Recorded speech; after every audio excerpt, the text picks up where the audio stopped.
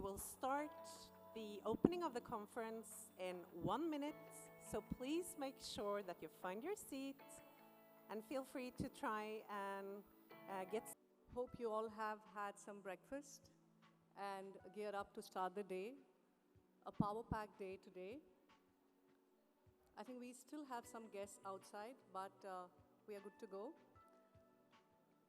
My name is Geeta Sheth. I'll be co-hosting the event along with Birgit. Good morning, ladies and gentlemen. Welcome to Maritime SheEO Conference 2025, the 6th edition of the world's largest conference for diversity in maritime. A vision to inspire and create next generation of women maritime leaders with sessions on leadership development, upskilling, mentorship, and navigating careers in a changing maritime world. This day is all about access, ambition, and action designed to energize the next generation of maritime talent. Ladies and gentlemen, please put your hands together for Sanjam Sahi Gupta, founder, Maritime SheEO. Sanjam.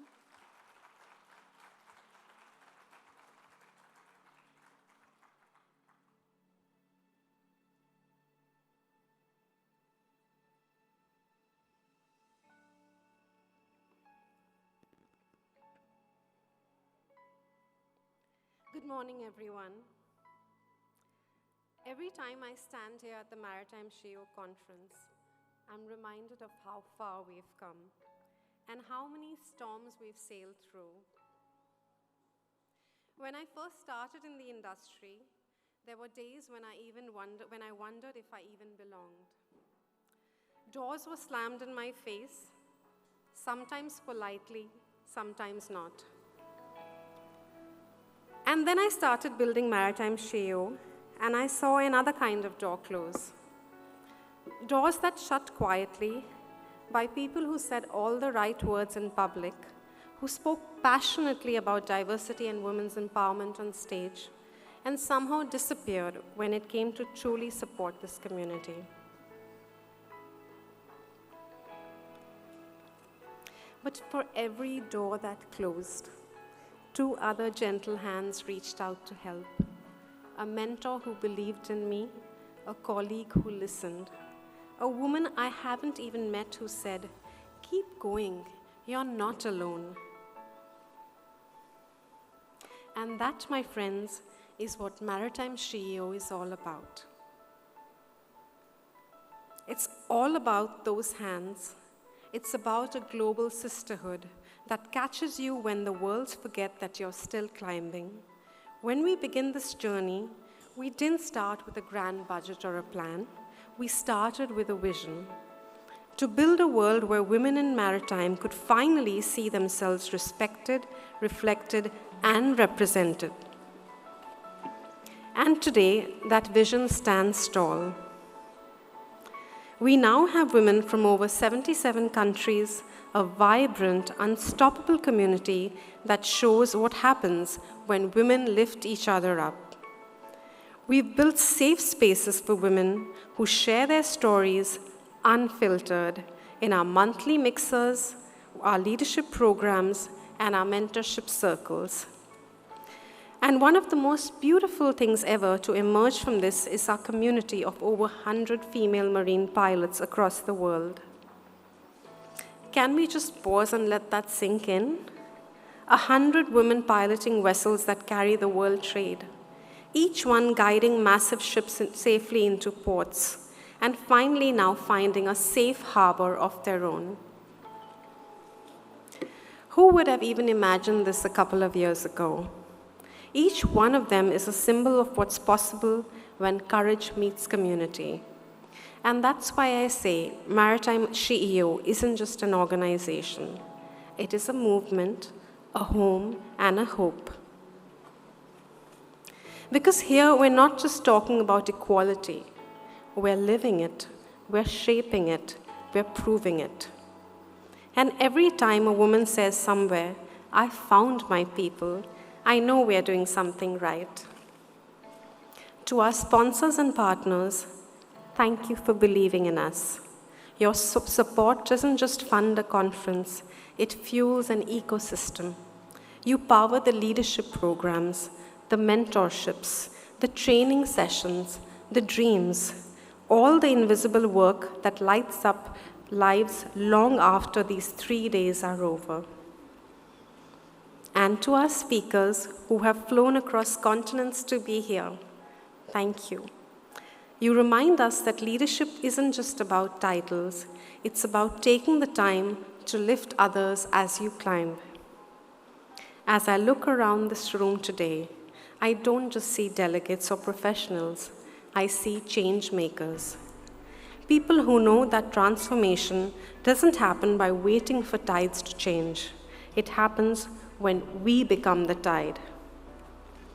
Because the truth is, change won't drift in tomorrow. It starts right here, right now, in this room, with all of us. And for every woman who's been told you can't, there's a chorus of SheEOs here saying, watch me. Together we can make sure that change doesn't trickle slowly from the top. It surges from this movement, from this moment, from us. Let your voice be heard, and let's do this together. Thank you.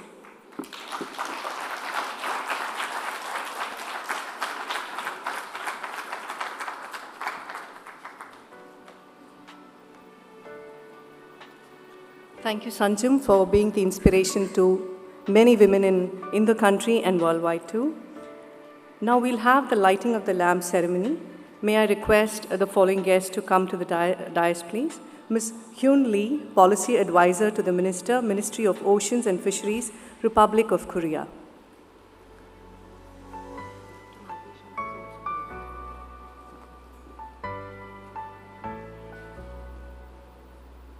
Thomas A. Kazako, Secretary General, International Chamber of Shipping. Dr. Jos Mataikel, Director, Technical Cooperation and Implementation Division, International Maritime Organization. Mr. Arsenio Dominicus, Secretary General, International Maritime Organization.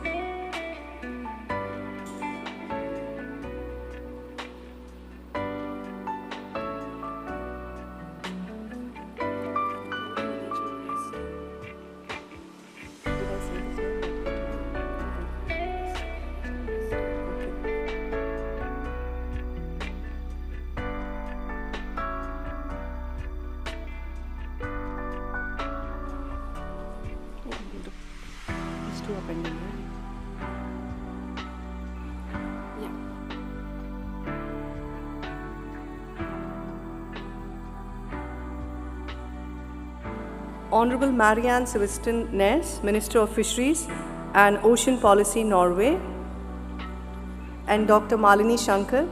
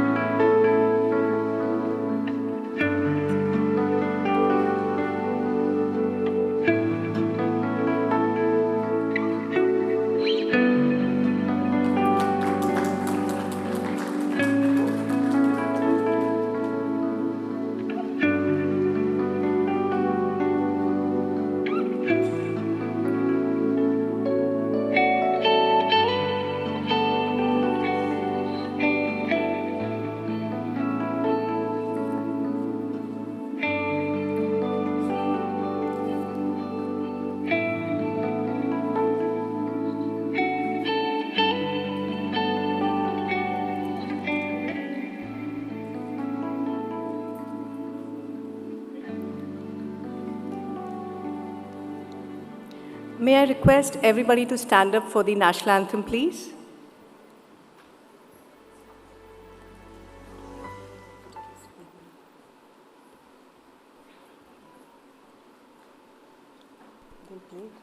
Jana Gana Mana अधिनायक जय हे भारत भाग्य विधाता पंजाब सिंध गुजरात मराठा द्राविड उत्कल गंगा विंध्य हिमाचल यमुना गंगा उच्चल जलधि तरंगा तव शुभ नामे जागे तव शुभ आशीष मांगे गाहे तव जय गाथा जनगण मंगलदायक जय हे भारत भाग्य विधाता जय हे जय हे जय हे जय जय जय जय हे.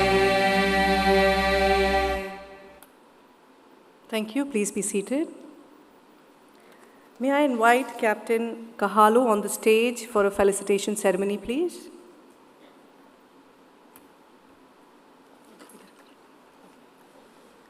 I would like to tell everybody who Captain Carlo is. He's the person who encouraged me right at the start of Maritime SheEO. When I planned my first conference, he was the first person to stand up and step up and say that I will support you. And even at this age, he has taken the time to travel all the way from Chandigarh and come. So I would like to say a big thank you to him. Thank you, sir. Thank you. I would just say to Sanjam, just go on the way you have been going on. And we'll all be here to support you. Thank you.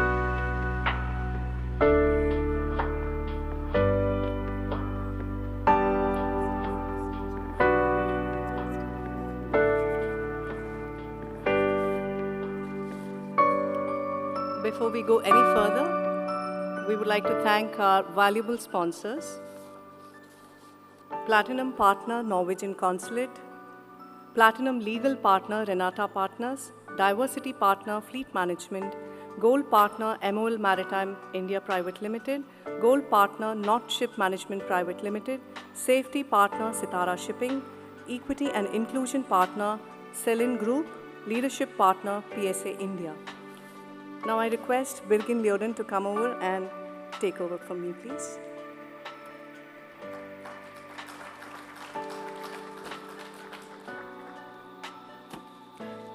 Dear friends, excellencies from India, Norway, and worldwide, I'm very happy and honored to be back here for the Maritime SheEO, the 6th edition. And we will now hear some keynotes from very prominent speakers and supporters for a long time for the Maritime SheEO community. And we will start off with Ms. Hyun Lee, Policy Advisor to the Ministry of Ocean and Fisheries, Republic of Korea. Welcome.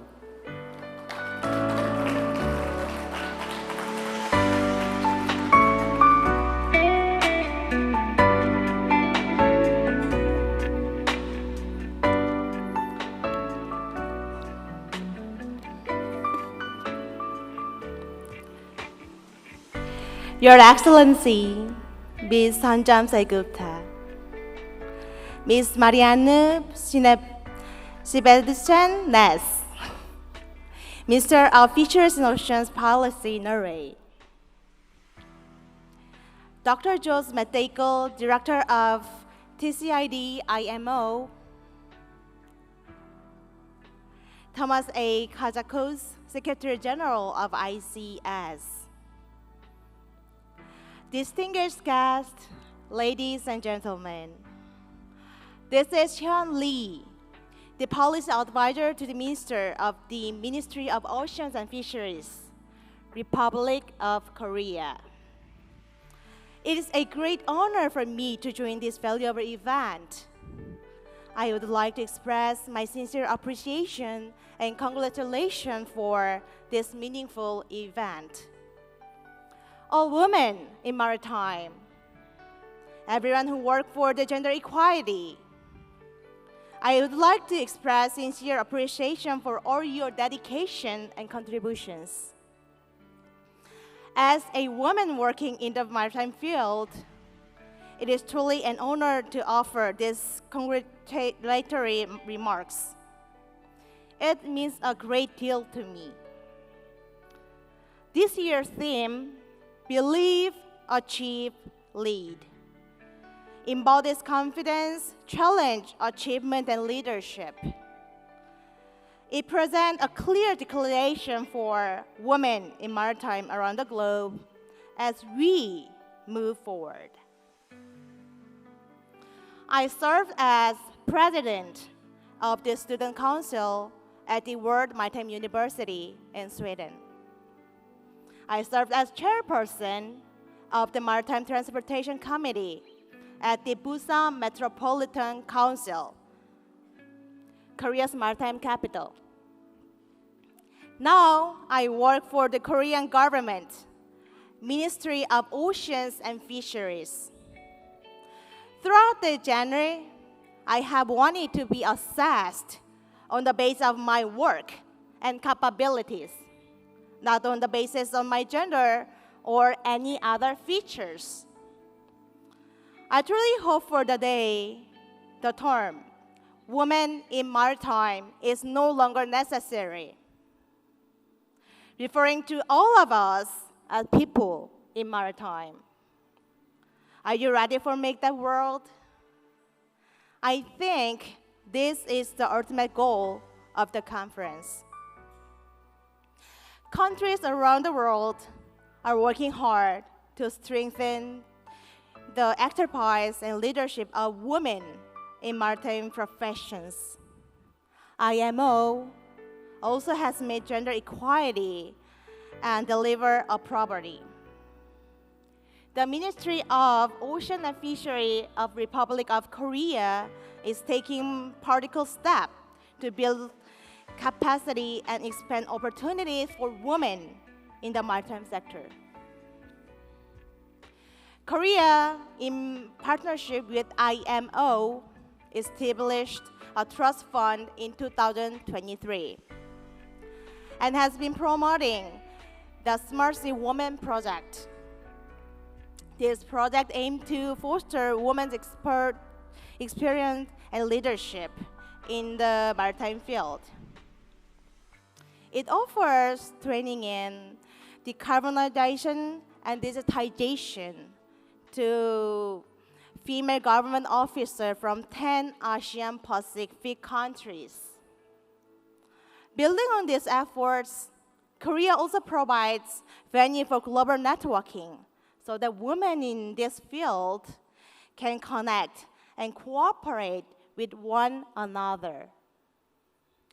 Like India Maritime Week, Korea hosts Korean Maritime Week annually. We offer conferences and platforms for dialogue where women can share our experiences, develop solutions together, and strengthen networks. Korea, first among the IMO's 176 member states, hosts the parallel event for the International Day for Women in Maritime in 2023. It stands for a significant milestone for gender equality in the international maritime field. WIMA Korea has also been launched together with a range of policy support to advance women's progress and capacity building across maritime professions. I believe many role models and key features, leaders driving the wave to change, will share their experiences and contributions during this conference. To the women leaders who have overcome difficulties and are leading the maritime industry, and to all who stand shoulder to shoulder for gender equality, I extend my deep appreciation for your effort and dedication. To achieve true gender equality, we must empower future generations to women in maritime, to dream boldly and seize the opportunities before them. Challenges remains for women in this field. However, I sincerely hope that in the near future, our younger colleagues will not have to face them. Korea, together with IMO and partner countries, will actively support greater participation of women and will ensure that women's leadership and capabilities have drive the transitions shaping the future maritime sector. I hope this conference offers meaningful changes and lasting inspiration for all of us. I looking forward to the day when the phrase "women in maritime" is no longer needed, and a day that will make today's gathering all the more significant. Thank you so much.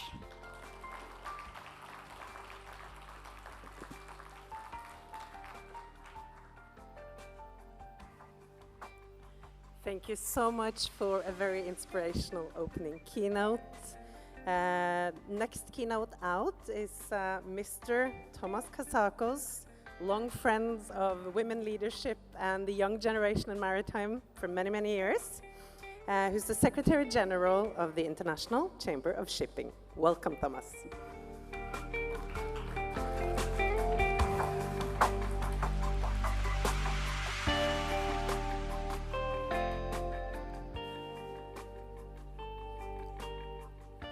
Your Excellencies, distinguished guests, many ladies and very few men. Of course, the powerhouse Sanjad, where is she? Oh, there you are. Having taken this position only since June this year, it's my first time here, and may I just say, wow, I'm so impressed and I'm so happy that I've been given the opportunity to be here with you. And of course, it's an honor for me to attend, like yesterday, the Maritime SheEO conference. This gathering reminds us that our industry is more than ships, cargo, and trade routes. It's about people. It's about leadership. And it's about our shared responsibility to build a better, more sustainable future. Seafarers are the foundation of global trade. Without them, there can be no transition, no growth, no resilience. At the International Chamber of Shipping, we are proud to support the men and women who serve at sea. Earlier this year, at the International Labour Organization, governments, ship owners, and trade unions agreed on important updates on the Maritime Labour Convention. These changes will improve conditions on board and strengthen the rights of seafarers. They include better repatriation arrangements, recognition as key workers, guaranteed short leave, and stronger protection against harassment and abuse. These are important steps towards fairness and respect. We also saw progress in the global negotiations on seafarers' wages. Maritime transport remains the only industry with an internationally agreed minimum wage. It is a tradition that reflects the global nature of our profession and our shared commitment to fairness. However, wages alone are not enough. We need to equip our workforce for the future. As new fuels and technologies emerge, seafarers will need new skills. Safety and competence will define the success of the green transition. This is why the Maritime Just Transition Task Force was created. It brings together the ICS, IMO, ILO, and ITF, and the UN Global Compact. Its mission is to ensure that the green transition leaves no one behind. We must invest in training and education. Governments must recognize seafarers as strategic assets in their national development plans. It is encouraging that the IMO has agreed to review the STCW Convention, something that the ICS has been instrumental to and has been calling for some time. Training standards must evolve with technology. Since the Manila Amendments, the pace of change has accelerated. Digitalization, automation, and alternative fuels have transformed the seafaring profession. The review must ensure that the STCW remains fit for purpose in a rapidly changing world. We're also facing a growing challenge in recruitment and retention. By 2026, the industry will need tens of thousands of new seafarers to keep trading moving. We must attract new talent and keep experienced profession in our industry. To do that, seafaring must be seen as a career that offers opportunity, growth, and respect. At ICS, we have launched global campaigns to inspire new generations to join the maritime world. And yesterday, I was privileged to experience so many cadets here in India and even participate in debates with opposite views. It was so refreshing to see this happening, and I'm so privileged to be given the opportunity. As ICS, through films and outreach initiatives, we show the excitement of life at sea, the career possibilities that exist also on shore.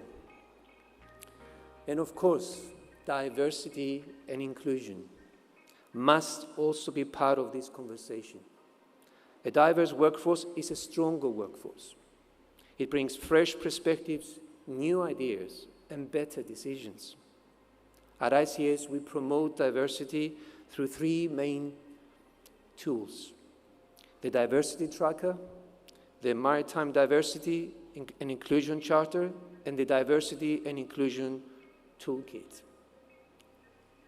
Believe, achieve, lead. May I steal that, please, Sanjay? Thank you. It applies to so many things. Our data show progress.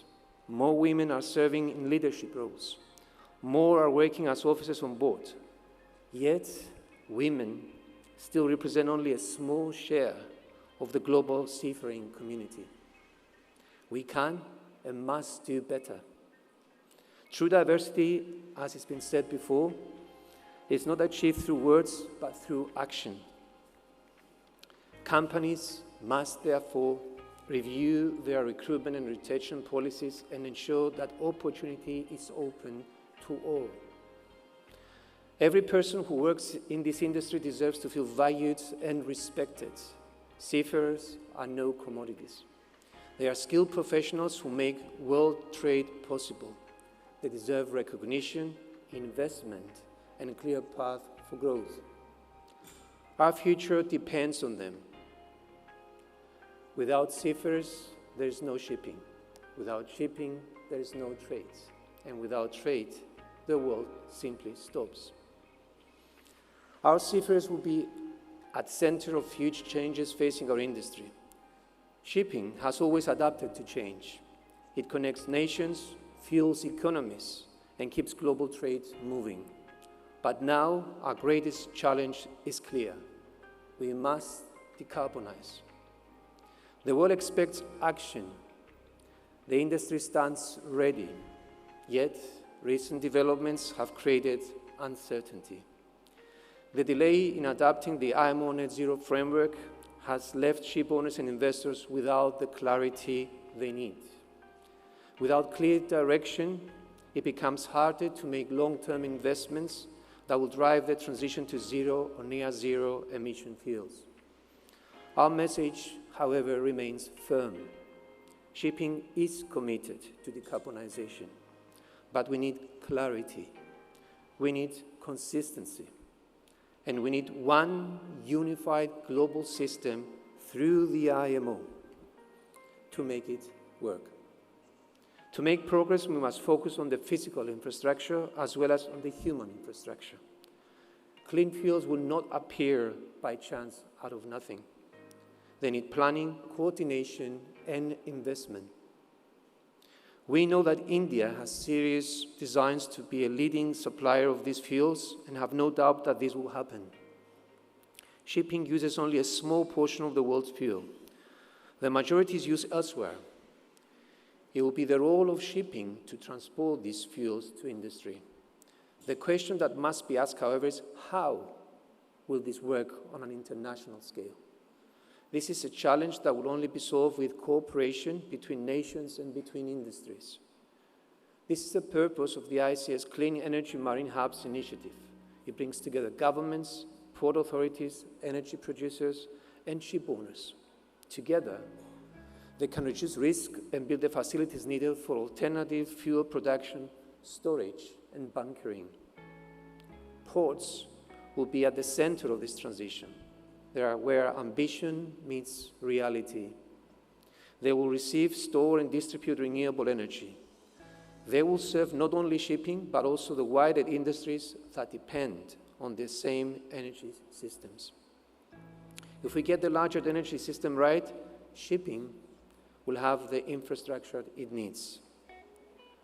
Through cooperation under initiatives like the ICS Clean Energy Marine Hubs, we can create the standards, the workforce, and the technology needed to make clean fuels a reality. The task is complex, but the opportunity is enormous. With the right partnerships, shipping can become the bridge to the world's clean energy future. But technology alone will not get us there. The real strength of our industry lies in its people.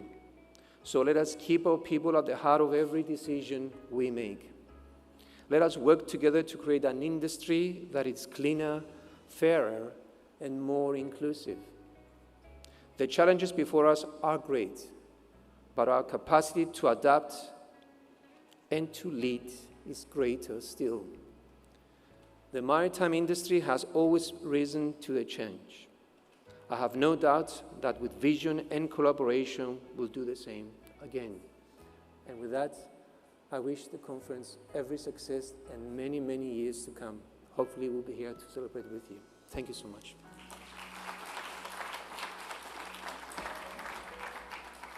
Thank you so much, dear Thomas. The immense and long-term support from both the International Chamber of Shipping and the IMO has been crucial in the long-term work of building up the Maritime SheEO initiatives and community. And now I'm very honored to welcome on stage Dr. Jose Mateical, Director of Technical Cooperation and Implementation Division of the International Maritime Organization. Welcome, dear friend.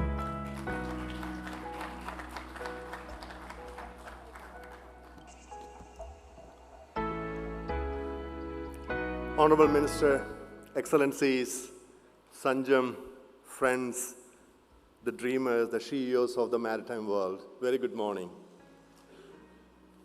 It's a profound honor to be back here again, once again, this conference, and also in my home country. Sanjam,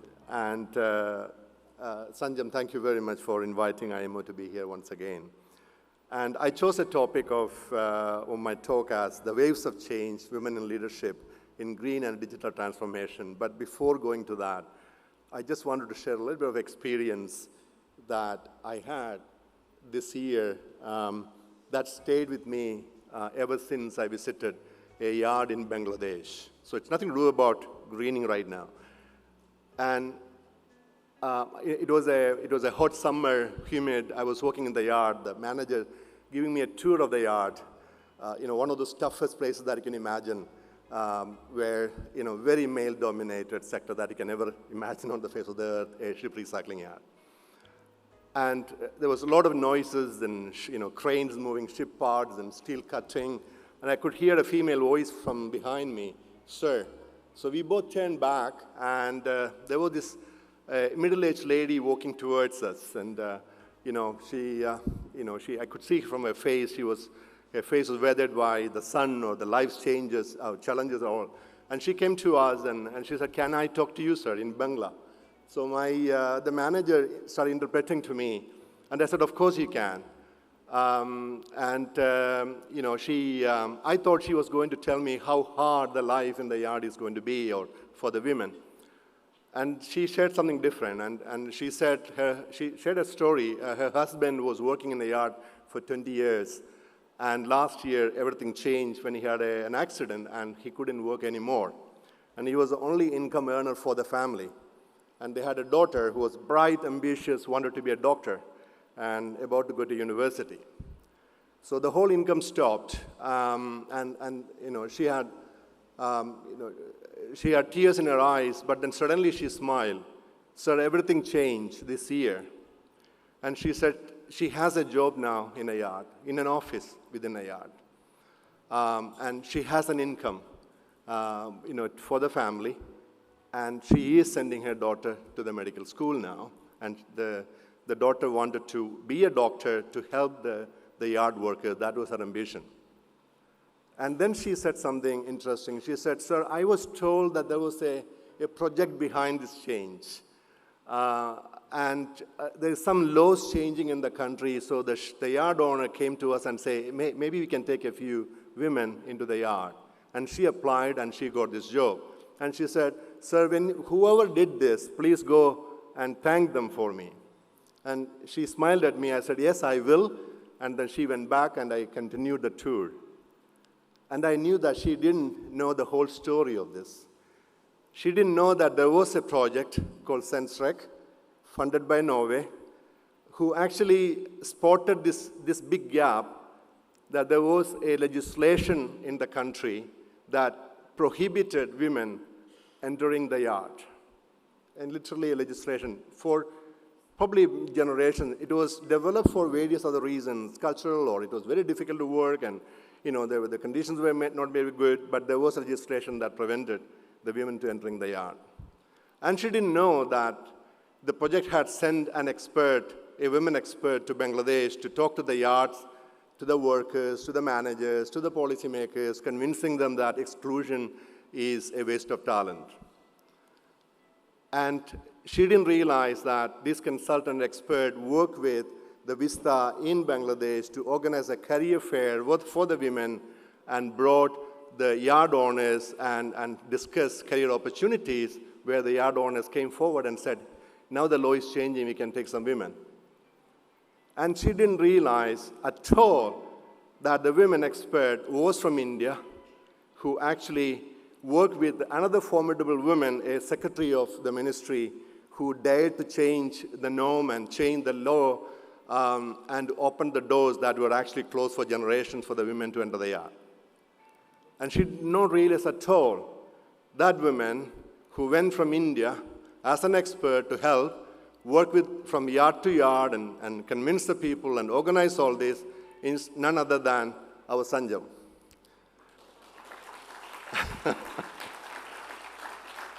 I didn't tell you this to you, Sanjam. I was keeping it for this because that is the thanks I'm conveying from that woman that I met. And she had tears in her eyes when she said that. She was really thankful. So, friends, imagine what women leadership can do. A commitment, collaboration, conviction of a few SheEOs collaborated that has now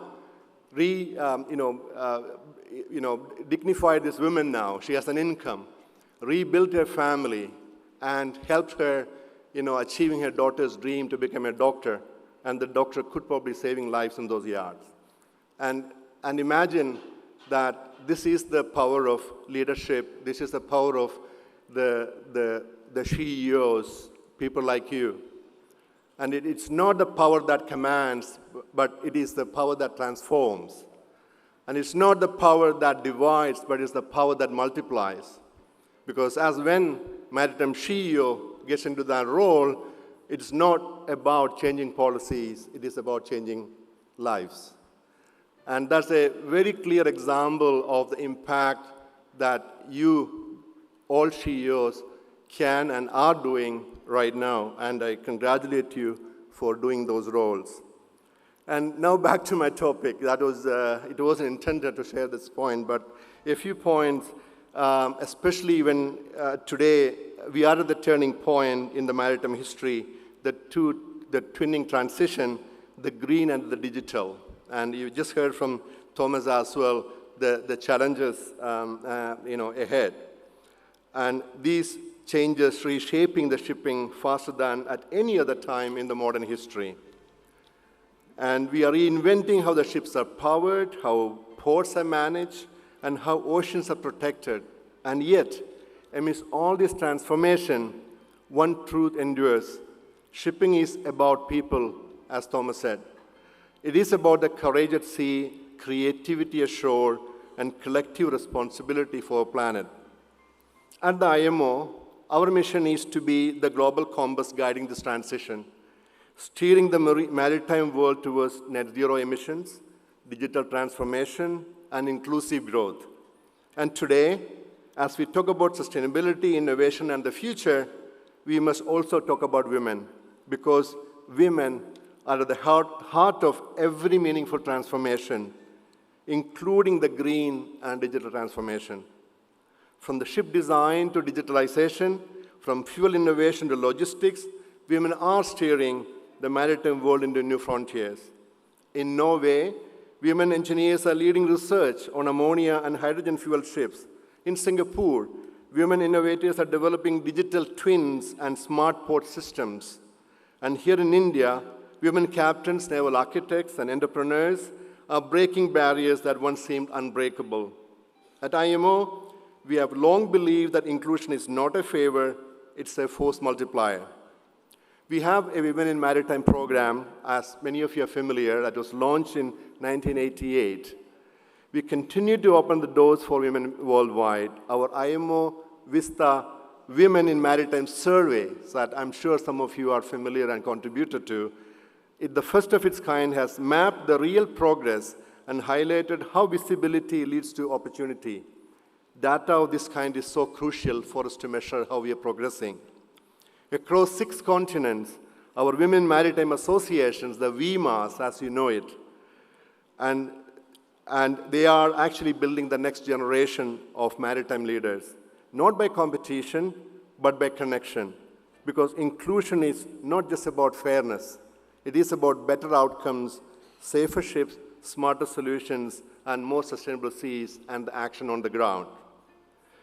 So, at IMO, we are also proud to champion the innovation aspect in the ecosystem. We have the Green Voyage program, Green Voyage 2050, that is also bringing the women component deep at the heart of this program. And we are creating spaces for the women innovators when it comes to piloting technologies as well.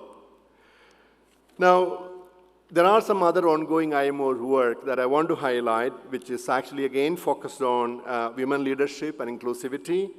The Maritime SheEO Leadership Accelerator Program. Some of these ideas, I think we grabbed from Sanjam.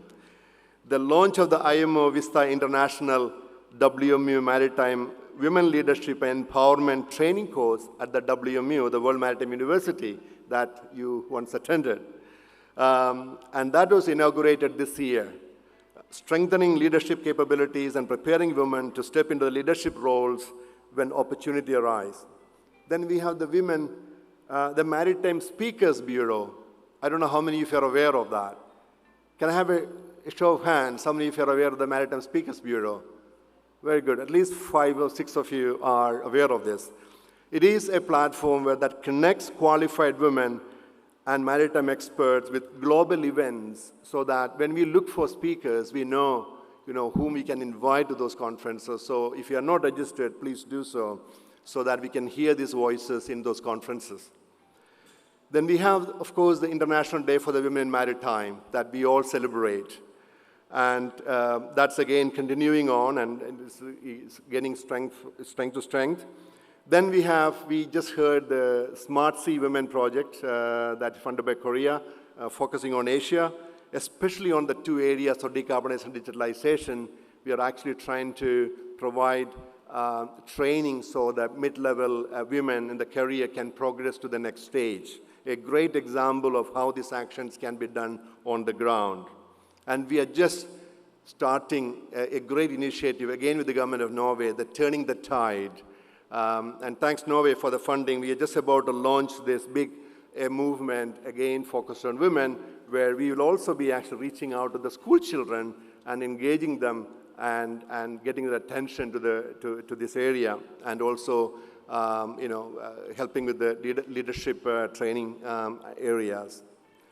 We are also encouraging the member states, including India, to strengthen the engagement in our global and regional women in maritime networks. And India's participation in the future IMO Vista survey, VIMA Asia events will help capture this progress.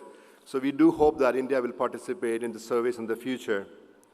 So finally, every ship that sails needs a compass. And in our maritime world, I dare to say women are that compass, guiding us towards balance, courage, and compassion. As we reimagine the maritime future, the greener, the smarter, and more inclusive future, let's ensure that every woman who dreams can believe, and every woman who believes can achieve and inspire. To the young women here today, I'm sure there are many here, your time is now. The waves of change are rising. As Sanjam said, you are becoming that wave and the tide. Not to drown you, but to carry you forward. Ride them with confidence, lead with purpose, and never underestimate the power of your voice. To the industry leaders who are here, keep opening those doors, just like the yard owners did that in Bangladesh. To the governments here, keep investing in people. And everyone in this room, keep believing in the transformative power of women. Because when women rise, the maritime world moves forward, greener, smarter, and stronger. Thank you. And thank you, Sancham, through the example that you're doing and how you are bringing this forum together, and reminding us that when passion meets purpose, the tide of change becomes unstoppable. I can still see the tears of joy from that women from the yard, that CEOs like you who impacted their lives, and how powerful this collaboration, connection of the CEOs of the world is going to be. So once again, thank you very much, and all the very best for today's discussion. Thank you.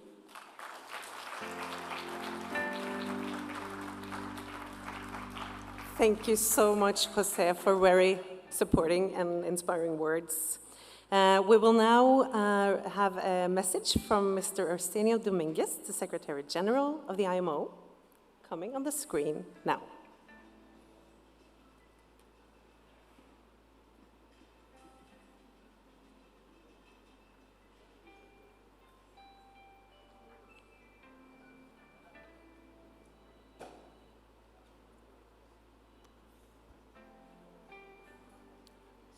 I think we're losing sound, please.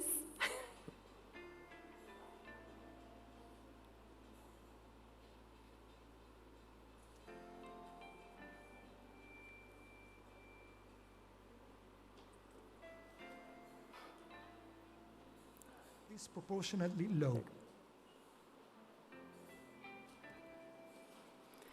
I think if the technical crew can start the video again with in the sound. International Maritime Organization. So sorry, so we seem to have some audio problems. Lead.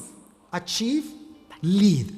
Your theme resonates with all those who seek a diverse and inclusive maritime sector. Believe that the maritime sector must evolve and must include the best talent.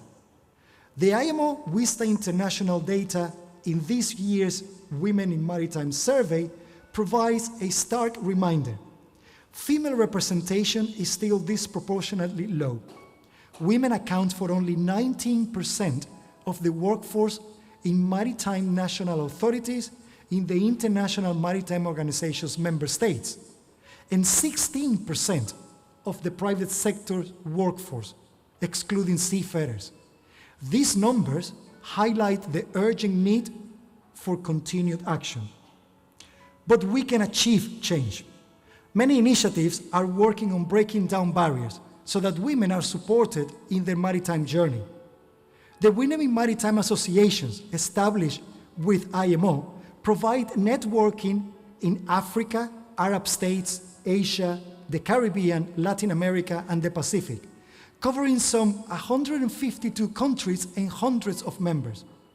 The global strategy for the IMO Women in Maritime Associations sets out clear strategic objectives, including developing national policies and legislation, improving the inclusion of women in the maritime sector at all levels and in all fields, increasing the visibility of women in the maritime sector, and promoting a diverse and inclusive maritime work culture free of harassment and discrimination. Gender-specific fellowships and access to high-level technical training for women in the maritime sector in developing countries are embedded in the IMO training institutions and IMO-led capacity development programs. Mentorship programs have been developed, including those led by the IMO Gender Network of IMO delegates, to support women at all stages in their careers. The IMO WISTA Speakers Bureau encourages conference organizers to consider female speakers. I have personally committed to participating only in panels that achieve gender balance. Leadership matters. Maritime leaders, both male and female, must not only champion diversity, but actively serve as allies. True leadership creates inclusive cultures where every voice is valued and heard, every talent is nurtured, and progress is shared. IMO is prioritizing the training of future maritime leaders through new training on women's leadership and empowerment, commissioned to the IMO World's Maritime University, designed for mid-career women's professionals in the maritime and ocean sectors. By equipping women with leadership skills, we can accelerate change and ensure that leadership pipelines are inclusive and resilient. Digitalization, decarbonization, and geopolitical shifts in maritime demand leaders who are system thinkers, bridge builders, and bold decision makers. Female and men alike, we all have power to lead for change, to build a stronger, more inclusive, and sustainable maritime community.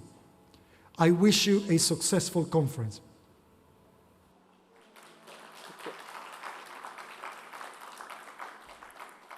Thank you to Arsenio. Before announcing our final opening keynote speaker, I would kindly ask all of the female cadets who have been selected to meet with our Norwegian minister to go to room number 4 directly. And then I'm very happy to have here in Mumbai Honorable Marianne Sivertsen-Næss, Minister of Fisheries and Ocean Policy, Norway. Hadn't it been for the work of Malini Shankar as former DG Shipping and the Norwegian government, Maritime SheEO would never have happened.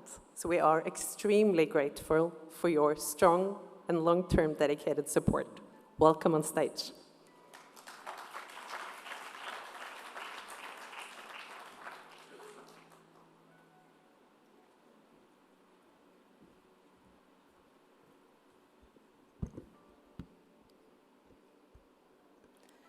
Ladies and gentlemen, dear friends, dear Sanjam, what a joy and a true honor to be here with you in vibrant Mumbai. And what a privilege it is to be a part of the opening of Maritime SheEO 2025, a truly inspiring event that brings together bold ideas, passionate people, and a shared commitment to progress. Congratulations to the entire Maritime SheEO team. You have created something truly remarkable, and your work is making waves far beyond the maritime sector. I am here in India to shine a spotlight on the maritime industry, an industry that connects continents, drives economies, and holds the key to a more sustainable future. Norway's maritime story began centuries ago, when our earliest settlers turned to the sea for food and trade. Today, that legacy lives on in a modern, innovative, and diverse maritime cluster, one that leads the way in green technologies and sustainable solutions. Our maritime sector is not just an economic powerhouse. It is a source of national pride and identity. And globally, Norway is a committed and constructive partner working to make shipping cleaner, smarter, and more competitive. But progress is not just about technology. It is also about people. That is why gender equality and diversity are top priorities for the Norwegian government and for the maritime industry itself. 2 years ago, we launched a national strategy for gender equality in the maritime sector. It focuses on 4 key areas: recruitment and role models, inclusive working environments, zero tolerance for harassment, and well-adapted workplaces for all. Since then, we have taken action. We have established a declaration of cooperation with both employers and workers' organizations, a joint commitment to real change. We have also set up annual meetings to track progress, share experiences, and adjust course when needed. This is teamwork in action, and it is working. Together, we are building a maritime industry that is more equal, more inclusive, and more future-ready. Now, let me take you back to Nor-Shipping in Oslo this summer, where I had the honor of announcing the winner of the Vista Norway Leadership Award, Yngvild Eriksson Aasheim, CEO of BWLNG. Yngvild is a true trailblazer, a courageous leader, and a powerful advocate for inclusion, greater female representation, and the development of future talent through cadet support and leadership programs. As you may know, the Vista Award takes the physical form of a penguin. Not just any penguin, but an emperor penguin. This is a well-chosen and deeply meaningful symbol. In nature, male emperor penguins stand guard over their eggs for weeks and months, and during the brutal Antarctic cold, while the female regains strength at sea. It is a striking and powerful image, one that beautifully illustrates balance, resilience, and shared responsibility. And it is just one of many lessons we can learn from the animal kingdom. That true progress comes when we support one another, when we share the load, and when we build systems that value equity and care. This idea, the concept of balance, should be a guiding principle in how we shape the future of the maritime sector. And not just maritime, but every industry. Another powerful aspect of this award ceremony, and of many of the women in the maritime sector whom I had the privilege to meet, is how they truly bring the concept of role models to life. It is no coincidence that encouraging role models is a key focus of our equality strategy. They are essential for recruiting new talent and for transforming the culture of the industry. Dear friends, the world is changing, and it is changing rapidly. We are facing enormous challenges, and one of the biggest is climate change. The green shift is not optional, it is essential. And to succeed, we need expertise. Norway's maritime industry has deep experience and world-class competence. But we also know that access to the right skills is one of the biggest barriers to growth. Green and digital transformation demand new talent, and that means recruiting broadly, across gender, background, and experience. That is why recruitment and role models are central to our equality strategy and to our cooperation with the industry. And the good news? Change is happening. The Norwegian maritime sector is moving, and it is moving in the right direction. That makes me incredibly proud. But we are not done yet. There are still challenges to tackle in every part of the industry. And we must keep going, keep improving, keep pushing forward. So, dear friends, let's join forces.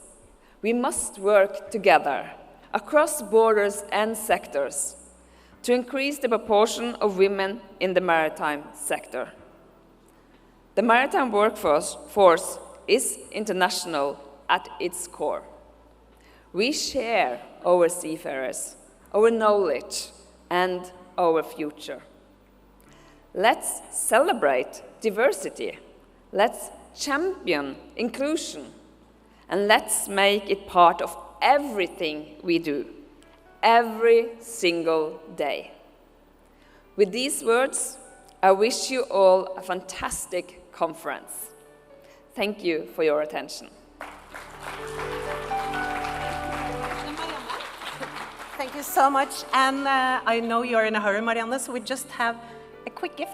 And I think they need like a group photo. So if also Thomas and the other keynote speakers just can come quickly on the stage to get their gifts and do a quick group photo. And then we will get you over to the women cadets. So let's see. There. Just come in.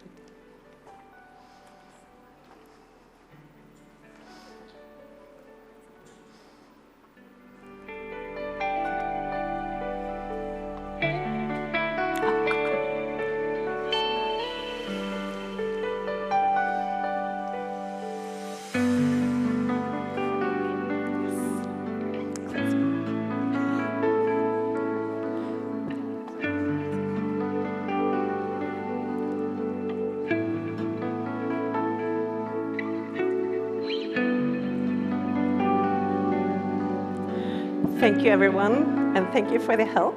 And we're looking forward to see what comes out of the conversations. So,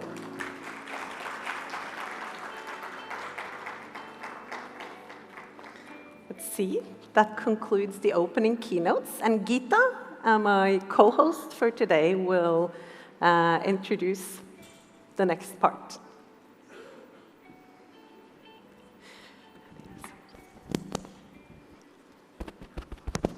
Thank you, Birgit. We would like to thank some of our sponsors, please. Company booth partner, GAC Shipping. Company booth partner, SHM Ship Care. Company booth partner, SR Ports. Trailblazer partner, All Cargo. Logistics partner, JW. Logistics partner, Gina & Company. Automation partner, Blue Eclair. Get Charged partner, Goodrich Maritime.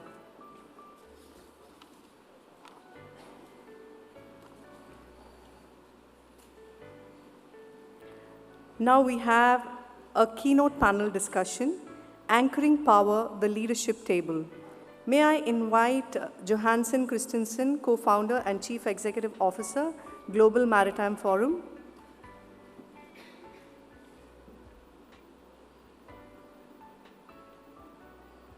Siv Remoy Vangen, Managing Director at Norwegian Electric Systems.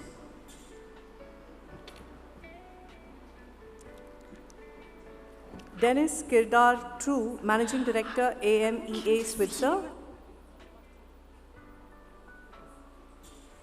Dr. Malini Shankar, Vice Chancellor, IMU.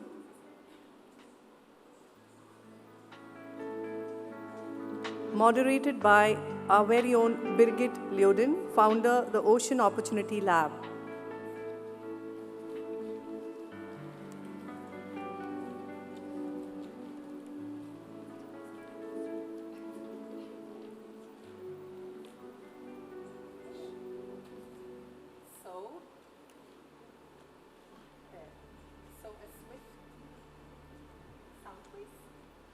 There, thank you, sorry. So, quick change of scenery here. I think this opening session of today, it really kicked off a good fundament for our first panel, where we are going to discuss anchoring power in the leadership table. So, with me here is a converge of visionary women steering the global maritime narrative.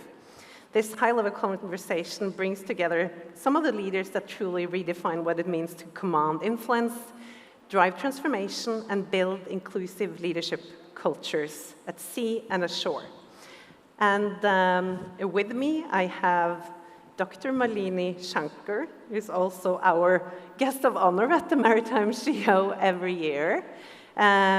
Today, the Vice Chancellor at Indian Maritime University, but back when we met for the first time with Sanjam, you were the DG Shipping, and you actually showed with true action what it means to drive leadership for change. Challenging and basically giving the order to the Indian maritime industry to contribute in Sanjam's first gender diversity survey for the Indian sector that drew more than 600 companies responding within a few months back in 2019, which is quite remarkable. We haven't even managed that in Norway. Then I have Siv Revmøy Vangen, who was an initial founder of Young Ship way back in the days, and now Managing Director of Norwegian Electric Systems. Denise Kirdar True, Managing Director of AMEA Switzer, and Joanna Christensen, co-founder and CEO of Global Maritime Forum. So I think we have a very, very good group of very well-experienced leaders.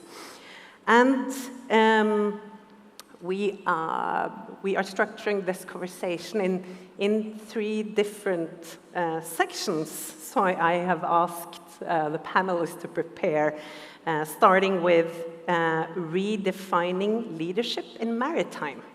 And I'm very curious to hear, how has leadership evolved in your world through your career so far? And what do you perceive modern maritime leadership look like today? And I would like to start with Siv. Thank you, Birgit. I mean, it is a big question, and I reflected a little bit about it, because when I first started in this industry, I started as a junior trainee at the shipbrokering company. And when you work as a shipbroker, it's all about result. And that is what drives you, and that is how you are also rewarded. So you're in this industry and a culture where the bottom line is, what it's all about. And I would say for a very long time, that was maybe also what I was also about. All about result-oriented and result-driven. Now, lately, I came into the role at Maritime Bergen, which is a cluster organization, which is also an organization that is working a lot towards driving more inclusion, getting more diversity into the maritime industry, and also being a leader at Norwegian Electric System. I would say that my perception has shifted a lot from result-oriented to people-oriented. Our culture is all about people. How can we attract the people, and how can we retrain the people? And also, how can we get a more diverse workforce in our talent pool? I work with a lot of engineers, and as you know, female or young girls maybe are not taking that route too often, so it's difficult to attract them. But We have it much more on the agenda. We talk about how we are as a company, how our culture is, its trust, and also much more feedback and growth. So, yeah, it has changed, I would say. It's very interesting to hear. And how has it been through your journey, Denise? Thank you. It's very similar. So I started back in 2003, and what drew me to maritime was my passion to explore the world. And I thought wherever there's a shoreline and there is a sea, then there will be work and there is an opportunity to learn. And I completely agree with Siv. I think the shift we've seen over the years is what I call performance with care. So it's not only about performance, it's also about care for our people. We say it's not about head count anymore, it's about heart count. So we count all the hearts of our people and their well-being on board our ships. Where I work in Switzerland, 80% of our people are on board. So it's not just a small population that we're talking about, it's our whole company. And the other shift I saw is we say people are our experts. Solutions are no longer driven by a few at top that they claim they know everything. We actually turn to our people to say, what is it what's that collective knowledge that we can draw from to face some of the challenges that are mentioned already this morning that the industry is facing, and how we can overcome them. And that knowledge and that power comes from the sea. Thank you. Dr. Molini, you were the first woman in your role, and you have been a transformation leader throughout your career from within the maritime sector, which for the 20 years that I worked with Indian maritime sector has changed extremely much. Can you share a bit of your personal experiences and insight on this? Thank you, Brigitte. Unlike the others who are CEOs in their own companies, I come with the policy and government perspective. And I think all of us know when, in the framework of Indian maritime, the emphasis on maritime sector has multiplied many-fold in the last few years, couple of years, 3-4 years, spanning across the entire sector, not limited to shipping, includes logistics and shore jobs. There are more opportunities to engage in, more opportunities to lead across the entire spectrum. I've also seen more women entering this sector, both in shipping as well as logistics, not so much in ports yet. And I also see, interestingly, more entrepreneurship. They're not lifelong seafarers. They would like to go, get off the ships and have an enterprise that would help the sector. Now, with the rapidly evolving developments, both in technology, in geopolitics, as well as trade, what I see changing on the technology sector is it appears that the leadership has gone from operational command alone to strategic and visionary thinking. So that's point number one. And on the management side, the leadership is required to frame new business models, new value chains, and finally digital management, which is going to be both important, critical, and relevant for both the technological and management aspects. Thank you. And it's interesting that you bring up the topic of entrepreneurship, because this summer when we'll launch the first list of 1,000 female founders of ocean and energy at UNOC in Nice, India was the only non-Western country on the list of the top 10 countries with the most female founders, which is quite interesting, I think, also for the audience here, that there are different ways to climb the ladder and build a really good career as a change maker. So, Joanna, you have been building up the Global Maritime Forum, and how has your experience been on this topic of the evolvement of leadership?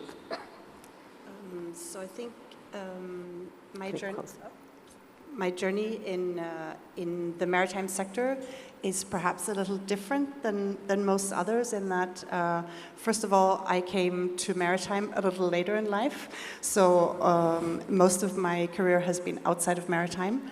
And I think the other aspect is that, that speaking of entrepreneurship, I often think and talk about the Global Maritime Forum as an entrepreneurial undertaking. So it's a not-for-profit organization, so it's not with a commercial objective, but nevertheless, it's a startup and now a scale-up, in fact. Yeah. You're what we call ecosystem entrepreneurs. Exactly. Basically. Yes, exactly. And from that perspective, I think my experience is also a bit different in that context. Nevertheless, I've engaged and interacted with many leaders in maritime, including these lovely ladies here. So, and I do see some elements that even as in the 10, 12 years that I've been involved in this sector, as things have shifted, I nevertheless see that it's still an industry where the leadership norms and the expectations of leadership are still quite rooted in tradition, where career pathways are perhaps not as transparent as they ought to be, and where practices and policies often hold back leaders of all backgrounds, and where the culture is perhaps not as supportive of diverse leaders as it should be. And it's sort of interesting because part of this is what has led us to establish a work program within the Global Maritime Forum that is focused on diversifying maritime leadership. And we've actually, and I've promised my colleagues to plug this. We've literally just come out with a report on this, and I hope I can share a little bit of what we've learned about that in this context. But I really do think that not only our own experiences, but also, the study shows that that we have quite a ways to come. There's progress, but we've quite some way to go still. Yeah, I definitely agree. And I think definitely that the traditional leadership culture in our industry is not necessarily what the younger generation will expect in order for choosing their paths and their employers in the future. So what are, if you try to kind of sum up in only like a few key words, what does or what should modern maritime leadership look like? If you look at like the capabilities. Denise, we can start with you. I think we talked about influence a little bit, right? And going forward, if any one of us are thinking just having the authority or the power is going to be enough for leadership, I think that's probably misleading. Influence is super important, and getting to the hearts and minds of our people to drive change is super important. So the leadership here is to really allow that space for others to succeed, and it's about creating the purpose and clarity for ourselves and for our organizations and for our people to drive towards the change that we achieve. I always say, it's not about me. It's never about us as leaders. It's about the purpose that we are trying to drive towards. Thank you. And Siv, in Norway for many years now, we've had the Maritime Meetup, which enables a lot of our senior industry leaders to explore reverse mentoring as well, that has maybe given some other perspectives. So what's your key points on this? No, it's not. Oh, here it is. Ah, there you go. Yeah. So, I mean, from my perspective, I've seen, or I experienced change from when I was young, and what drove me towards the young people that are coming into the industry today. You mentioned a little bit about inclusion, but also purpose. I feel young people that are coming into our industry, they demand purpose. Why should I be here? Why are you worthy of my time and my experience, so to speak? So the tables has kind of changed a little bit.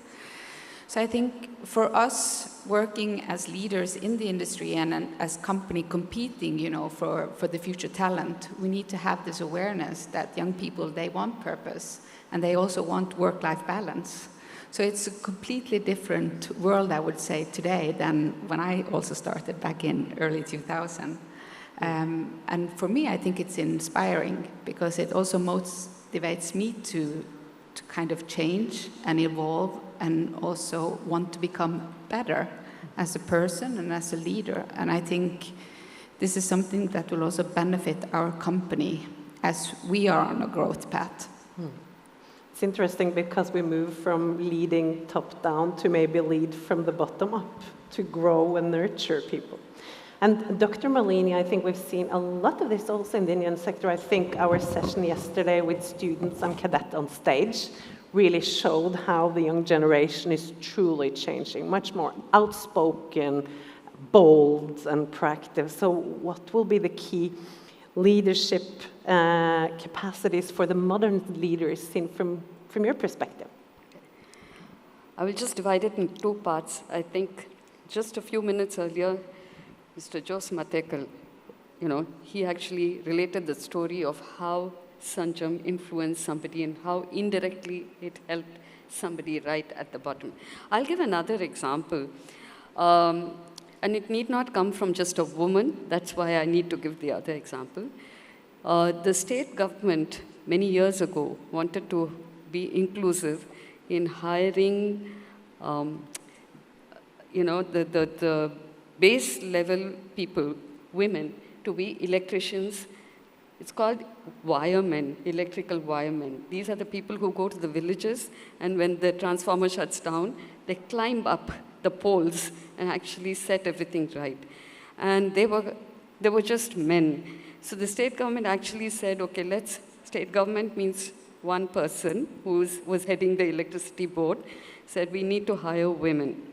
So they got 600 women from the villages who had passed only 10th grade, and they hired them, trained them. But what was very interesting, I found, because I was invited to speak to them, was in the process, they had to change the uniforms so that the women can carry everything in their way, because the men carry it a different way, and they had to modify the uniforms, modify the toolkit, so that they could climb up the pole and do their work.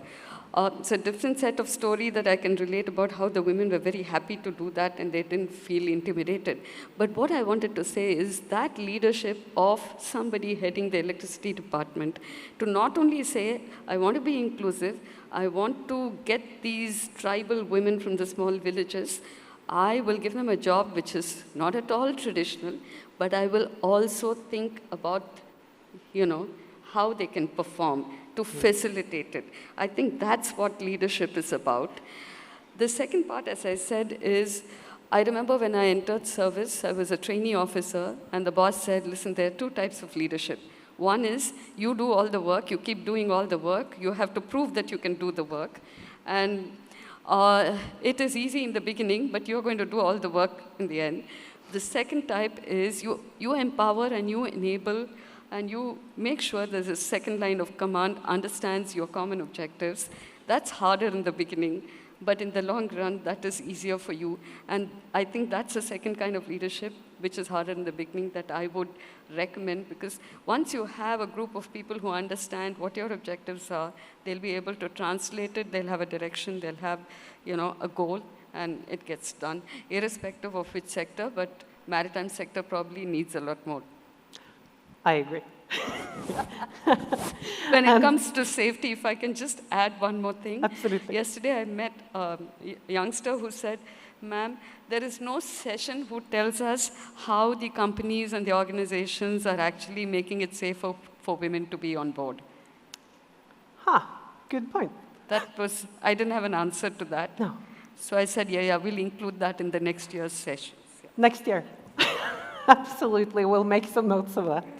Very good point. And Joanna, I mean, you also coming in from other industries before. What do you see as the key capabilities for modern leadership that we need? Well, I think I'd probably build on some of what Denise started on, which is really thinking about what is valued must change over time. And I think that's something that's also backed up by research, and that there are, you mentioned this as well, Siv, that there are new expectations amongst the next generation of leaders, and we need to be better at recognizing and valorizing those skills. And some of the ones that are that come up in that regard have to do with empathy, systems thinking, really with purpose and other elements like this. So those are some elements that sort of in terms of what drives and what are the sorts of skills that are needed in leadership. But I think it's important not only to talk about values and this kind of element, but also think about the practical of it. And there's so much that still needs to be done to make the maritime sector comport with modern expectations in many ways. One element that we've looked quite a bit at is, how to make parental leave the norm within the sector, like proper parental leave, whether you work onshore or at sea, it should not make a difference, right? To be more supportive of families and growth and the different life stages that every person goes through, whether they're a woman or a man, right? Or no matter what identity they have. I think that's those are the sorts of things that I think we need to be better at recognizing and making sure we tackle as an industry. Yeah. Because those that we compete with for the best brains and heads are not our own fellow industry companies. It's all of the other industries that are more visible and kind of very up in the face of the young generation. And they will have very different requirements. And that segues us very well into the next part of this conversation, where I want to dig into your perspectives on power with purpose, because we do see that the young generation of today, as we are in a world with extreme turmoil, lots of challenges, lots of huge crises to tackle for humankind in the years and decades to come, we also see that the talents, they want more kind of safety, security, but they also, to a bigger degree, and even those that are already grown-ups and well into their careers, to a bigger extent, they also want to do something that is meaningful. So I want to hear, how do you balance influence with impact? And what values is it that you hold inside that anchor your key decisions as leaders? And I will start with you, Dr. Molini. I think part of that was answered when I spoke. Yeah, I will keep it very short. I think it is, if I can summarize it in 3 words, it's discipline with empathy. It's a field which requires a lot of discipline, much more than others probably, and the youngsters do feel it. But a lot of empathy needs to seep in from not just for the cadets and the employees, but more from the employers. I think that's what I would say. So if you're saying power with influence, it's discipline with empathy. Yeah. And you have also used your role numerous times to really push the transition from inside. Yeah, not just filling the role in the same way, but really actually accelerating change on your guard. Yes, and you know, there's a larger perspective of a larger canvas of what is the direction and what are the, the end product. But intermittently, you have to look at the details also. For example, when we transitioned to e-governance as DG Shipping, we were introducing this, and the COC renewals used to take almost a year. And when we transitioned to e-governance, there would be resistance, there would be reluctance, there would be laxity, and I had to sit down with them and say, test it. They said, no, but the testing would cost 1 crore rupees, millions of rupees, because a beta testing is very expensive. So you have to be lateral thinker and say, okay, dozens of seafarers who are coming to take their oral exam every day. Just randomly pick one after the exam, make them sit down and look at the computer and see whether this software that we prepared is okay. So it's a question of looking at the top and also looking at the details. Absolutely. Yeah, that's how you get your, and the team has to be with you. Thank you. And Steve? What can I say? Today I'm the CEO at Norwegian Electric System, which is wonderful. But my journey has never been about wanting to become a leader. It's never something that I've aspired to. I just love the challenges. So when you get a challenge, my perception is, oh, I can do this, like the Pippi vision of it. So when I came into Norwegian Electric System, I would say it was a company with great potential. Great potential in grossing their sales, to do better project execution, et cetera, et cetera. So I came into the role with the experience that I can do this on the sales, I can do it on the operational part, et cetera. But as we grew, I understood that I'm not a good leader if I'm supposed to do this, by yourself. You need to get the people to work with you, right? So being a leader is something that you need to work with and on every single day, and I think that you will never be fully learned in that trait. So as we have evolved, we have grown, and we have done, a big transition in our company. For me, it has been about learning how to communicate with my team and with the people in the organization. It has been about sharing my vision for the company. In the past, I would say that I'm a person that just goes on the fast train and then I'm off because I see an opportunity.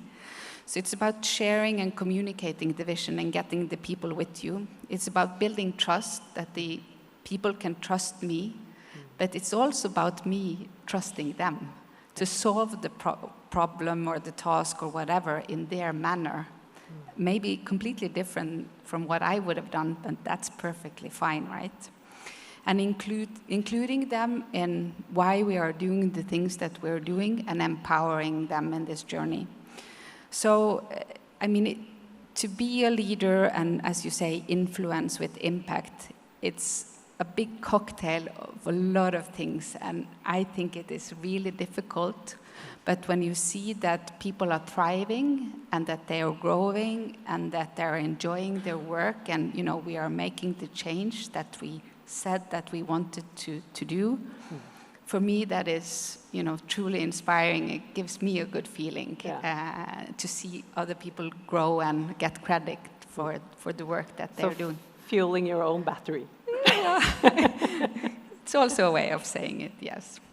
So, and Joanna, as an ecosystem entrepreneur, how do you see this balance of, you have an incredible platform in your organization for really influencing and driving impact. How do you balance this? Yeah, I think it's such a big and difficult question, but I tend to think about it in a really practical way. And actually, I found it quite inspiring, Secretary General's kind of comment, which is a really practical thing. It's not necessarily about big values, but really turning it into an action that you can take yourself. And his commitment to not be to not join panels unless there's gender balance on the panel, I think is a really simple, practical thing to do that elevates a diverse set of views, and so I like to think about it in those terms. So you're right, the Global Maritime Forum, we have a platform, but we also have an organization. And one of the things that makes me most proud about this organization is that we're about 50 people. I'll confess right away, the majority of them are women, many young women who are so talented and who are so amazing and work so hard and bring so much energy, experience, and expertise. And I hope that they can be ecosystem entrepreneurs themselves, that they can really shape this sector for the better in future. So that's certainly one element of it. And then there's another element, which was we have the Global Maritime Forum platform, and we think a lot about how do we make sure to elevate different perspectives from outside the sector, but also within the sector, that we really elevate the diverse voices. And so that's a big project for us. Excellent. And for you, Denise, which values is it that anchors your decision as a leader, and how do you balance this? I'll bring something else maybe and super inspiring, right? For me, one of those key values, and I hope it resonates with everyone here, is safety. And we cannot talk about maritime without talking about safety, both for women and men. And when I say safety, it's not only physical safety. You know, I just want to be able to wake up, go to bed, thinking that all of our people on board our tugs are every day safe. They have the environment that is safe. It's also psychological safety. And when we talk about inclusion, that psychological safety element is super important. Again, both men and women. But many of the cases, what we see is women do struggle, or they are hesitant to come on board or to join a company that is maritime and, you know, traditionally very hierarchical and male-dominated. That is that psychological safety isn't there. And we have two principles. One, we have to have, you know, it has to be safe to speak up. No matter where you are, no matter what rank you are, you know, what time of the day, you can feel to speak your mind. And then the other one is we listen to learn. So those two things are super important for me as a leader, but I want it to be applied across my organization, that whenever somebody speaks up, we pause and we listen to learn from them. And what they voice becomes a catalyst for change. Again, it could be something super small, right? It could be just facilities for women in an office. I have been in offices, in our own offices, where I'm the only woman and there is no ladies' toilet. It's just, what? How is this even possible? But at the same time, we have hired in Egypt women seafarers, that they came to the interviews with their parents. So what was important for us was to make sure they also felt that it was a psychologically safe and inclusive work environment, that they would let their daughters come and work for us. So those are the key principles that I want to wake up every day, and I know that people feel safe. Thank you. Now we are going into the third part of this conversation, which is about charting the next course and which future that we want to see for women and young professionals in maritime. And I will kick off this part with sharing what I want to see in the future, and then challenge you to follow. So we have worked with female leadership over many, many years, right? And what I've seen over the years is that, of course, you can do so and so much in established organizations and within legacy organizations. Where you can do more is when you have female ownership, female entrepreneurship, and kind of the integration of inclusion from the beginning. So we started out this project of starting to map globally female founders around the world. And now we have set the target of mapping 10,000 female founders of ocean and new energy by the end of the ocean decade, 2030. And we are kicking off now with India as the first partner with female student interns on the ground here in Sanjam's team from January to extend the mapping of India, subcontinent, and Southeast Asia to have a really good representation. The reasoning behind that was, number one, that it should be easier for everyone to find the female founders that are already there, to back them financially, to make business with them, and for them to get to know each other and to inspire more women to become entrepreneurs. So that's my very clear target and mission ahead. And now I want to hear from you. What future do you want to see for women and young professionals in maritime? See, you can go first. Well, I mean, I just hope that, Marianne talked about the work that the Norwegian trade ministers are working with to get more female to choose a maritime path. And that is something that I truly support. And it all starts with education. So I just hope that, young girls see the opportunities that are actually there in the maritime industry, in commercial and operational, but also technical roles. But for them to have that opportunity, they need to choose the right path, right? So they need to do the maths, the tough choice, or the tough courses at school, which I think many young girls, especially in Norway, are choosing actually not to take. They're choosing the soft courses, unfortunately, as we see it. So for us, working as female in the industry, in Bergen at the west coast of Norway and Norway in general, I think it's extremely important that we just continue to preach all the different opportunities that they can actually find in our industry. And we are growing, and we do need the brightest mind from 100% of the talent pool to evolve and to grow further. So I think just to back up and support the program that our government has, started, but also to take part in the initiatives that we have, as you said, the Maritime Meetup to support youngship, but also to go out and speak in schools.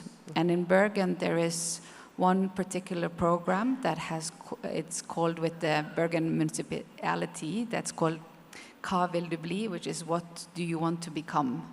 And I think companies should, go out and participate in these programs to get, the young people in and show the different opportunities that are there, because it's a wonderful industry to work in. And I truly hope that more are choosing this path. I agree. Good points. Denise? I think it's been mentioned before. It's a sea of change, and there is very distinct transformations happening. One on the green transformation to the digital. And I would like to believe that both of these are almost leveling the playing field. Nobody knows better. Like there's nobody that has the, that one solution for how to achieve the green transition, or nobody knows what the jobs are going to look like overall and in maritime in 5 years, 10 years with AI and all these change coming. So it's almost like a reset.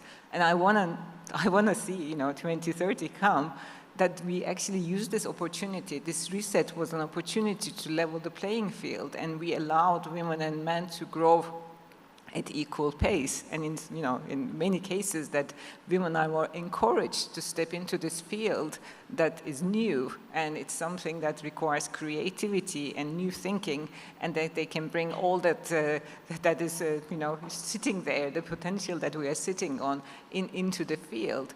Because I think the maritime world is going to look very different in 5 years and 10 years, and this continuous learning is super critical for the young people. They are sitting in a completely different place than I think we said when we started. The pace of change is so fast that I want us to be able to give those opportunities more and more to learn and contribute to these changes. Thank you.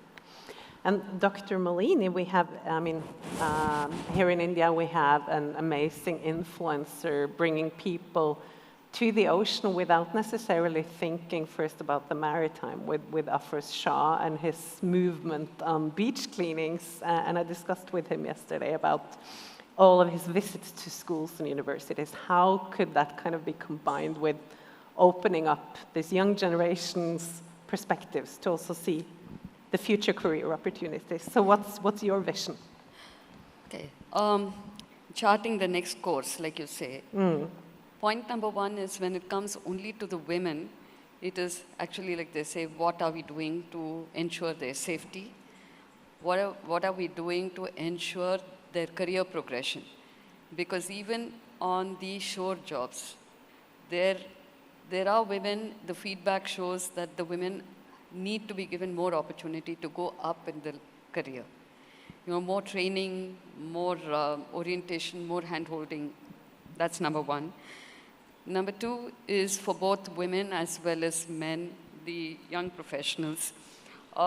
equip them for new roles, which is what the university does, but I think the industry is also doing it, which is emerging technology, cyber security. There is a lot to be, to give them, to equip them for these challenges. Or even maritime law, with documentation becoming very important. It is not, it's not sufficient that it's only the company which knows about the law, but every single person who enters the sector. Number 3, a lot of people talk about wellness at sea. And I think we need to make the youngsters understand that stress management and stress is not something exclusive to maritime sector. If I look around in this country, in India, everybody seems stressed out. So the minute you think that, this is the only sector which has stress and I'm the only person under stress, it's much more difficult to handle it.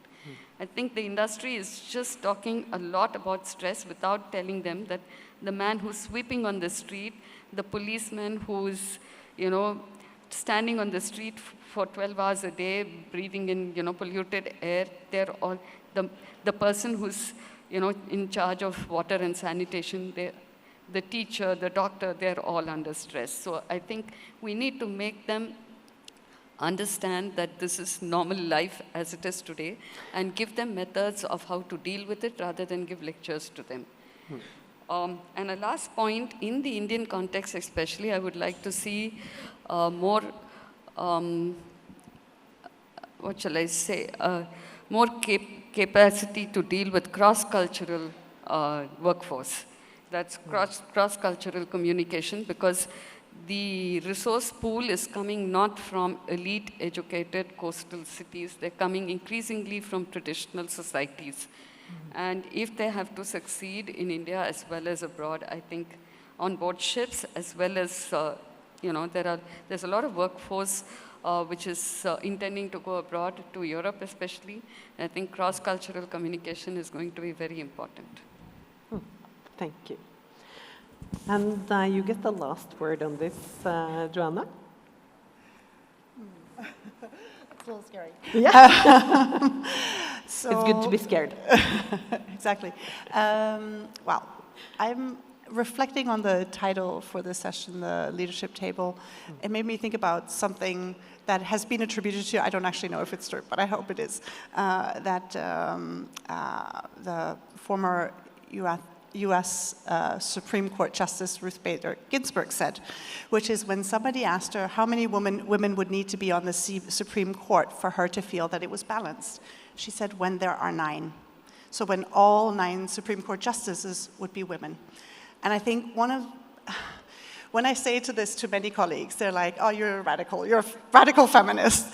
And I completely disagree. I think what it speaks to is that when this is the norm, when nobody raises an eyebrow if a crew on board a ship, all 25 of them are female. When nobody raises an eyebrow or it's newsworthy if all executive leadership in a company is female. And it's not because I'm saying that every single leader needs to be female. That's not it. But it's just that it's not newsworthy. That it's just simply, oh, okay, that's what it looks like. Just as, oh, okay, that's what it looks like when all boardrooms are filled with men. And we see that. We convene an annual summit that brings together C-level leaders from across the maritime industry on a global level. There's about 200, 250 of them. It is the most excruciating task because there are so many men. It's so hard to diversify this participation while sticking with the principle is that we want to bring together the decision makers. I would love for that room to be filled with women. I will share just a quick tip that I gave to the IMO. I don't know how they took it onwards a couple of years ago, speaking in London, that a way of balancing out that issue with the delegates is to invite all the official delegates to bring a colleague of the opposite gender. So maybe something to consider. Then we will round off this panel discussion with very short, clear statement of each of you to the room and to everyone following the Maritime SheEO conference from on board ships, homes, and offices around the world virtually. If you could leave one message for the next generation of maritime leaders, what would it be? Dr. Molini. To both the youngsters as well as the professionals, I would say look beyond the horizon while having your feet planted firmly on the ground. And when I say look beyond the horizon, it also extends to look to giving back. And if each one of us can give back to the sector something, however small or big, and see if part of that giving back can be towards diversity or towards any act of kindness, that would be really good. Thank you. And Denise? I would say be curious, remain open to learning, and do not take no for an answer. We are here to support you. You know, we are hopefully opening the path for you as the companies or those organizations. It's fantastic to have this conference today. So there are a lot of supporters, and you also need to lean in and just don't take no for an answer. There are plenty of opportunities. Excellent, thank you. Siv. Yeah, I actually will build on what Denise said, but also what Sanjam said in our opening and share actually my personal motto, and that is, no is just an opportunity to get a new yes. So keep going, expect disappointments, because they will come. And even though Denise says that we are here to support you, not everyone is. So don't expect that, but don't lose faith. Just keep going and work and strive towards what you want to. So keep going, and because we need you. Excellent, so grit. And Joanna? I have nothing to add to that. I honestly, Denise, you're my hero. Don't take no for an answer. It's the best motto ever. So if I can just put my vote on that one. Absolutely, you can. So I have had so much fun moderating you. It's been great, and I really hope that this can have provided a lot of both inspiration and reflection among our physical audience as well as our virtual audience. We are going to round off and get to the next part of this, but I do think that we have some female cadets that are prepared with some presents for you as speakers. So I will call them to the stage. Let's see. 2 seconds here. Where the female cadets for the gift.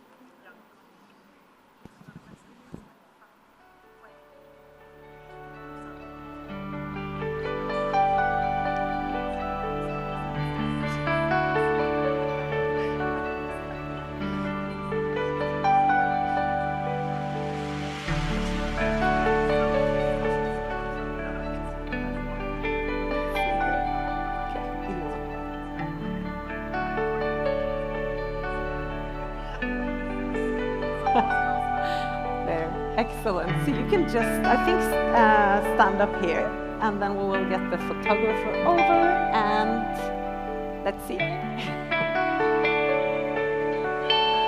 So now we'll leave this.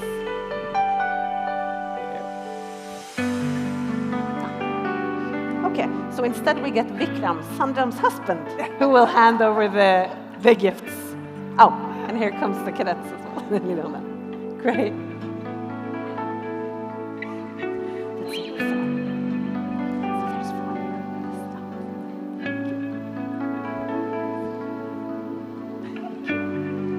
Thank you so much. That was really good.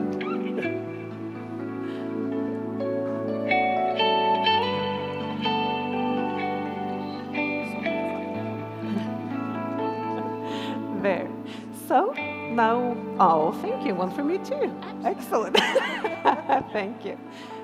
Okay.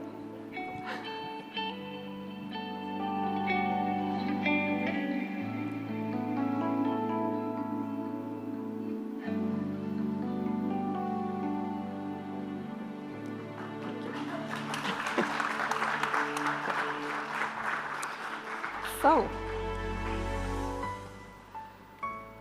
switching hats. So now we are at 11:45. And we are soon going to start the parallel program. So, Geeta, if you want to just join me, because you will be the chair in the other room for the rest of today.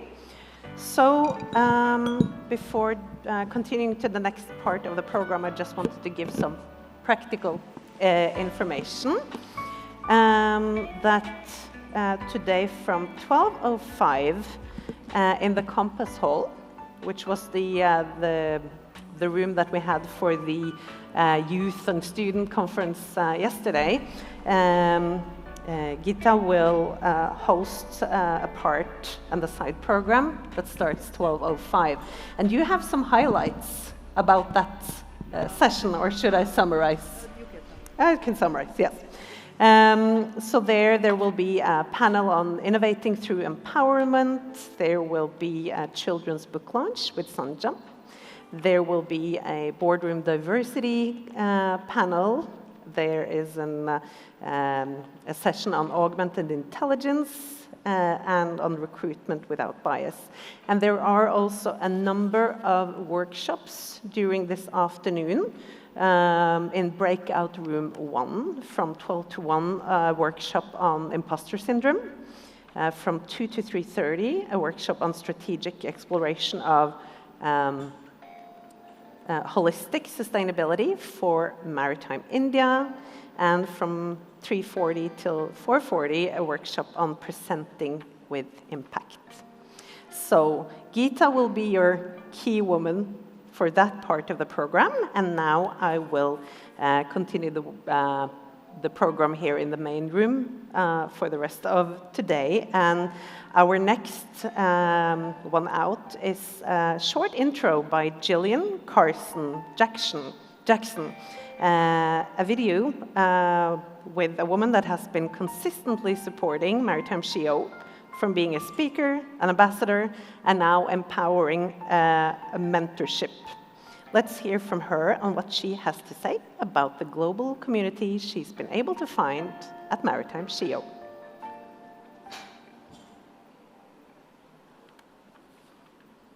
No matter where you are in the world, being part of Maritime SheEO makes you feel connected.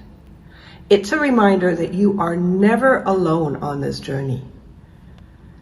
Go to maritimesheo.com/community and be sure to join us.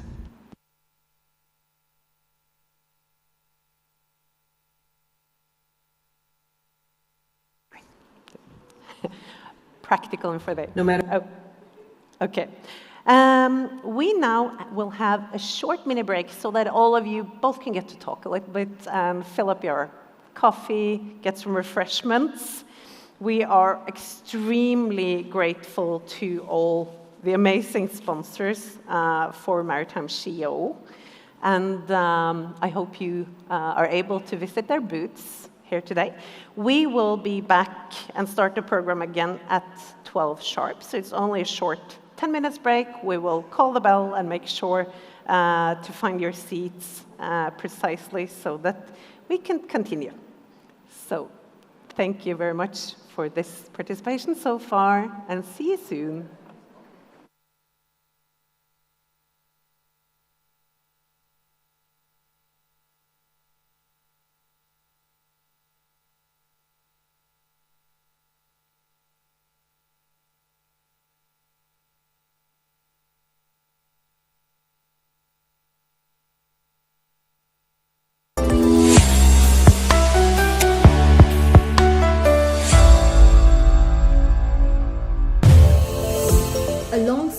Legacy of over 120 years, a vision to provide world-class logistics solutions and transforming supply chains.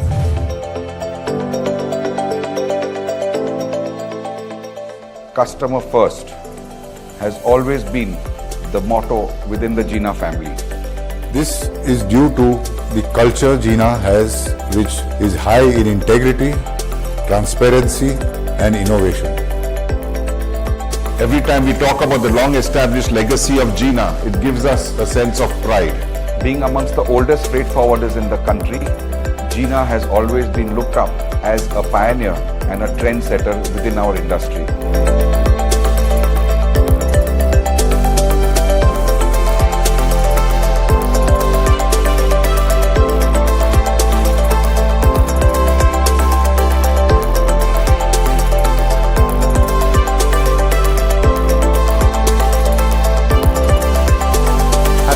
Completed 122 years in the industry, we truly have withstood the test of time, and it is our technocentrism that allows us to do so.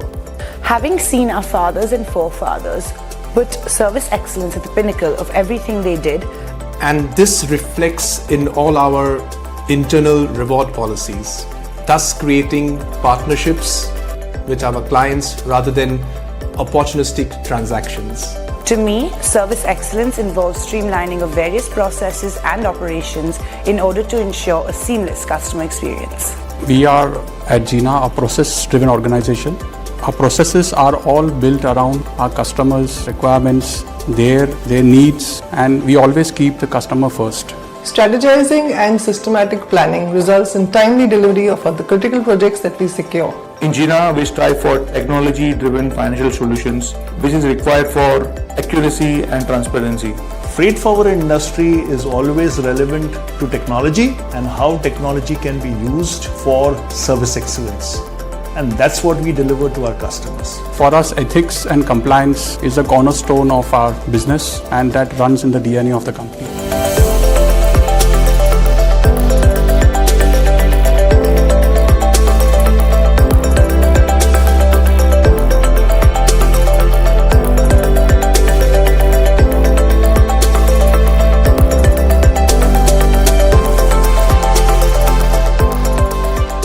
Always stay committed to the people first approach. We have always maintained a family culture relationship with our employees, and with time we see the family expanding and taking Gina to greater heights. That's the reason we have more than 50% of our population who are more than 10 years in the company. The motto of Gina is heart counts and not head counts.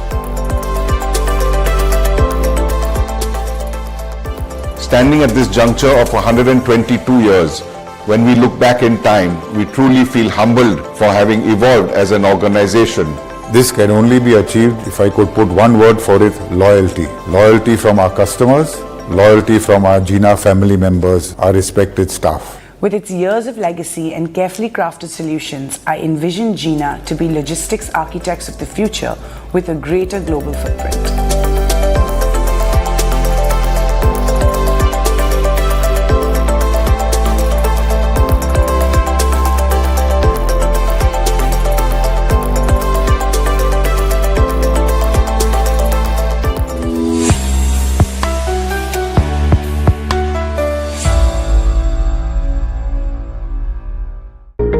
The Sea Line Group, established in 1985, has emerged as the Sri Lankan gateway for global maritime and logistics services through its 25 subsidiaries. The Maritime division includes the largest crew recruitment and management company in Sri Lanka, a shipping agency catering to all types of vessels, including passenger and foreign naval ships calling at all Sri Lankan ports, the leading ship engineering company, and a leading maritime supply and services company with ISO certification, making it a one-stop shop for major ship owners and managers worldwide. The Logistics division includes a leading freight forwarding arm, a leading transport company with its own fleet of prime movers, exclusive agents for many shipping lines and ocean carriers, a leading cold chain management company, and the #1 laden container yard in Sri Lanka, with modern and efficient container depot services, advanced container handling equipment, and a real-time electronic data interchange system. The Maritime and Logistics division has the capacity to provide customized total solutions for manufacturing, import, and export giants of the country, enabling the Sea Line Group to be an exclusive shipping and logistics service partner. Sea Line Travels is an IATA certified ticketing and travel agent. Sea Line Travels provides end-to-end travel requirements for seafarers. corporate clients and fits both in the inbound and outbound space. Cinec, established in 1990, is one of Sri Lanka's largest non-state higher education institutes. CMed Healthcare Services Private Limited is a leading diagnostic service provider in Sri Lanka, with 10 laboratories and over 650 service centres island-wide.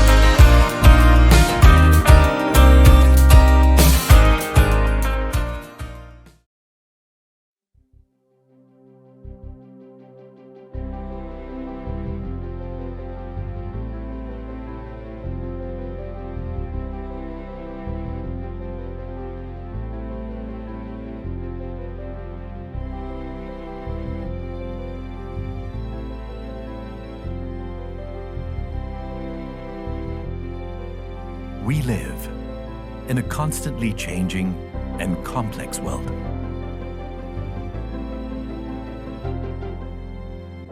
What connects us is global trade.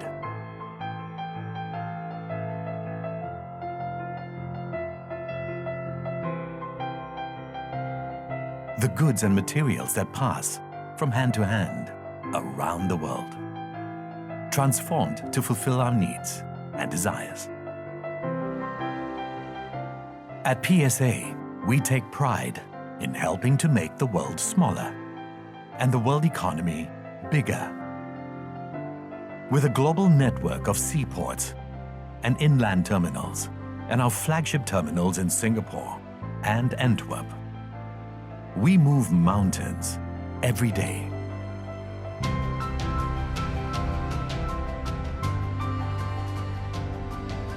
Connecting markets and energizing economies. Half a century of experience in building and managing gateway and hub ports has helped us to hone the act of moving cargo into an art form. World-class port management expertise is the cornerstone of our offering, enabling our customers to move goods with precision and agility and anticipate the needs of their customers. Our people are diverse, yet united with a common vision and purpose: to be alongside our customers and stakeholders, and to be there for one another. As the world continues to evolve and change, we seek to harness new technologies and build a better and more sustainable world.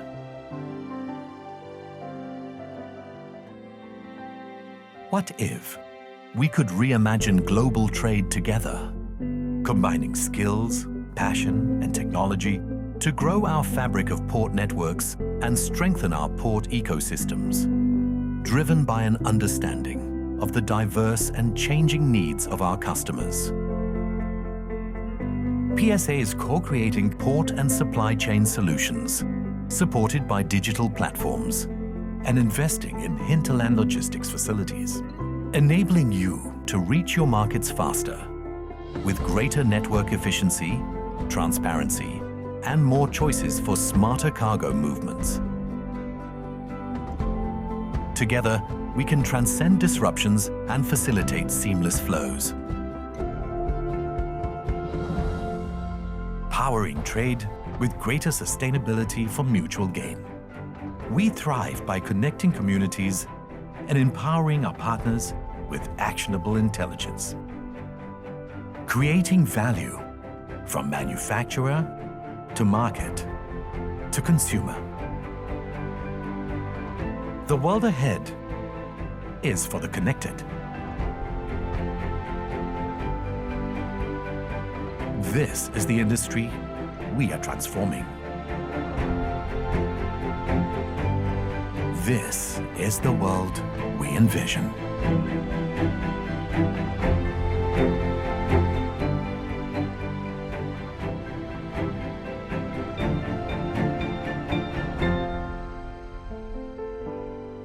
PSA.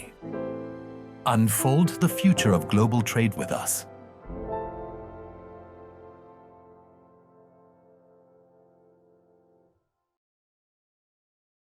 If you bring your coffee and a colleague back into the main room, we are getting started as soon as possible. And we now have the CTO from Neptune Global preparing for his introduction. So if everybody could find their seats so that we can stay on time in our schedule and continue a great day, that would be amazing.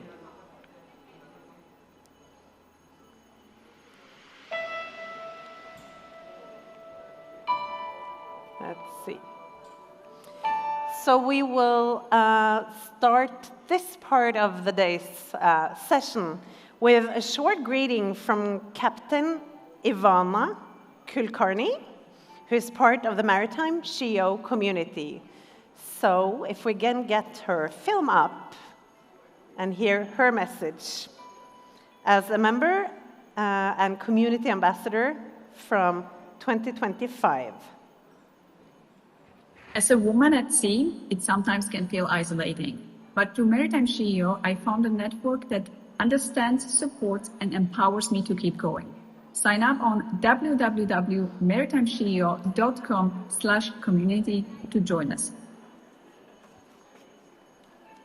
There we go. And we have a range of amazing sponsors for the Maritime SheEO conference.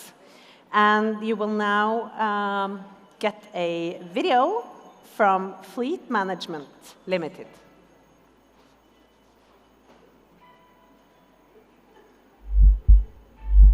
I don't think she can do it. Why did she choose this field? She knows what Nautica means, right? I don't know what she's trying to prove.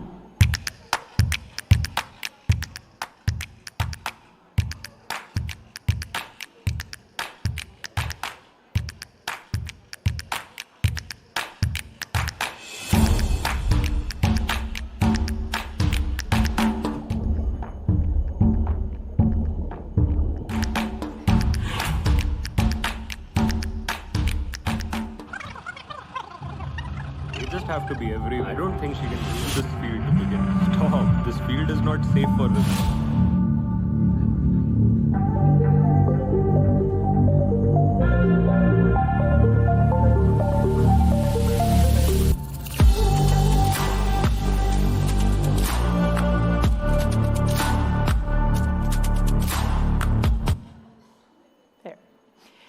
we have now split the program into 2 parallel sessions, I would kindly encourage all of the audience to move further in the front so that we can create a more intimate environment and that you can sit with really interesting industry peers. So for those of you that are currently sitting in the back, please don't be shy and join us in the round tables towards the front.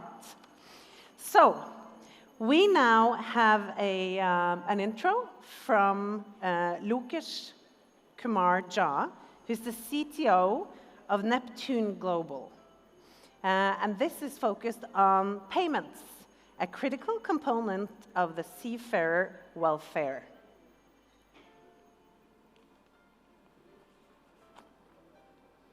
Let's see.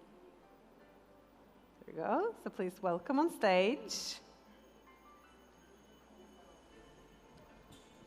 There. The floor is yours. Thank you, gentlemen. So I bring a lot of technology experience, and I think I heard a lot of speakers in the morning talking about technology and how technology will change the maritime.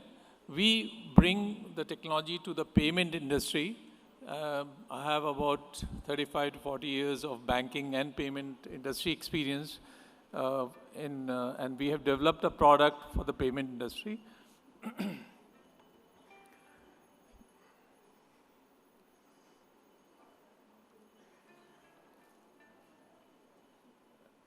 This needs to be pressed here.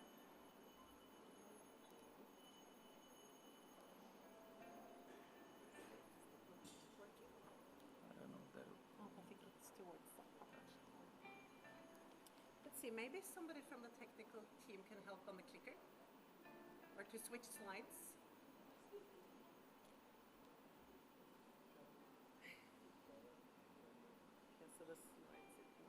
Yeah, I think. So,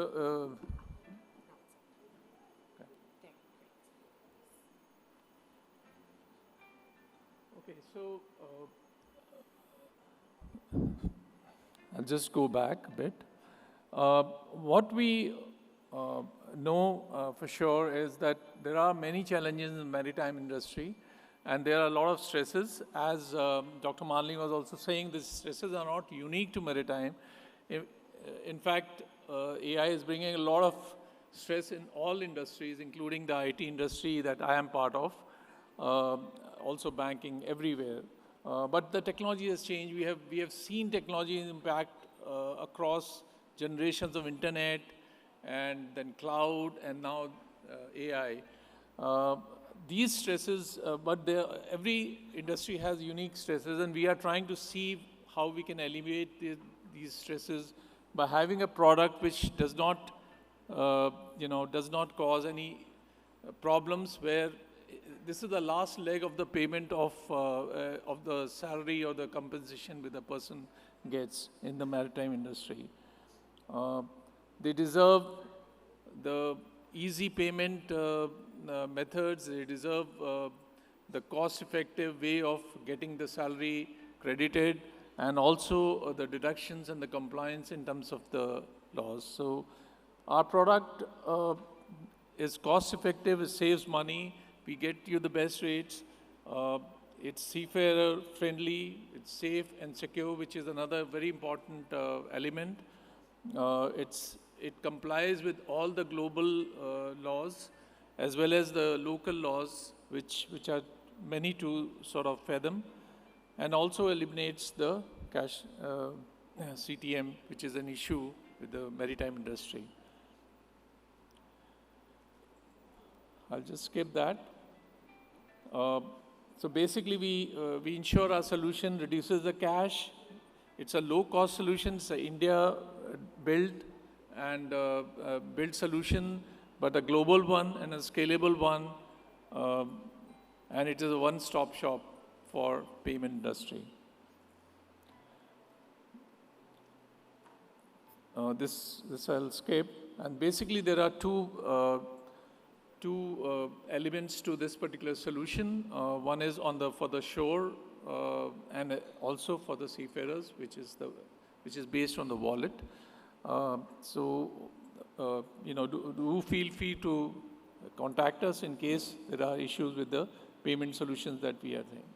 This has been developed by an Indian company called Boson, although we are part of Neptune, which is based in the UK. So with that, just wanted to thank you for your time. This was a short presentation. Obviously, we can't cover everything here, but do feel free. I'm available for some time. If there is any discussion you need, we can help. Thank you.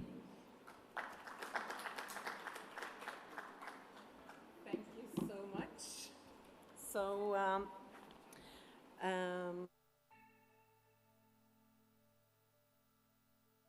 also run a follow-up, one additional video from Fleet Management. Let me see if I can get that on the screen. Super.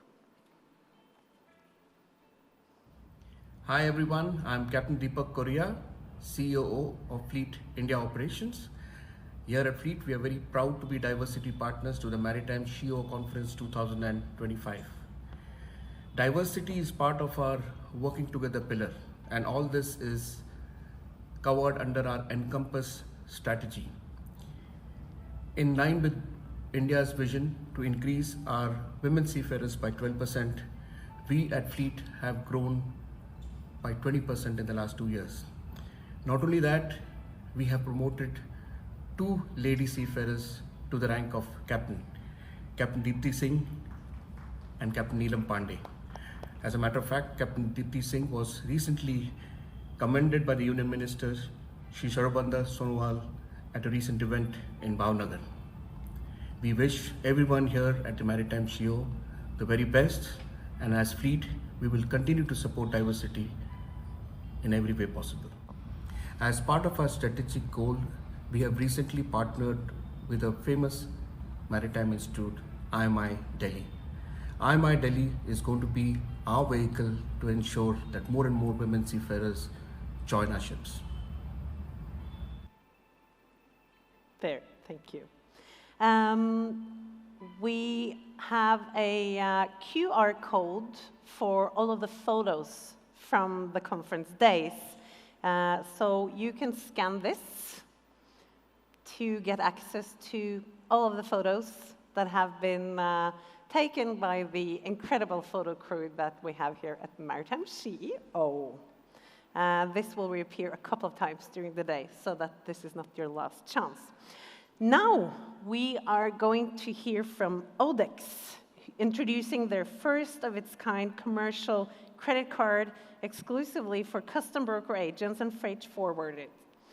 Free your cash, power your business.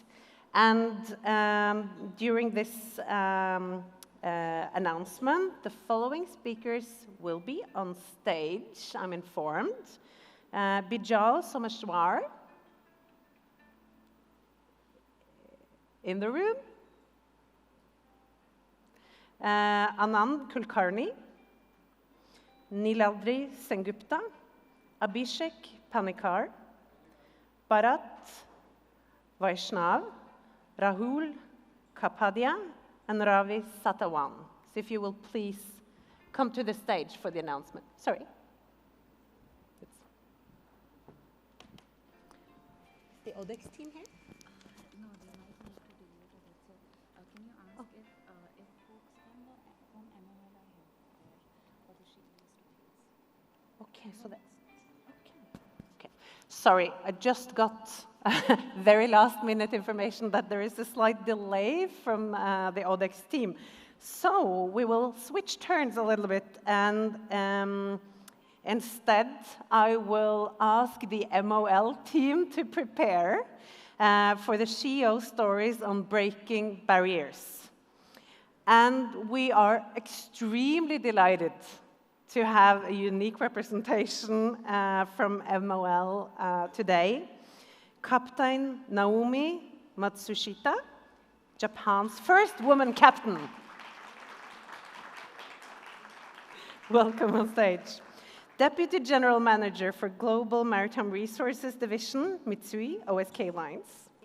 Welcome. Very good to have you here.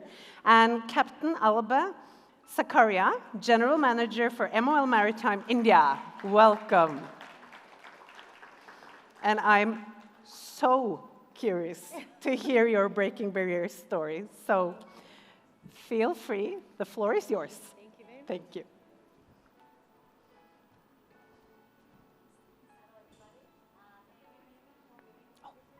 Probably need to just get closer. Let's see. Okay. I really appreciate that we have this opportunity. Thanks for Sanjam-san, Tenaru-san, other CEO members. It's my pleasure to my story today. I will start from the beginning. There was once a girl who was fascinated by the ships, sailing across the endless oceans. Standing on the quay, she could watch the ships from afar. Yet, she dreamed of sailing to distant lands. When she became a high school student, she had the opportunity to be on passenger ship. That experience changed her.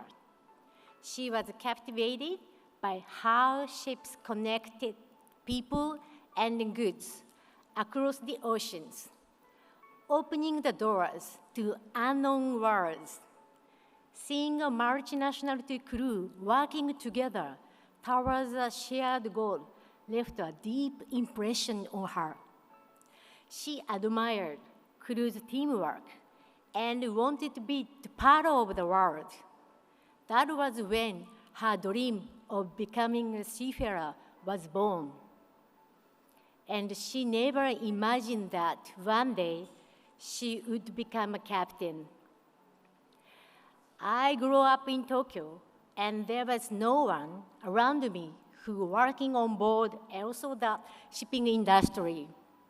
However, my mother always believed that women should build their career and then be capable of standing on by their own. She quietly encouraged my dream of becoming a seafarer. I owe my career today to her unwavering support and belief in me. When I became a mother, I really understand how brave my mother was. She supported me, even though she was probably worried about me in the whole time. About my journey to build my career, this is quite a long story, but I wanted to make it short. I graduated in my university year 2000. Although equal employment opportunity law for men and women are already being enacted in 1986, the shipping industry largely remained close to the women. I could not find a job in the seafaring role in any shipping company. So I continued to search for seafaring role. After a year and a half, I finally found a job as a third mate in coastal trade. And I still remember how excited I felt. I find a job seafarer, and when my dream started to take a shape that time. I gained experience of car carriers, also that cable-laying vessels. And navigating those ships was truly exciting. Learning new skills from the senior crew members helped me to connect the scattered dots of the knowledge from the school into the much clearer picture based on the real-world operation. Eventually, in 2006, I joined Mitsui OSK Line. I boarded ocean-going vessels, and I was deeply fulfilling working with the multinational crew, sweating and striving together as a team toward our common object. Life at sea taught me that although we come from diverse cultures, religion, and perspectives, every seafarer must fulfill their duties and work as one to ensure safety operation and face challenges together. This is why fairness, respect, and clear communication are essential on board. I always strive to treat people equally and foster a cheerful and open atmosphere where everybody can feel valued. Let me share with my story.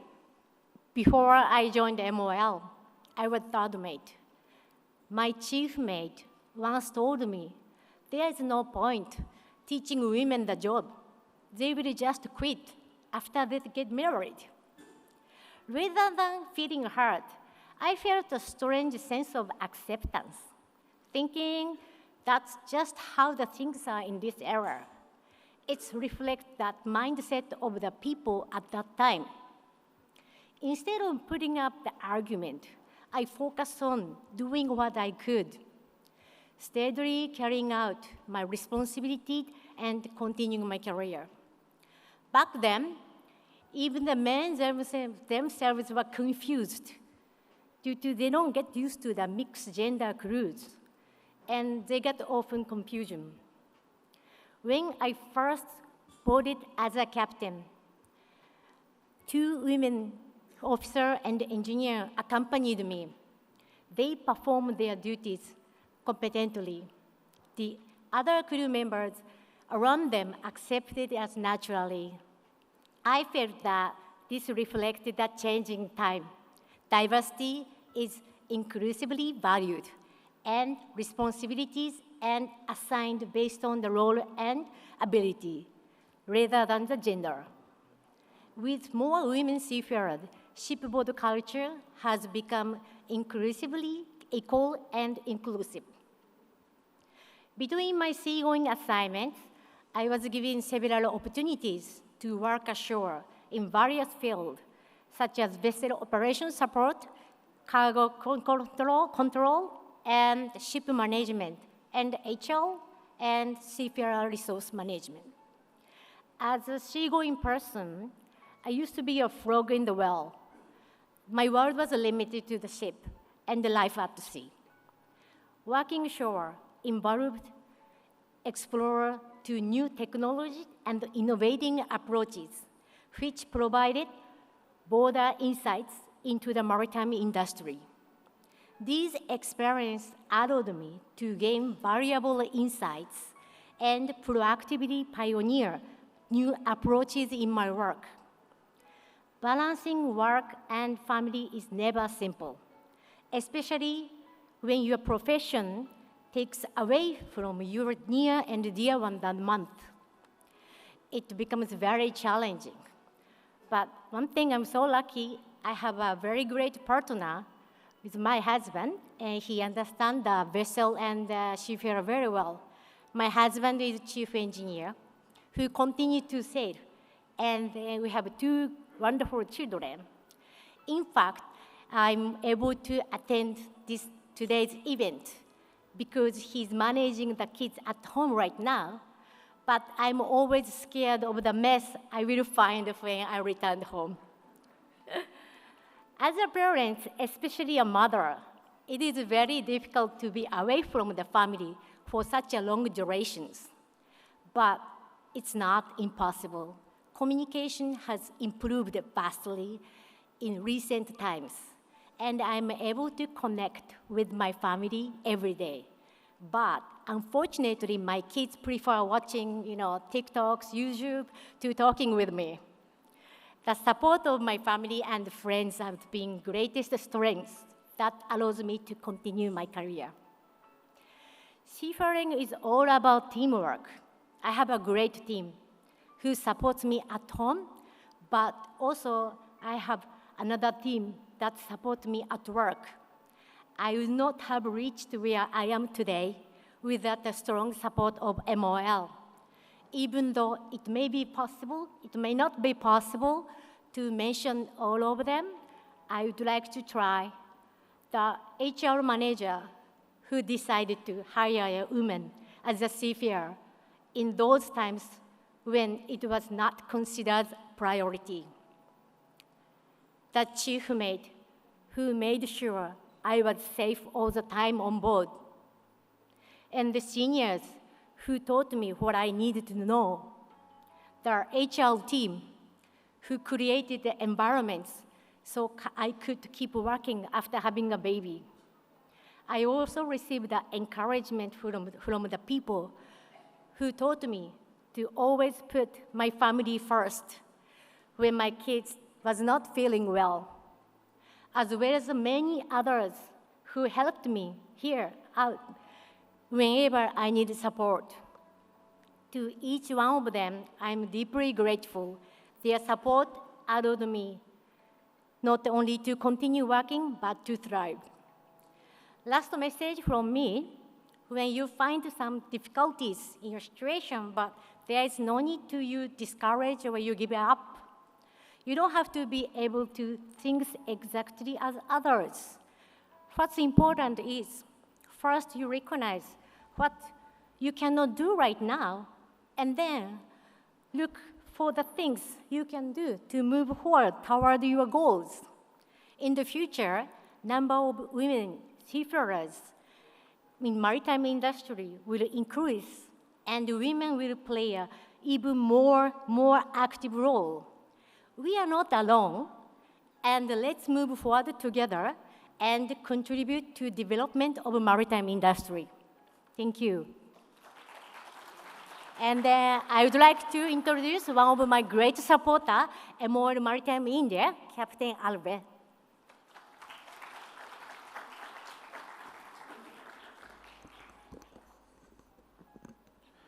Thank you, Naomi-san, for the inspiring speech. I think it was an inspiring one.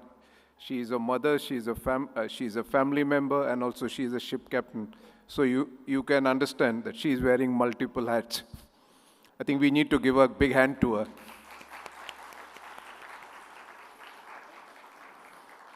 It's close to lunchtime now, so please bear with me for a few minutes. My name is Captain Albert Zakaria. I represent MOL Maritime India Private Limited as General Manager. We are the exclusive seafarers recruitment arm of MOL in India for dry, LNG, and LPG vessels. Our company was founded in the year 1995. On 1st of December 2025, our company will be celebrating its 30th anniversary and also MOL's 30 years existence in India. We started with 0 Indian seafarers, that is basically officers and ratings. And at the moment, at any given time, we have about 2,000 plus seafarers on our payroll. And since 2024, we have lady officers also onboarded on our vessels. Our Lady Cadet Induction Program was started in the year 2024, and it's rapidly growing with the inclusion of lady officers. At the present moment, we have close to 40 lady officers and cadets together. Our first lady officer was inducted in the year 2024 and is currently working as third mate on our LPG vessel. We have over 4 lady officers working on our LPG vessels. Our lady cadets whom we have inducted will be joining our vessels in the coming years as they complete their BTech Marine Engineering and BSc Nautical Science courses. Our plan is to steadily increase the number of women officers in MOL pool, and our target is to have gender equality of seafaring officers in the near future. May I request all the Malmi seafaring officers and cadets, lady cadets who are there to please come on stage. We have officers representing from Spain, we have from Philippines, we have from Indonesia, and also we have from Japan. Can you please come forward? You can see we have diversity here.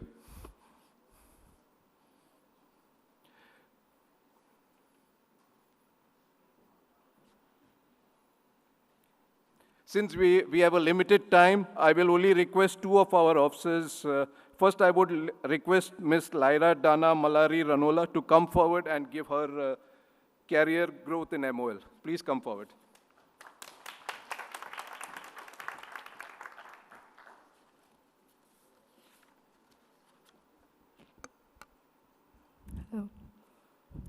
Good afternoon, everyone. It is truly an honor to stand before you today as a representative of MOL. I am Third Officer Lyra from the Philippines, and I have been proudly serving on board the MOL LNG fleet for the past 3 years. Growing up, I dream of being part of something bigger than myself, to stand tall in a field where only few women dared to go. The maritime world has long been seen as a man's domain, but as more women take their place on board, we are proving that the ocean welcomes anyone brave enough to face its waves. Looking around this room today, seeing so many strong and capable women, I am reminded that change is not only possible, but it is already happening. Throughout my career, I have learned that being a woman at sea is both a privilege and a challenge. It is a privilege because we carry the voice of change, proof that diversity and determination can transform traditions.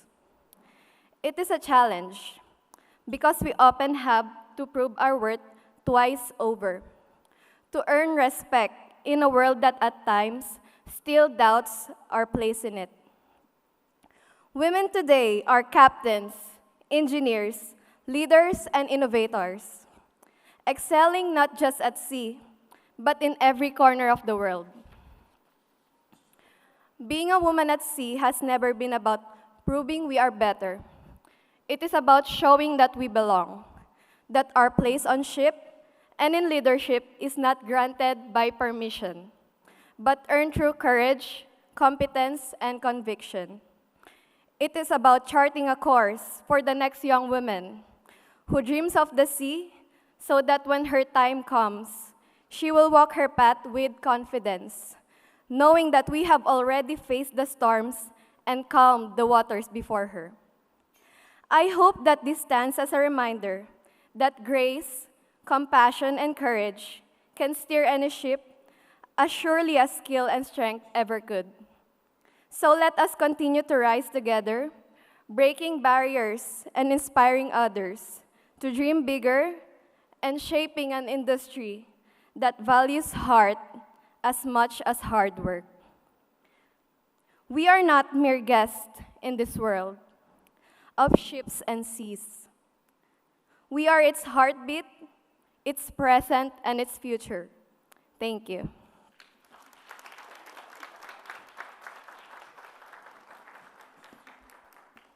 Thank you, Lyra. May I request Ms. Aprilia Ristama to come forward and share her story, please?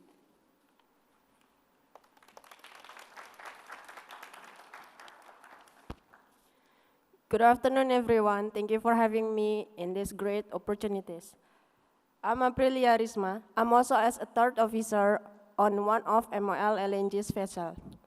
When we talk about seafaring, the maritime industry was seen as a man's world. We are now witnessing a new era. Life on board can be challenging. As a women seafarer, we often hear concern about managing hygiene needs at sea. MOL truly cares for their women seafarers, ensuring every vessel is stocked with essential sanitary products and hygiene supplies. Another important aspect is our mental health. Our company also pays attention to our well-being and emotional balance. Women make up only a small percentage of these world seafarers, but change is happening. To all women seafarers, I know I'm too early, but I want to say this. Our courage inspires more than we realize. Every achievement we earn becomes a lighthouse for the next generation. We are proof that no dream is too big, no ocean is too wide. Let us continue to build a maritime world where opportunities are based on our skills. The world needs more our strength, our leadership, and our heart. Thank you.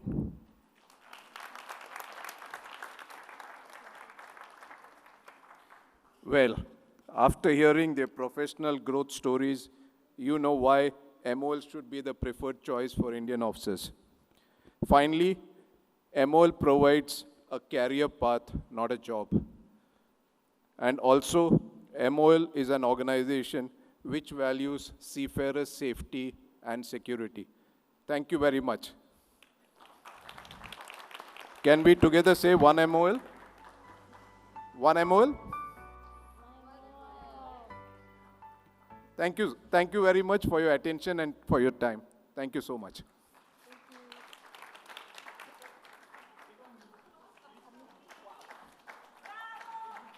Amazing.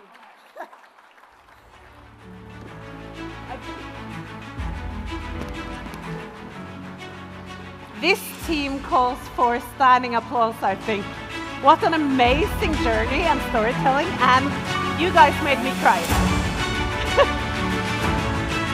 It is just magic.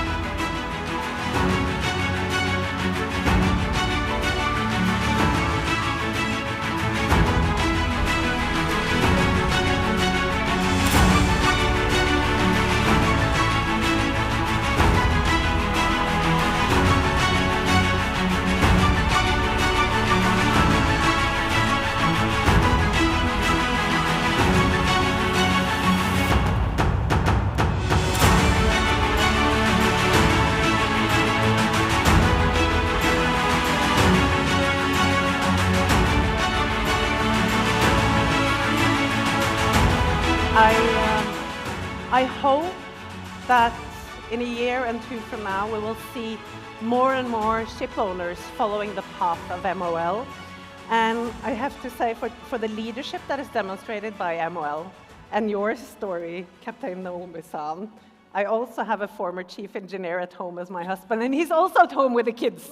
So this is absolutely doable. You just have to make sure you find the right employer and the right partner. So thank you so much for this amazing inspiration. I'm really looking forward in a year from now to also see the onwards progress by your group. So thank you so much for inspiring us. We are now moving to the ODEX session, which we switched a little bit. So ODEX will now introduce their first of its kind commercial credit card. So if the ODEX team is in place and can join me up on the stage, that is great. So this is, as mentioned, the first of its kind commercial credit card, exclusively for custom brokers, agents, and freight forwarders. So the word is yours. Thank you. Good afternoon, everyone. It's truly an honor to be here today at the Maritime SheEO conference among such an inspiring leaders, innovators, and change makers from across the industry. First and foremost, I would like to extend my heartfelt thanks to Sanjam for creating this incredible platform that celebrates innovation, inclusion, and power of collaboration. Sanjam, your constant effort to empower women and drive the transformation across the shipping and logistic industry is truly commendable, and I'm grateful to be here today at this event. As mentioned, we at ODEX are introducing a new fintech product, which is one of its kind for a shipping and logistic industry, an industry that is a backbone of a global trade. Yet, we often face a complexes on financial constraints. So we here at ODEX has introduced a new financial credit card, along with our big partners, HDFC and Visa, wherein this credit card would be a closed group card only and only to be used on ODEX platform and for making any statutory payments, which will help our freight forwarders, CHAs, to free up their cash to use on the ODEX platform for making any import and export payments. Today, I'm delighted to introduce this product, especially for the shipping industry, wherein we will help to simplify the payments, have transparency on the transactions, and improve the cash flows for the logistic industry. I would like to show a small video which will help us to understand more about this product and how this will help our fraternity. Can we have this video, please?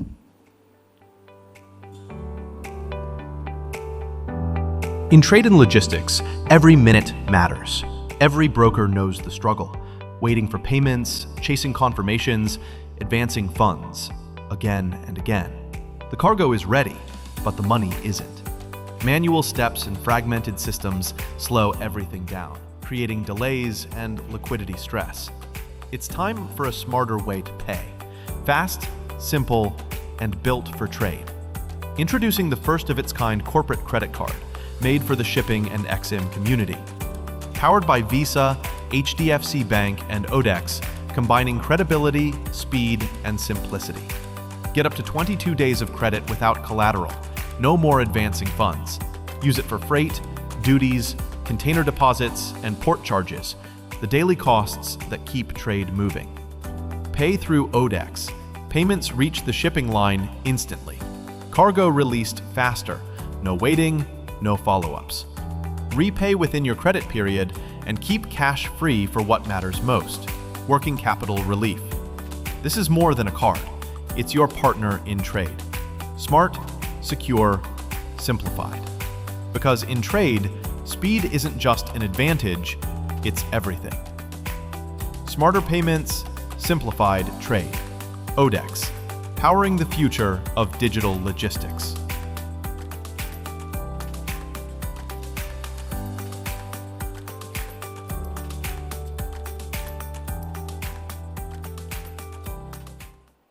So this, we believe, is more of a product launch, a digital transformation for the industry, where we are aligning the industry into their digital transformation and having a larger vision for the shipping industry to be smarter, faster, and more transparent. This will be a completely secure transaction on Odex for making any shipping line payments, accepting payments via Odex. Currently, we have many other modes of payment. However, there is a constraint on cash outflow, wherein the customer use their OD working capital. This credit will enable customers to have a lower charges while accepting payments via Odex credit card.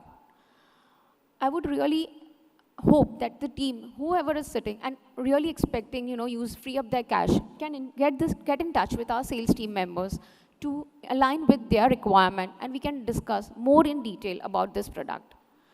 Any concerns, any questions, I'm really happy to help you on this.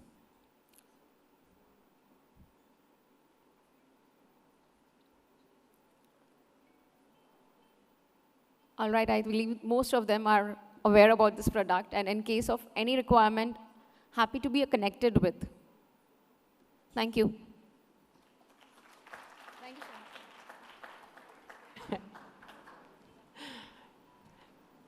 Thank you so much for this intro.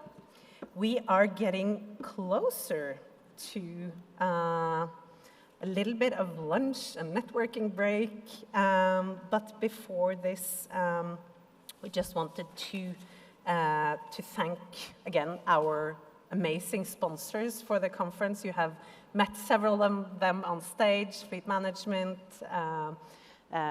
Odex. You have MOL, of course, and SheEO couldn't have been organized without the broad, strong, and long-term support of a growing group of amazing supporters and sponsors. So, we will now hear from one of the ladies that has been a mentor with Maritime SheEO, Dr. Joanna Bakuni.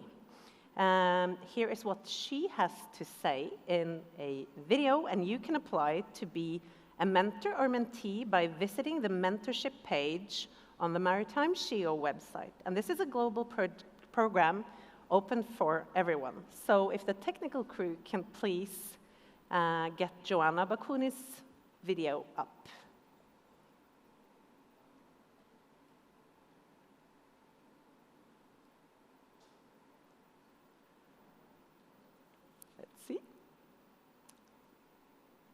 Here we go.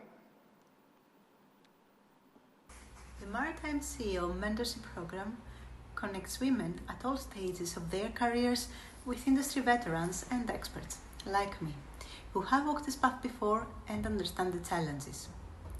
We provide guidance, support, and advice that can change careers and lives. This year alone, we have connected over 50 mentees with 19 mentors. Through the platform, I have been able to provide to my mentee all the support she needs to succeed. There. And I would encourage everyone both to apply for mentorship and to sign up for becoming a mentor. I think mentoring and reverse mentoring is one of the most low-hanging fruits and most impactful tools that we have in the work towards a more diverse and inclusive industry. There's so much learning to take from it, both as a young person and a more senior leader. So we are now getting ready for lunch. There will be a power lunch break hosted by our lunch sponsors that will go on until 2 p.m. And I would also remind everyone that we have a QR code for all of the amazing photo materials that is taken here during the conference days. So if the team gets the QR code on the screen, we will just leave that up so that people can download photos and access. There we go. And for all of those who have already joined the Maritime SheEO community, you will have the access to an amazing WhatsApp group where a lot of input, discussions, and also individual materials is shared. So I hope you have had a good morning session today. I hope that you have gained some new insights, some new inspiration. I would warmly encourage all the younger women and cadets that are here today to reach out to the seniors in the room. This is such a unique chance to really talk to your future employers, to future mentors and supporters. I hope you will enjoy a great lunch, good food, nice conversations, and I'll see you out in the lunchroom and then back here at 2 p.m. Thank you.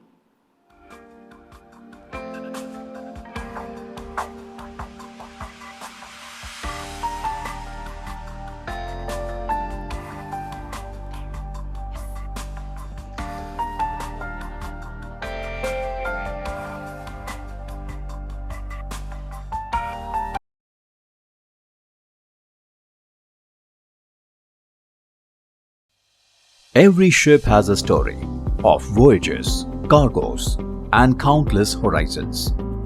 And when its journey ends, a new one begins.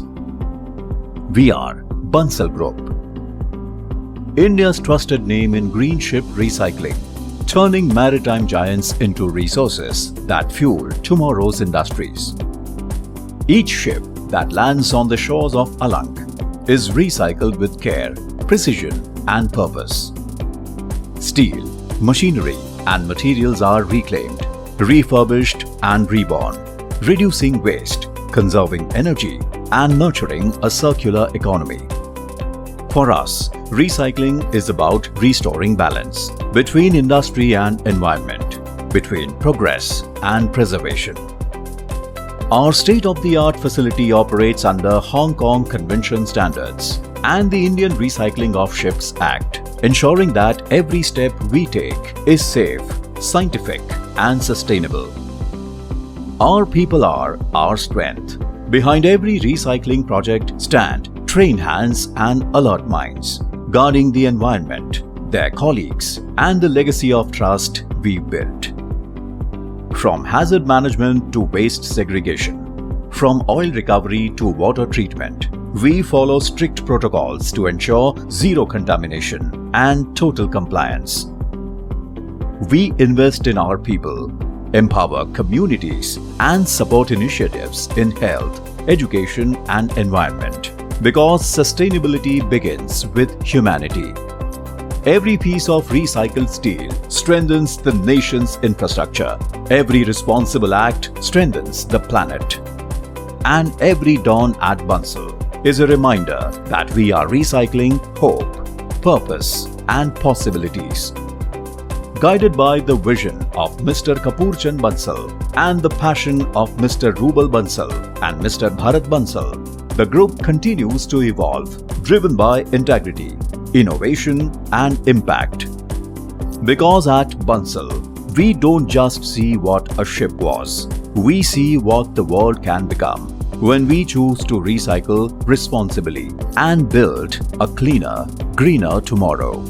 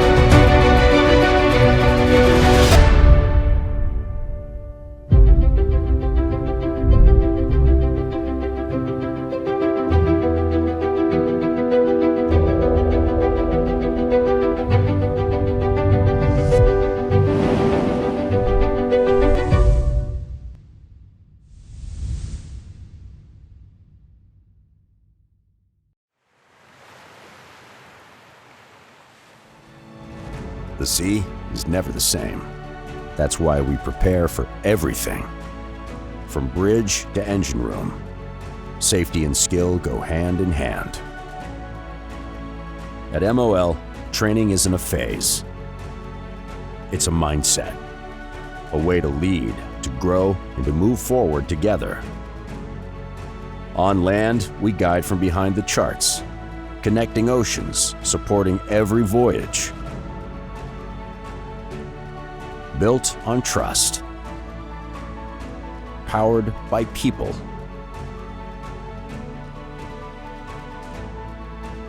MOL. Your journey starts here.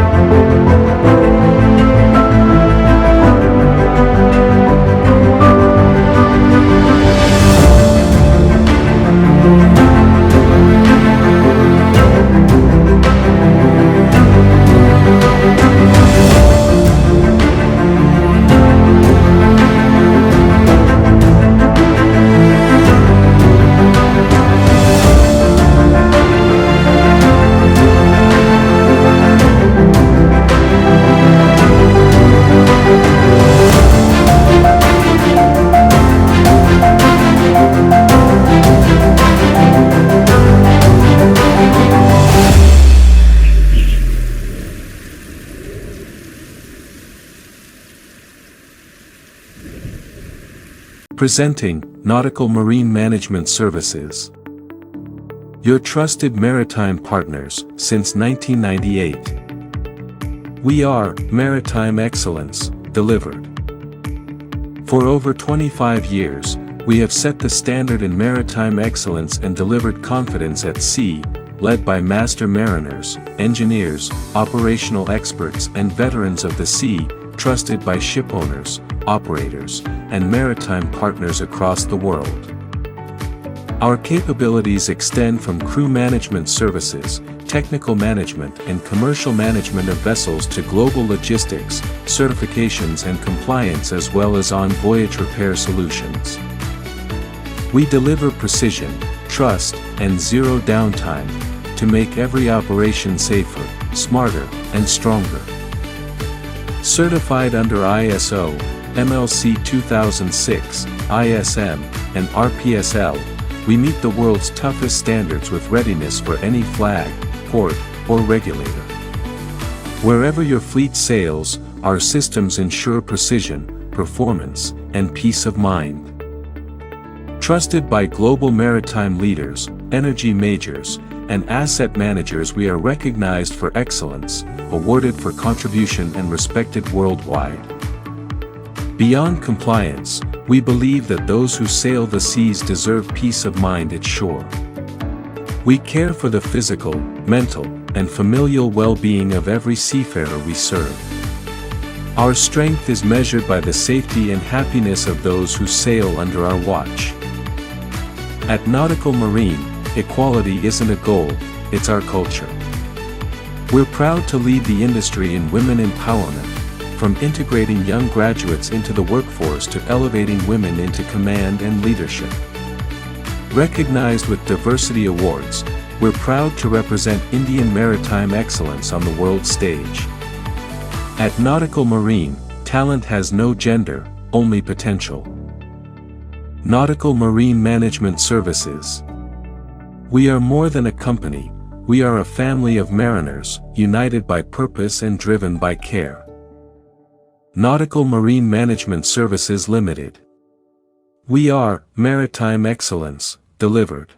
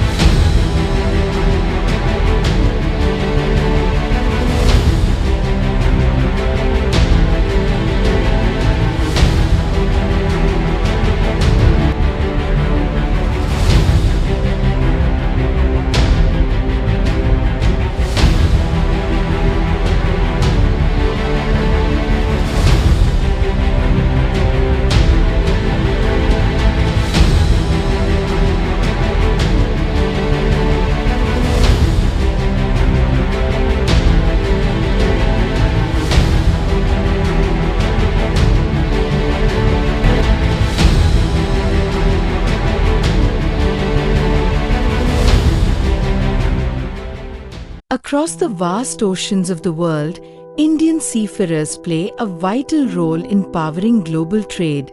Standing strong behind them is the National Union of Seafarers of India. Established in 1896, NUSI is one of the oldest and most respected maritime trade unions in Asia, dedicated to protecting the rights and welfare of Indian seafarers for over a century. From negotiating fair wages and working conditions to offering training, legal support, and welfare programs, NUSI is committed to every seafarer's journey, both onshore and offshore. Representing more than 1 lakh seafarers across the country, NUSI is recognized globally for its leadership and partnership with maritime organizations and shipowners. With a strong legacy and a future-focused vision, NUSI continues to be the voice, the shield, and the strength of Indian seafarers. NUSI, from womb to tomb and sometimes beyond.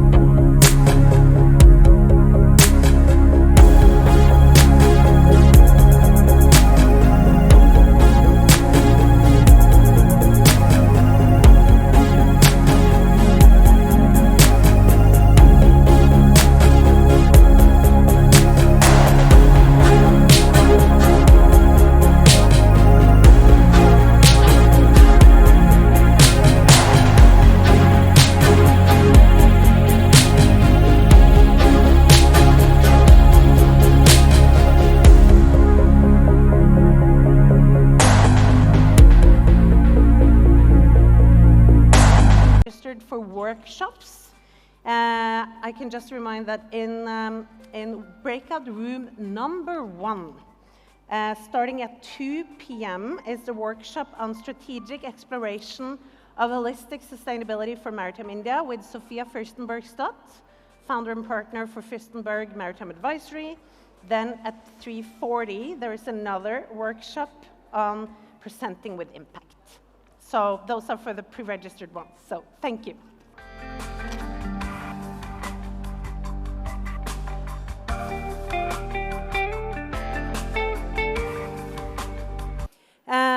In the main room, we will start with a talk by Yes Bank, followed by the CEO Roundtable. In the Compass Hall, we have a session, just give me a second,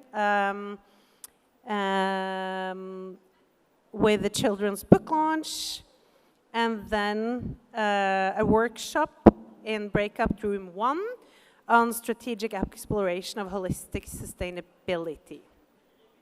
So I would ask everyone that will be here for the CEO Roundtable and the Yes Bank introductions to find their places in the main room. So we'll just give you guys a minute more to find your seats. And let's see.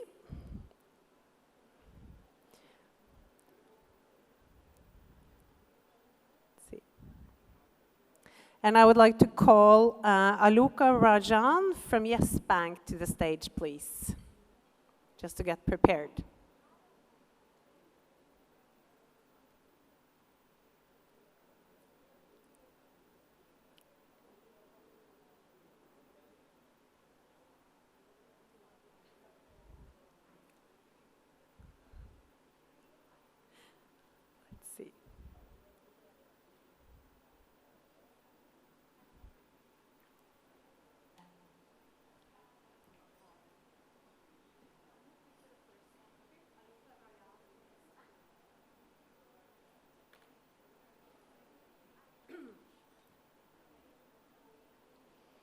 So the time has just reached past 2 p.m. and we are getting ready for the Yes Bank intro to kick off this session. While waiting for Aluka Rajan, I will just utilize the chance to thank our sponsors for the Maritime SheEO.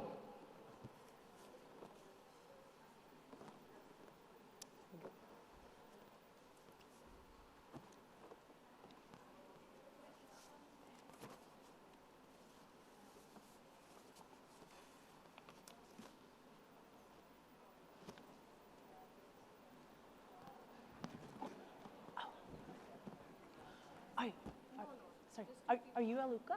Yeah. Okay, great. Speakers will be, can I mention the name? It's Mr. Bhavin and Bhavesh.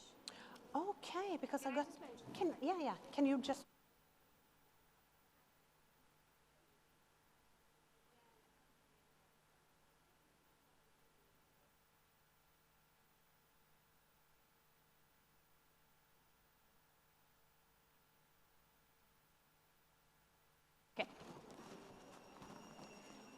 So we have just a short delay before having Yes Bank on board on the stage. I wonder if our technical crew, yes, here we go.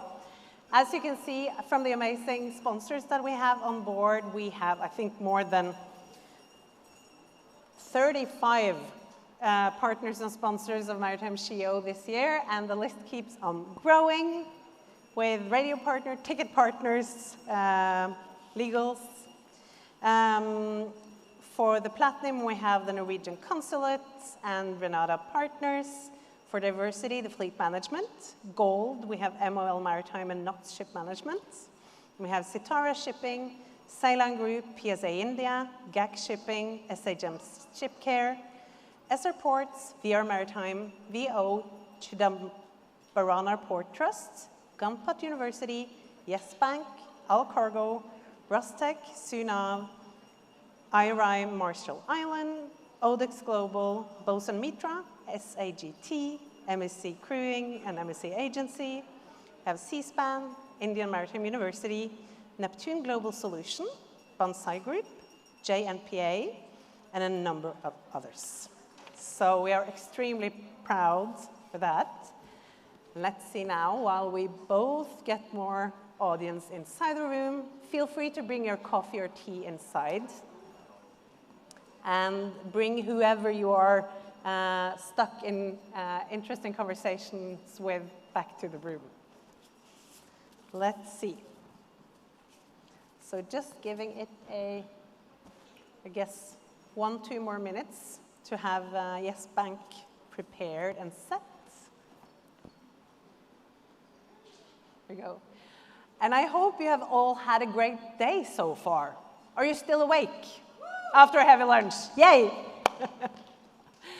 And are you excited for the CEO roundtable that we are soon going to have on stage? Yay! Good! Let's see.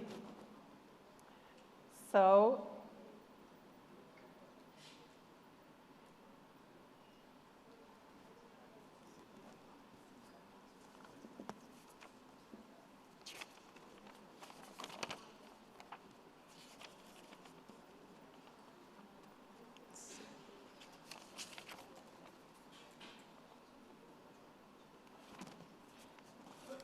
there we go. Okay, so is Yes Bank ready? Then you can please come on stage for the introduction.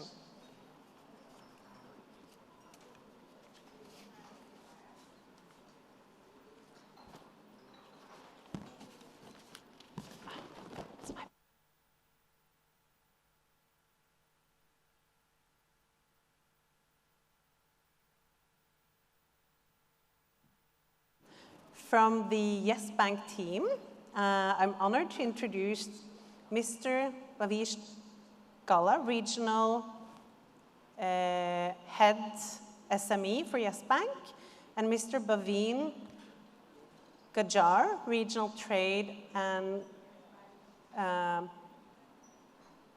Head of Yes Bank. So, thank you. Welcome to stage.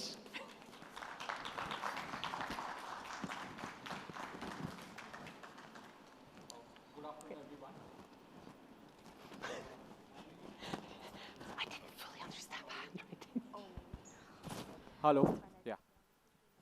Good afternoon, everyone. My name is Bhavesh Gala, and with me, my colleague Bhavin Gajjar. So I represent Yes Bank's MSME division. I'm the regional head for Mumbai. So we cover basically the micro, small, and medium enterprises for the Mumbai region. So I'm in the finance division. Basically, MSME sector is strongly promoted by Government of India. It plays vital role in employment generation, innovation, and regional development. It's a privilege to be here today at the Maritime SheEO event. Thank you, Sanjam ma'am, for this opportunity. Marine is one of the most dynamic and vital sectors of the Indian economy. At Yes Bank, our goal has been to support businesses that drive India's growth story, and maritime sector stands at the heart of this journey.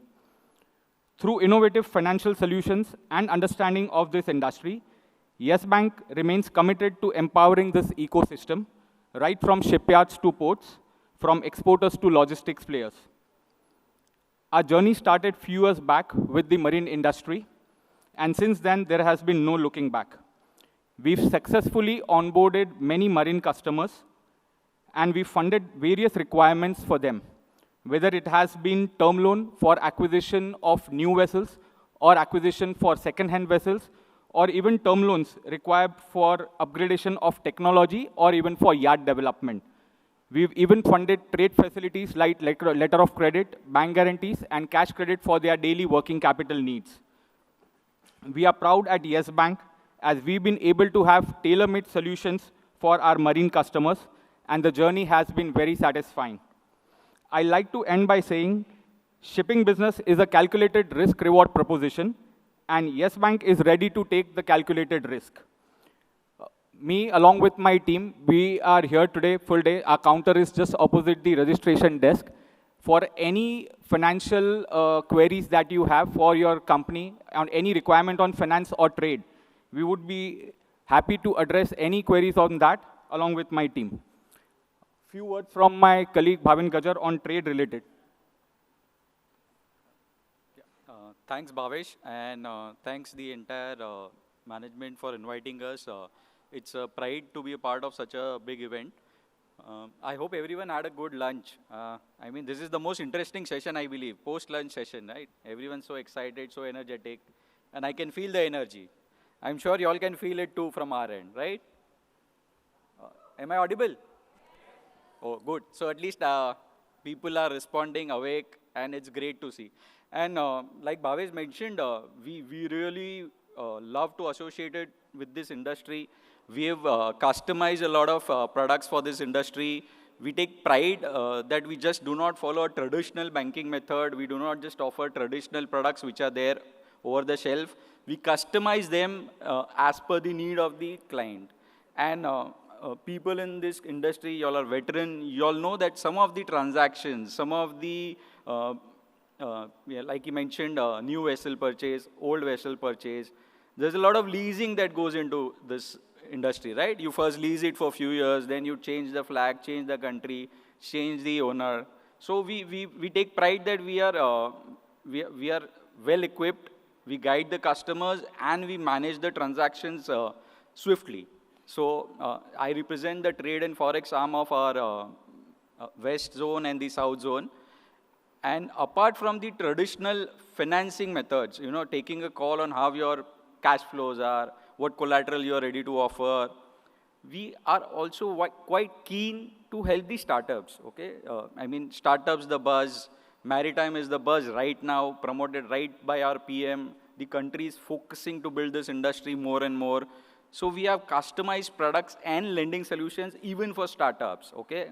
So people who cannot, at the start of their journey, you know, initial few years, cannot offer collaterals, the cash flow might not be so lucrative. We have products for them. We have a lot of suite available from them. Someone who's more into export kind of a business. So when I say export, we call it exports, but it's receivables when I talk about crew management. You'll have ships or vessels or tugs which are deployed overseas or for overseas contracts. You receive a lot of foreign currency. For that, we have customized solutions where at lower or at nil collateral, just a charge on some of your current assets, we can offer you lending solutions. My colleague mentioned term loans. So term loans, not just in traditional INR, okay? It can be backed by a trade credit facility. It can be in foreign currency which is freely convertible, dollar, euro, JPY. Depending on your requirement, your risk-taking ability, and the way we guide you to lower your cost, we would be more than happy to assist you in all your requirements. I'll just add one more point. We also are one of the, I can say, only bank who has been successfully handling Russian transactions, okay? One of the challenges that today we face is that a lot of banks are not comfortable handling Russian transactions. We take pride in handling those transactions swiftly. We are one of the first banks who had a Russian ruble nostro, okay? So we settle all of the Russia trades in Russian ruble. And we've been successfully doing it, be it for the shipping industry, be it for some of the PSUs, be it for some of the engineering equipments, you name it. So these are some of the sweet spots that I try to touch. And my colleague Bhavesh and myself, Bhavin, we're happy to take any questions related to lending, related to trade, related to forex. So thanks. It's lovely to address such a lovely crowd.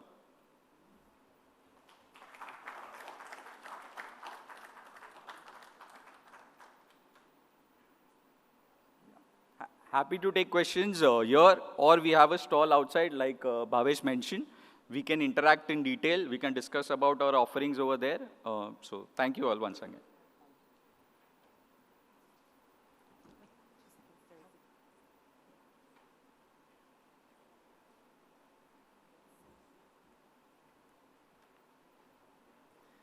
So thank you so much for the great intro. And there is some speaker gifts coming your way very shortly. Let's see. Here we go. Here we go. Thank you to our amazing female cadets for helping us. Here we go. And maybe some photos. Yes.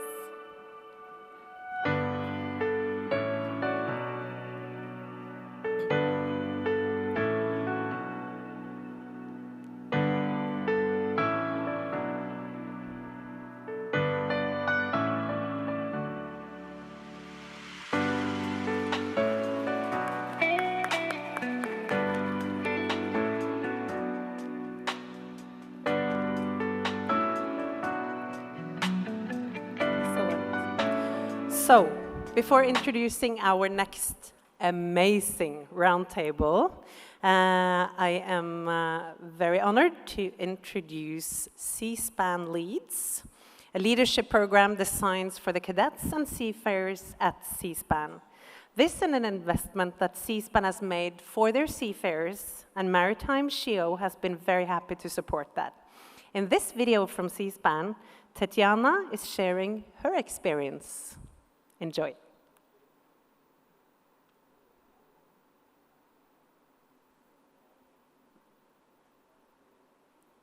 Do we have a video?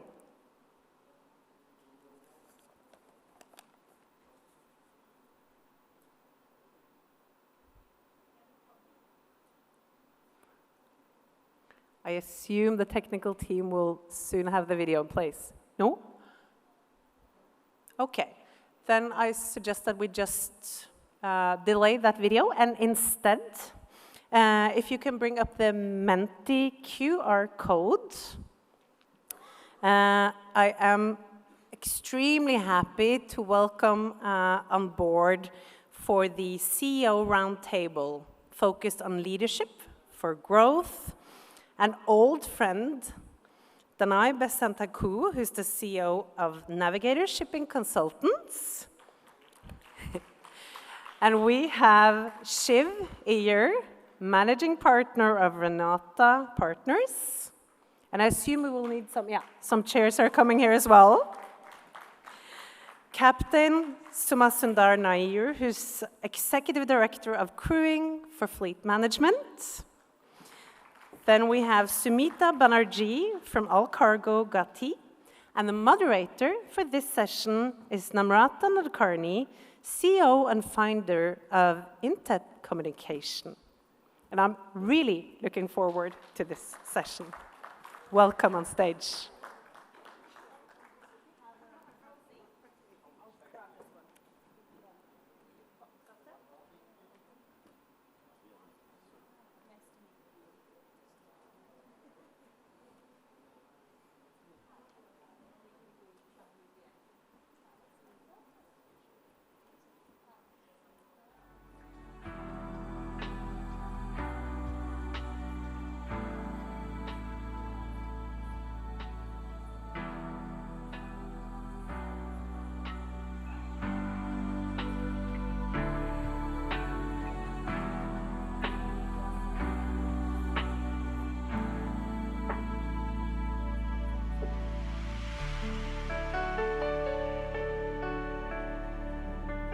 So ladies and gentlemen, we're just waiting for our mics to arrive, but we have our fantastic panelists here. And what I wanted to do was remind everybody in the audience that because we have these fantastic leaders with us, I will be asking a lot of questions, but if you have questions that you would like to ask them, please keep those ready and we will try and come to you in the audience afterwards. So please don't feel like you can be on your phones and nodding off. I know it's the post-lunch session, but we're going to be very enthusiastic, we're high energy, we have information to share, and I'm watching to make sure that you'll be part of this conversation because we're all in it together.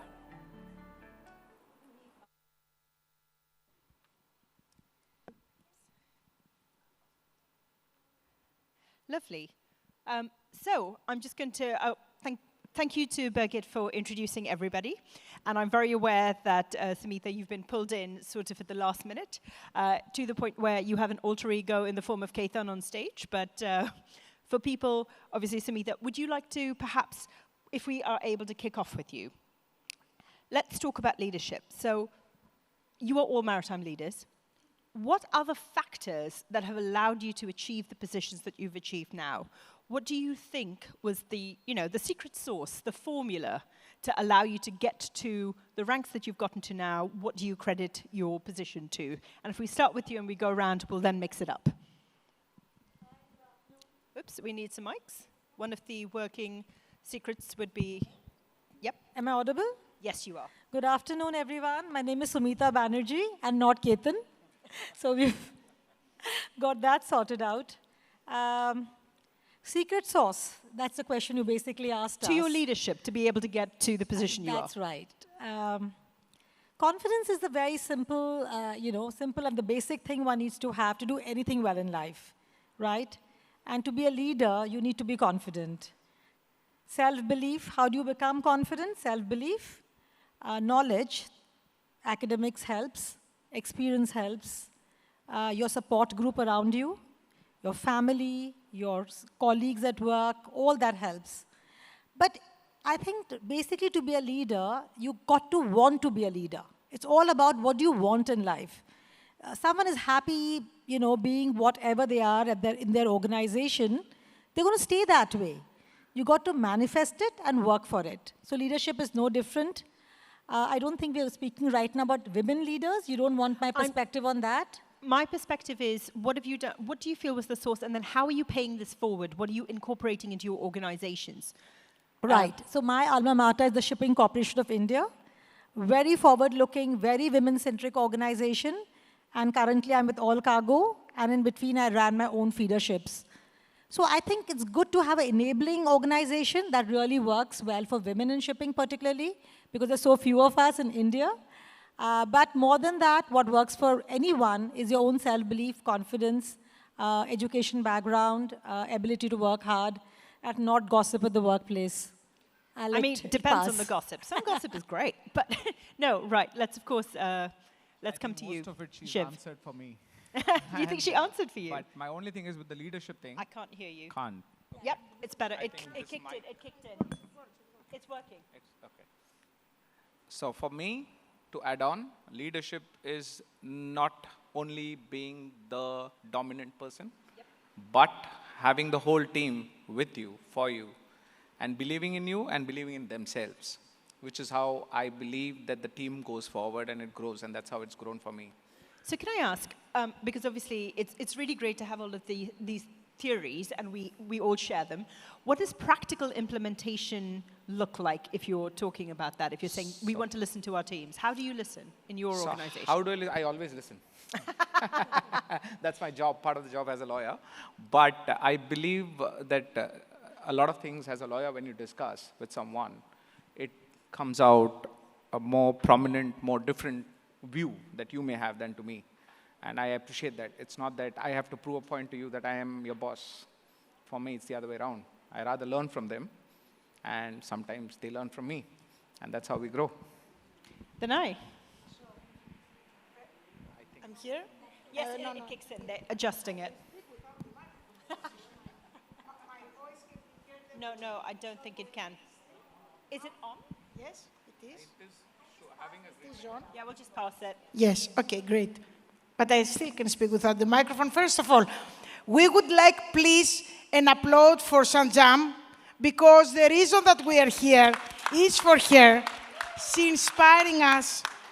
I am a friend of hers since, not her first steps, but our first steps in the shipping world. And what you are doing here, we will always be next to you to support you, because we know how hard it was to be here. And when I heard you in the morning, I said, go, Sanjam, go. Now there is a full room that supports you. We're all watching you. You're it's gonna have to very, come very up. important, the empowerment that she's giving. So the first thing is that I tried to be next to positive people. Go away from toxic people. Sanjam was always there, and her sister, and everybody to hug us, to have fun, to laugh, but also to speak seriously about empowering women, about empowering young people. And this is very important. Another thing, we adapt. We have learned to adapt. We must adapt in critical cases, and we have seen it also with COVID. Too many roles for a woman, too many roles. But if you love what you're doing, you are not a woman or a man, you are a human being. So very important to be okay with yourself, to wake up and say, in Greece we say thusu, but in India it's, you are beautiful, you are great, you will have a great day. To be confident to believe and positive, to yourself, yes. to love what you're doing, and of course to network. Yes. And to mentor, to have mentors around you. And with Brigitte, we have had also big fights about mentoring, not only in shipping, in daily life. And to be with all of you, and to have this great time here in beautiful India. So Somasundar, I could see you nodding, so you have to build on what she said and not repeat, so good luck. Yeah, good afternoon, everyone. Firstly, it's an honor and privilege to be here at this fantastic forum and with such great panelists. One of the advantages when you're the last one for that question is I can just give all the credit to the people who have spoken earlier saying, okay, exactly the same points. You can go first next. I didn't want that, but okay, I'll take that anyway. But yeah, the fact is, coming from a ship management background, where the only thing what a ship manager has is the people, whether it is on board or the team ashore, right? So it is all about understanding the limitations and what this workforce can do for you, and to make sure that they are aligned in their expectations and the rightful push and impetus is given for them to succeed in what they can deliver. At Fleet, we always believe that people always want to do a good job. Nobody wakes up in the morning to say that, okay, today I'm going to make a mess of things, right? Everyone wants to do a good job. It is how are the circumstances for the person, whether it is on board or in the offices, are designed to make sure that the person succeeds. So that's something which we keenly look at in the present organization, to make sure that the expectations are aligned to what the success of the organization is. You mentioned about hard work. Nothing can succeed if there's no hard work. Things don't happen just because it had to, right? So there is a lot of hard work which goes in discipline, and to make sure that you lead from the front. People look at you as a leader because they want to emulate you. So you have to be doing the right things, talking the right things, right? So that was one of the very key factors. And one of the very special comment from one of my mentors who's actually sitting here, Captain Pradeep Chawla. Right? I worked under him in a different organization. That as a leader, very difficult, very tough taskmaster, for sure, right? Work doubly hard as all of us anytime, even today. But one thing what he always did was, whenever any staff employee came to his door, he always gave time. He knew that the person are not coming to him just for a chit-chat, because there is some need to discuss. And however busy he was, he would make sure that he would give time to each of those people who are coming to meet him. So that's something which I have emulated, saying, yes, as leaders, there could be pressing needs, but if you handle people correctly, you have a win-win success for the organization and for the people. I think that's great. You've actually led quite nicely into the next question, because I think that for a lot of people, the argument against change is that it's very complex, right? Shipping is seen as being very complex. Maritime is very complex. We are both led in terms of a technical industry, but very people-focused. We're international. There are regulations. There's a lot of compliance. So this complexity can feel daunting. But as leaders, you have the power to kind of cut through this with policy at your organizations. So could you talk to me about a policy that you've implemented at your organization in whatever way or shape that has led to real change and led to real inclusivity? So I think the point that you made with Pradeep, who's in the audience, was that he made time, right? No matter what it was, even if he was being a hard taskmaster, he always made time, so that allowed you to voice your thoughts and feel included. What do you do at your organization? I'm going to say that one goes to Pradeep, so you have to come up with something different now, and then we're coming back. Yeah, the two important aspects what I've strongly believed, and in fact, we have a new leadership at Fleet Management as well, right? It was a 30-year founder-led organization, and after 30 years, we have a new CEO at helm. So it's a different setup. The expectations are to continue the legacy of what the predecessors have left, left, and to make sure that the company grows in a bigger, better, and the right direction. So one of the key things what we strongly believe is trust and accountability, right? You trust people because we believe that they will do the right thing. And invariably, for human beings, when you place trust on them, it's very seldom that people want to let you down. They will do their best to make sure that the objectives are met. Can I challenge that just a little bit? Because I think it's wonderful to have things like trust and accountability as concepts. How does that translate into policy? What does trust look like in a policy? Policy is the framework, right, of what is required to run the organizations. Like in our case, processes, procedures, safety management system, what are the do's and don'ts, but that is all in the book, okay? It's in the manuals, right? The actual translation of it can only happen if people are empowered and they believe that they can do, even if the instructions are contrary to what is in the safety management system or the processes and procedures. So is your policy then, should somebody stray from what you asked them to do, provided they were able to justify it, there are no penalties? Is that what the policy looks like? Can you repeat that, please? So basically, if what you said is, even if the instruction is different to the action taken, provided that they can justify it and there's a logic to it, there is no penalty for them. Is that what that policy looks like? Entirely. So as long as it is for the right reason, for the right things, it will be accepted by us and by the senior management as well. And then it is for the right reasons for the organization, right? And to move away from individual biases. It's as long as it is People for... can't, it's not the Wild West. It Exactly. would be unsafe. Yeah. Right, Vinay, I can see you nodding quite a lot, so... It's very important to go to action. Yes. I know it's very difficult, for big companies. For small and medium companies and family companies like us, it's easier. So one of the policies that we're doing and we're implementing is that hiring people from the university. My assistant is with me 12 years, and she's there since the second year from her studies. We will also cooperate officially with Maritime SheEO and Yes Forum that I have created in Greece, but this is something that we try, and we have done it in the company. And the young people to be part of the dialogue. We have lost at least 30 to 40 years that we were watching only men over 60 years old to be in the panels. Yeah. In Navigator Forum, in our forum, we're having men and women, we're having panels, and the main thing is not to have a woman just to have. I disagree. I'm hearing our General Secretary of IMO that I will not speak again to panels that they don't have women. No, to have capable human beings, even if it's women or men. But the main thing is to include the young people. Not to tell them, you don't know, stay aside. It's the first time, I think, I worked 25 years in shipping, that we can learn also from the next generation because of the digitalization and the AI. So we must be in contact dialogue with them, and they must be part of the dialogue and the conferences. And I'm happy here to see the MOL, and I hope more companies will be there to give the microphone to the young people to say what they believe. Perfect. You're already getting applause.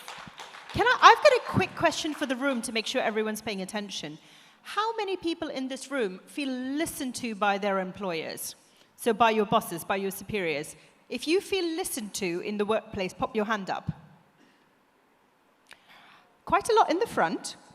A patch of people in the back who are either not listened to or asleep, but we're coming for you to make sure that you also get listened to. So get your questions ready. Right, Shiv, let's talk about you. What are the policies that you've put into place to really kind of facilitate inclusion? We are a maritime firm and not a big organization. Small is good too. The first belief that I have is there's no politics between us. Sorry, could you talk into There is no politics between us. It's very simple. Everybody can walk to each other, discuss stuff. Much easier. People can come reach out to me. I can reach out to them. So that makes it easier. Responsibility-wise, I have seen by doing this is that they take their own responsibility. Finally, what I feel is that they also want growth. They also want to see how they grow in the firm, so the firm grows. The firm is not mine alone to manage. It's a team. Everyone's. Absolutely, no, and I like that. And it kind of ties in quite nicely to what we were talking about earlier, which is having not a blame culture, making sure that you include younger people, thinking about it collaboratively as a team. So coming to you. Okay, so All Cargo, the organization I come from, has beautiful 5 guiding principles. And one of them, which really assists all of us as leaders, is think like an entrepreneur. So our chairman is a first-generation entrepreneur. And he has now created a culture in the organization where every employee, even the person who's serving tea, to someone who is working in one of our facilities or working in the NVOCC office, a driver in Gati, managers, senior management, we all think as entrepreneur. And what does it mean when you think like an entrepreneur? You think and you own, you take ownership for the work you do. When you take ownership, your immediate mindset is to be cost effective, to be efficient, to deliver the best. And then when you go and do a good job, you can ask your superior for a very good bonus. So it's just not output of giving back to your company, but taking back for your family as well. What you deserve, what you put in is what you take. You're talking about value, aren't you? Bringing value to the product. You bring value to the product, you bring value to yourself. So it's a little bit different from just having the no blame culture, which is excellent. But here, I think what our organization, the policy that we're trying to implement, each of us cascaded down in our teams, and we try to embody it ourselves, is a policy that I think I'm the owner. This is my business. It is my organization. I am the owner. It's 100% belonging to me. When you have that mindset, everything works. You don't really need too many policies because ownership comes in. So that's the only policy that I think I've worked hard at implementing in the organization. Thank you. That's interesting. And because you all have such almost symbiotic but slightly different approaches, I think a really interesting question for our leaders on stage is going to be, what are the challenges that they're currently navigating, either positive or negative? Because digitalization is a good one where it is absolutely an opportunity, but also if you don't quite know what you're doing, there's a big challenge. So let's talk. And Shiv, I'm going to come to you first so that we don't always go in a line. I think we've got a mic. What are either the challenges or the opportunities that your organization, and I know you're lawyers, what are you currently navigating? Are you looking at AI coming up with all these contract clauses? Is that an opportunity because you know they're going to get them wrong? AI is positive change, has to happen, and we are all waiting for it. But using it as a research skill is a bad thing, is what I think. What I have seen that recently the kids who are coming in and starting the profession are relying on it too much. Yes. So rather just use it as a reference point if you can't, and from there you take it forward, but don't rely on that. That's what we are facing in the next. But the older generations who we have been we obviously don't go directly to that. We go in our old ways, the books and the judgments, and that's how we go about. I think that's how we should learn. Use it in a way that will help. It's a tool. You've got to use it in the right way. You have to use it. You have to use it. Audience, how many of you use AI to do your jobs in a work context? We all use it. Not as many people as I thought. Really interesting. You were sure it was going to be everyone, so let's talk to you. What challenges and opportunities are you navigating? Well, as a ship management, one of the key challenges for us, as in my earlier, we were discussing, as I mentioned, for us, we work in a human capital business. So retention, right? We need people to continue with us, right? As like with any other ship manager, the seafarers are paid only at the time when they are on board. Otherwise, when they're on leave, there's no payment to them per se. But that's how the dynamics of the business is. So one of the most key challenges is to make sure that they are retained a long time with the company. Again, the wages are market-driven, so there's only so much that money can be thrown at them. So what most of the companies, including us, we do is what are the add-on values the company can do with respect to welfare, with their family engagements, and other in sessions like this, where they are being made to feel part of the team. And then that kind of helps to make sure that the retention is high, which is a win-win situation for us, for the owners whom we serve, and for the seafarers themselves. So retention for me would be very high, and one of the challenges. Technology, shipping is advancing at a very phenomenal pace. A lot of new developments, whether it is the emission control, whether it is the new alternate fuels, and a lot of it is still under discussion. We don't know what is going to be the right technology which is going to come, to make sure that we stay ahead of the game and to ensure that the workforce, the human capital are trained to handle all those technological advancements. This is another huge, huge challenge, which at least what we see from a ship manager's hat. Right. Samitha, I'm going to come to you next, and then I will come to you, Danai. Samitha. So I come from the logistics space. Everything that's an opportunity is also a challenge in my space right now. If Trump sneezes in America and puts sanctions, tariff sanctions or sanctions, it's a problem for exports from India. We are in the business of LCL, FCL, freight forwarding. But again, there are so many opportunities. If you look at India, the rapid changes the government is fueling, these are all opportunities. But it's not culminating at the pace that we would like it to be, so it's currently a challenge. But I think over the next few years, it'll be a great opportunity for logistics companies in India to do better and become, more visible in the world. Right now, I think All Cargo is the only Indian company visible in the international world.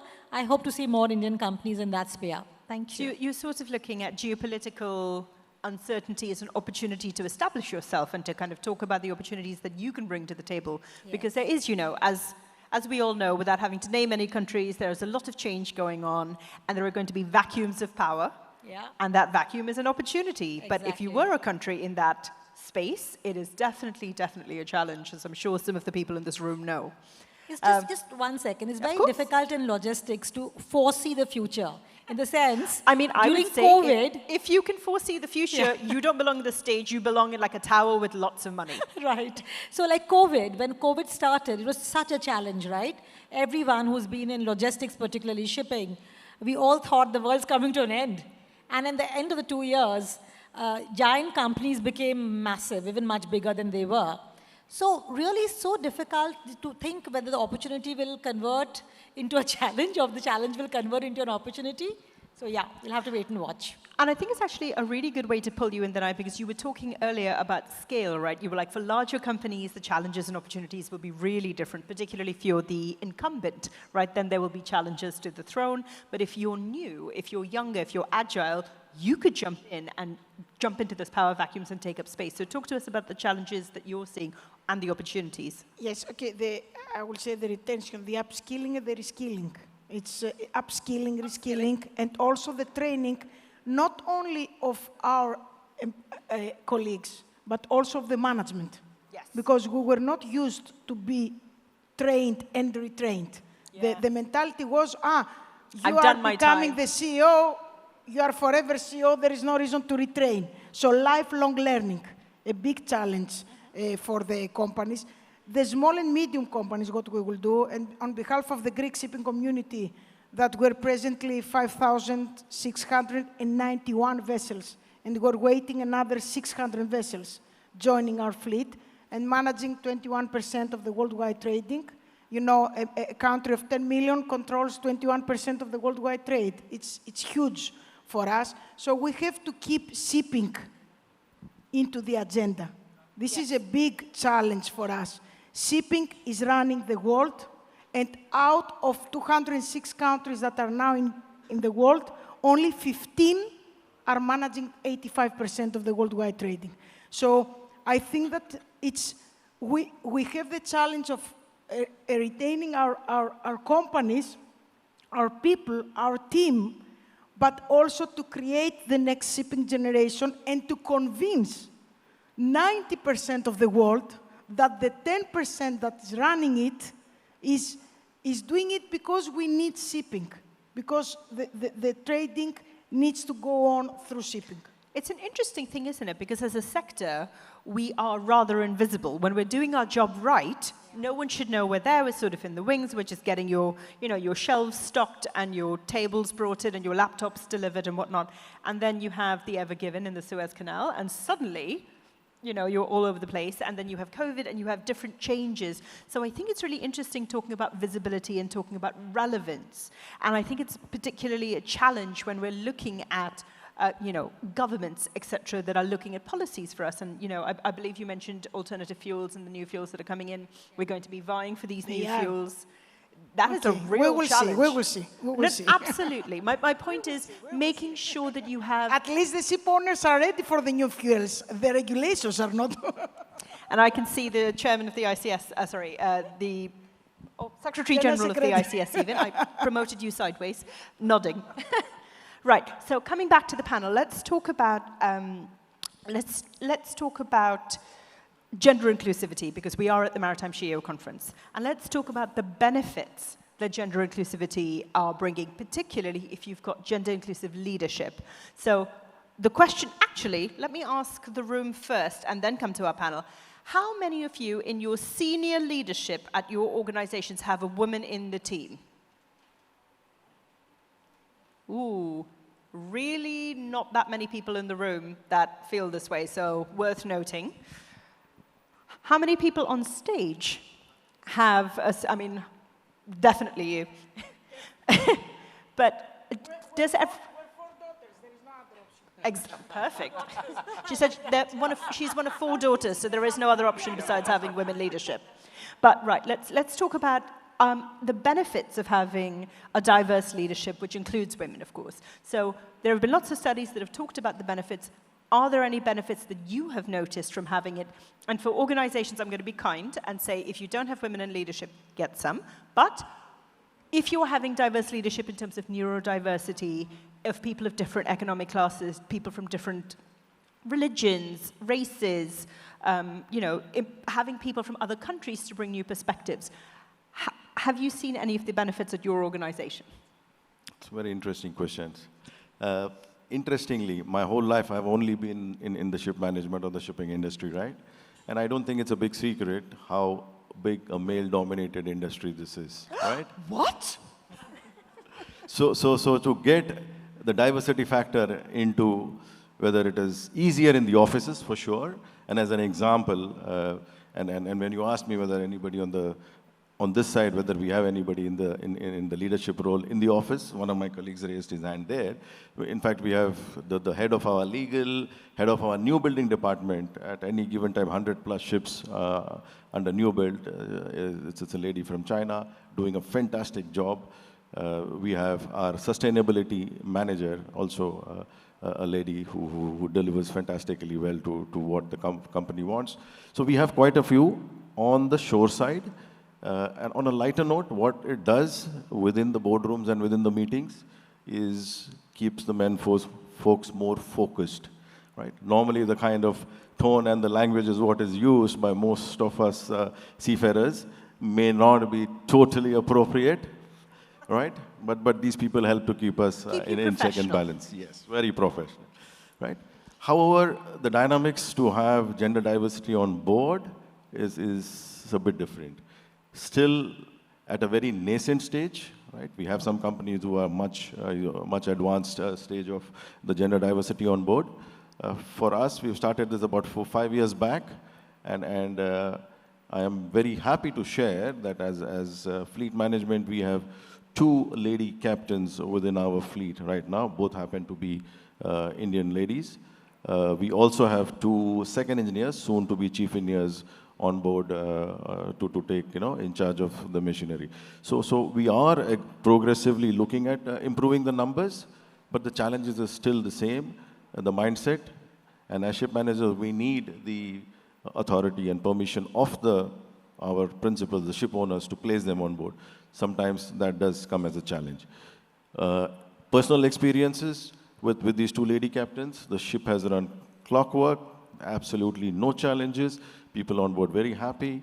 And if I can share one anecdote about one of the lady seafarers who joined a European owner, one of the Greek clients of ours. As it better be a good anecdote, because she's watching now. As an assessment, they require every master to go to Greece for a navigation assessment, a 1-week-long program. And then apart from this lady, there were other people, not necessarily from my company, the other companies. And this lady was hands down the winner and scored the topmost amongst that full assessment program, right? So there are things which it comes to, professionalism and pride, what the ladies can do, which we men folks still need to learn from. And I just wanted to draw the audience's attention. I was actually moderating a different session in one of the other rooms, and it's going to be available online later, where another organization, and I won't name them because that feels rude as if I'm comparing, but they talked about the various projects and efforts that they've done to make seafaring more women inclusive. And one of the things they did was they put women on board in teams of 3. So you always had other women to talk to, and they talked about advocates and having these kinds of programs. So I love that you're looking at it, and you're looking at it at a policy level, because I think that is what will bring great change. So let's come to you, Danai, because I can see you agreeing, and also... Okay, of course, it's... I want to say that the very important thing is that women must support women. 100%. Right? Because women, we must support women, and allies, you better support us too. A few truths that, of course, we may, all of us, you know, you can imagine what's happening in the rooms or in the panels that me, Sanjam, and Brigitte are in the same panel. Boom. I mean, a bomb. But we are surviving many years together and as friends, so we must support each other. We must vote for women. We must empower women in the boards. And I'm very happy that I am first vice president at Propeller Club at the Port of Piraeus. When I entered, it was 1 woman. Now we're 5 out of 16 governors. And before leaving, my dream is, yes, of course, I would like to have a leadership role. But the main thing is to be, you know, the maximum we can, I say again, capable human beings. Okay, not to be there just to be. So I think that these policies, and also in our company, I want to tell you, because we're 4 daughters, the 3 of us are in the businesses, I want to tell you that 90% of the business is women, maybe because the men cannot be with many multitaskers. Because, yes, the women are a lot multitasking in the business. Shots have been fired. And I think, but what I'm just saying is that, and I don't want to be heard in a feminist way, 98% of the decisions come from men in shipping, and it's important to see more and more women in order to have as much equality as we can, equal voices. Of course. Not laws and all this. The laws are not making are not bringing the good or bad results. I think maybe more to fight in a good way. I think it's really interesting because, you know, when we talk about, and your point of having not just tokenism, not just having women there for the sake of being women, but making sure they're capable is really important because, A, if you are recruiting not capable women to your organizations, your recruitment team is terrible and you should get a better recruitment team, right? Like, and that's a baseline. I would like to thank also the men that are participating in the dialogues because it's a win-win situation to cooperate.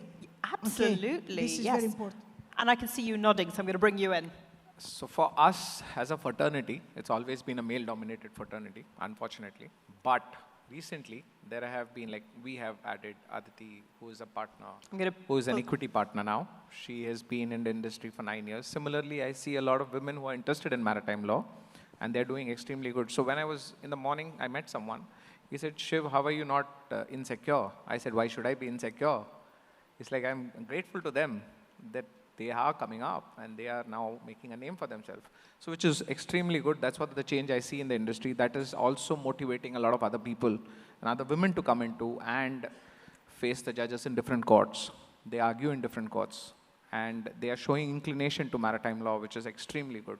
So can I ask, just to bring us back to the question that I was checking, was what are the benefits that you're seeing? So it's fantastic that you have more female lawyers, delightful. Has that changed the culture? Has it improved your win rate? Is there more attention to detail? Is there more multitasking? There's more discipline. Mm-hmm. What does that mean? That means which we don't have. They fill it up. But right. Yes, they do. It's very different how men work and how they blend into it, and they actually groom us in a lot of way, including my wife. It's brilliant. And so, thanks to that we have been here. So I think what we're looking at is kind of a change, right? If you're used to working in a certain way, you've been doing it for a very long time, it's the Swiss cheese model of risk, right? If everybody's homogenous, you have the same flaws and you have the same strengths, but having people with different flaws and different strengths means that you've got more layers of risk management. And I can see you nodding, so I believe you agree, but feel free to challenge me. No, I want to start by saying inclusion in all cargo. The thing we have started in the last few years, particularly post-COVID, is to include people who are differently abled. So that's been like literally a policy decision taken. Differently abled people all across the country have to join our facility. There's a certain number. The HR does a very good job in ensuring that's met. Otherwise, it goes by the way. Similarly, we have another policy, which of course I have driven, that for any sales accounts, basically a function which doesn't require very heavy lifting, if possible, the candidate, if the choice is between a good male candidate and a good female candidate, let's give it to a female. The reason being, currently, our women ratio in India is only 18-20%, whereas internationally we're 35%. So we would like India to come up to at least 30-35% as well. You will be surprised, maybe you will not be surprised. A lot of our offices, particularly in China, South America, in the Far East, are 100% manned by women. There are no men. They're not required. The women do such a good job. So we're trying to understand why in India do we have this mindset that we require to even have men. I'm not saying they're not essential or necessary, but if you can man some offices without them, then the offices which are more far-flung, where it's difficult to get quality women, have men. You don't have to have an equal ratio everywhere. Just go for the best fit. That's my point. And senior management, yes, we do have a culture of having female CEOs in our organization for almost 20 years. So it's very gender, how do you say, neutral in that sense. You're good at your work, you reach there. There is no glass ceiling. It's really interesting because, I mean, for those of you who've seen the IMO Worcester Women in Maritime survey, you would see that there aren't actually a huge number of women in leadership, but at the companies that they are, you should definitely go do a little bit of digging and the results will speak for themselves. I'll give you a hint, they're very positive. But we also know that this is because you need a mix, right? You need a mix of leadership, you need a mix of leadership styles, and I love what you were talking about, employing differently abled people. Could you talk to me about how that policy came about? Because that is something, particularly in logistics, that would have felt very challenging and kind of answers that complexity question we had earlier. Right, so it came through one of our CSR meetings when we were doing our charity work. And we realized that there are a lot of differently able people who can actually handle things like data entry. There is no problem if you have a physical disability or whatever.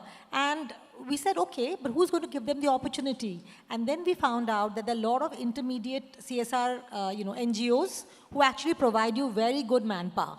And you just have to have a policy. And you're working with established grassroots organizations. Exactly. And they really give you good manpower. And it's wonderful for us because CSR should never be compulsory.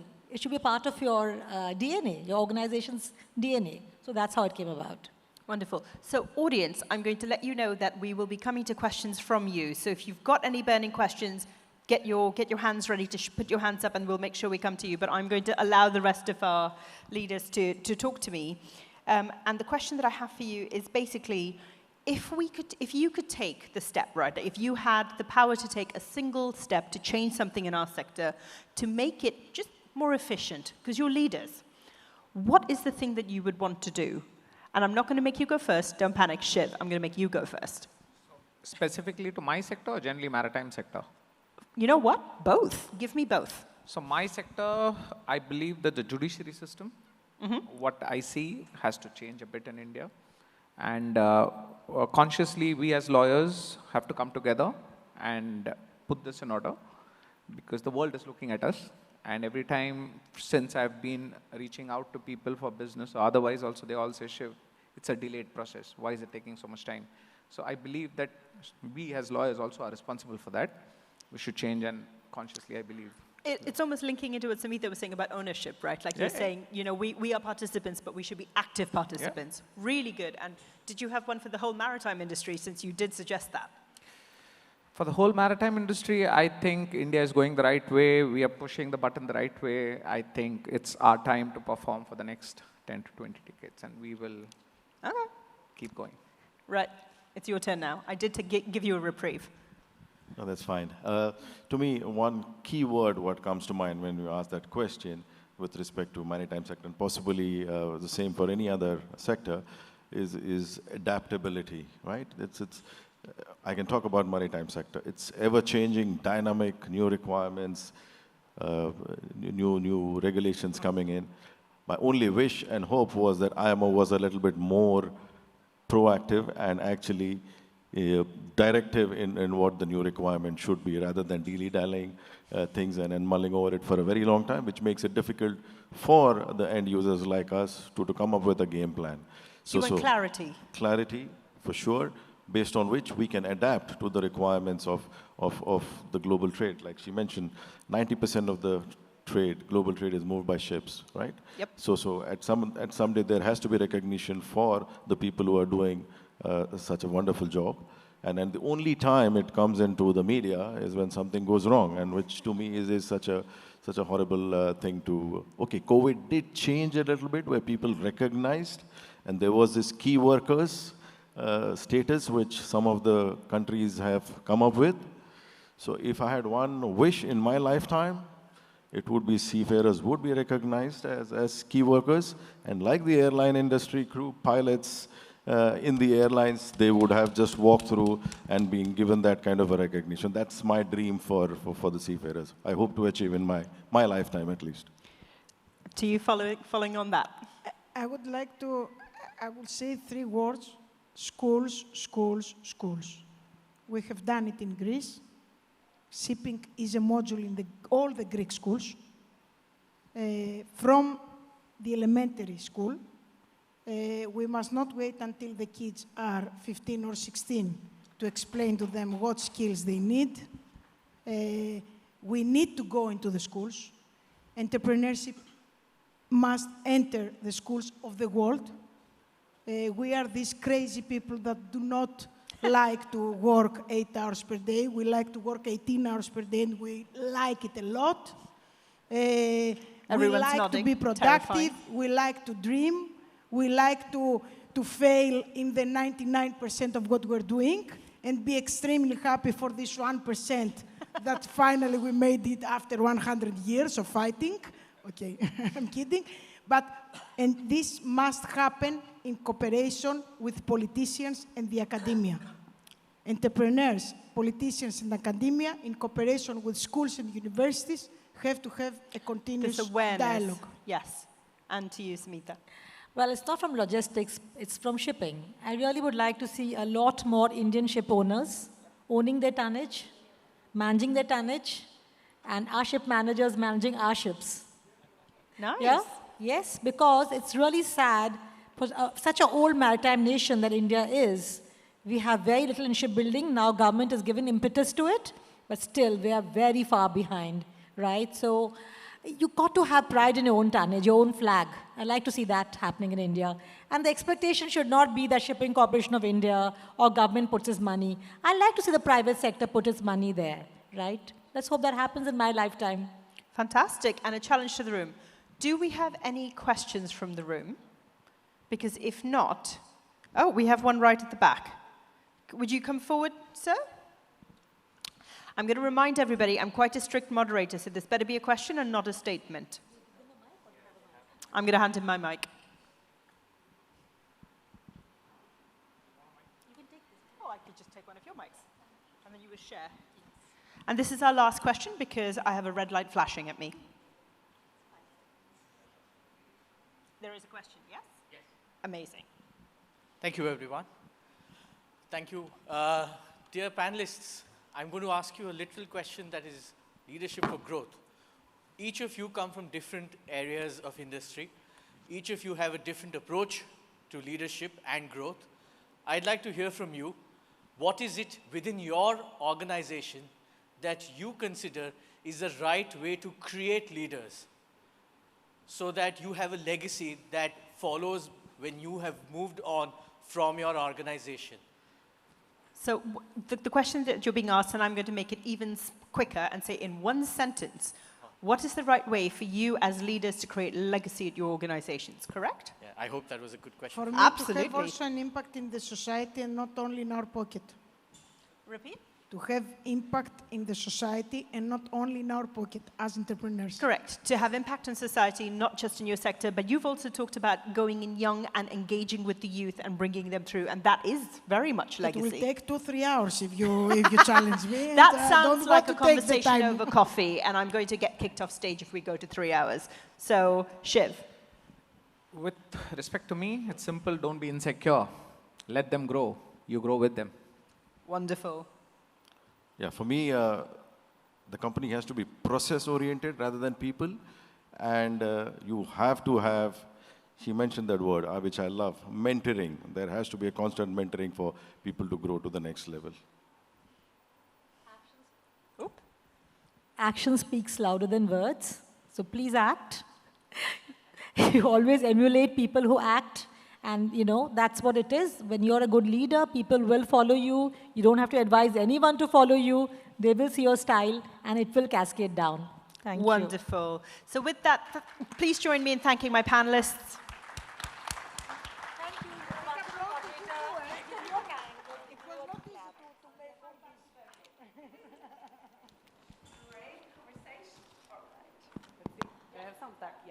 Great conversation, and thank you so much for your contribution, sharing your experiences and perspectives. We have some gifts prepared for the panel. So, there we go. You can just have them. Yes, excellent.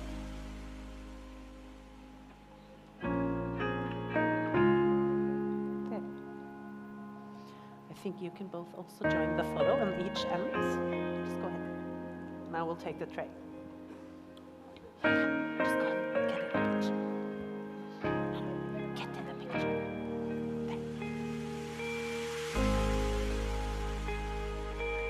There. Oops. There. And then get in the picture with the speakers. Yes.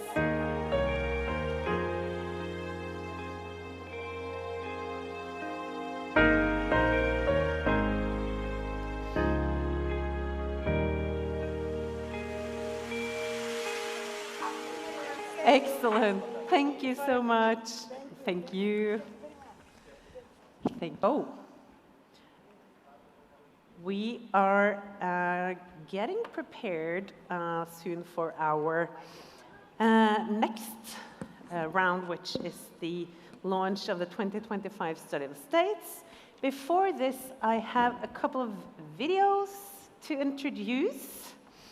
So, are the technical crew ready with the C-SPAN? Yes.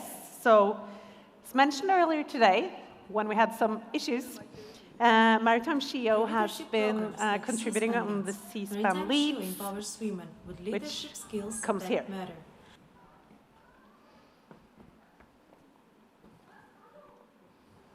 Through leadership programs like C-SPAN Leads, Maritime SheEO empowers women with leadership skills that matter. From strategic thinking to building networks, participants walk away ready to lead with confidence. Because the future of maritime leadership must be diverse. I'm proud to be a student of this program. Thank you, C-SPAN, for nominating me, and thank you, Maritime SheEO and Sanjam, for guiding me well. Excellent. So another great tool to gain inspiration by others in the industry. And then we will look into the She of Change magazine, which started a few years ago and since then has featured the stories of many women from around the world, including Dorcas Jonah. Here is a video from her, and if you want to be published in the next edition of She of Change, please write to us before January 2026. The details are available on the Maritime SheEO website. Here we go.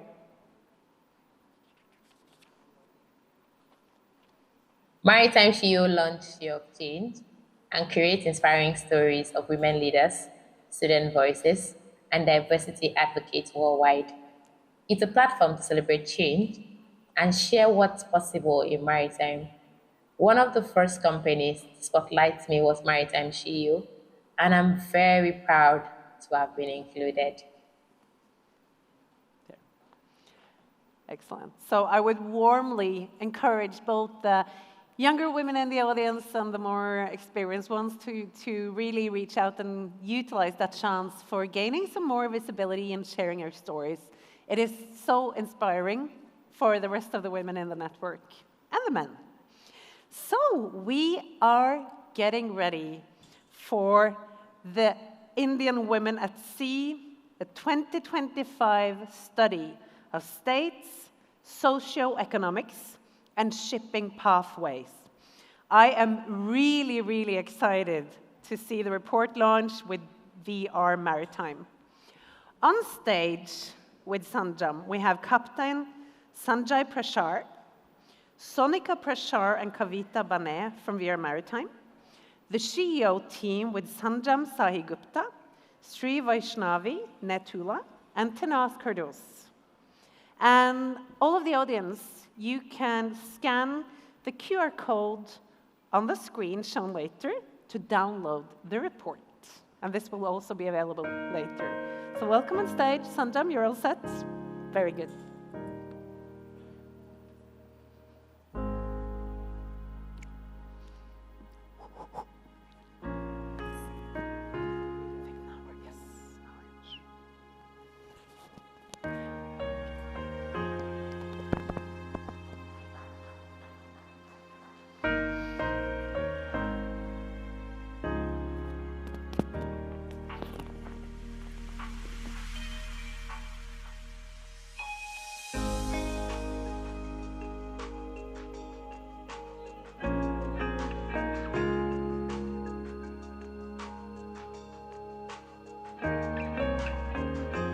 Good evening, everybody. Myself, Captain Parashar, my wife Sonika, and joint MD Kavita. I'm so happy that Sanjam came to us and she said, if there's any study we would like to do on the Indian women workforce at sea. I said, yes, most of the girls are nowadays coming out from village, rural areas. They are studying in government schools. And I said, the Indian rural area has to be seen in a perspective how the empowerment of women is happening. So whether it is Manrega, 380 rupees per day kind of daily wages, or whether it is got to do with the $500 per day at sea. So what women are earning and whether they are from which tribe, which caste, how much rural background they are coming from, and how they are stopping the, gaon se palayan, that means leaving out the village and going out to cities. So we need to stop that. So Merchant Navy is helping in that. And I'm so thankful that it's a wonderful study. It's very close to 40 pages and a wonderful job done by SheEO.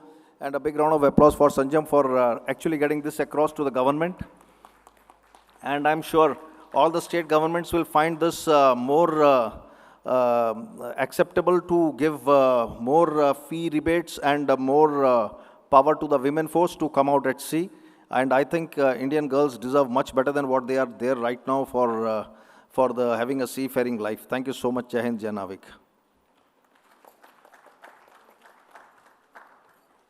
So if you would wait, we will just present you the first copies of the book, of the report. Then ask, could you please come on stage?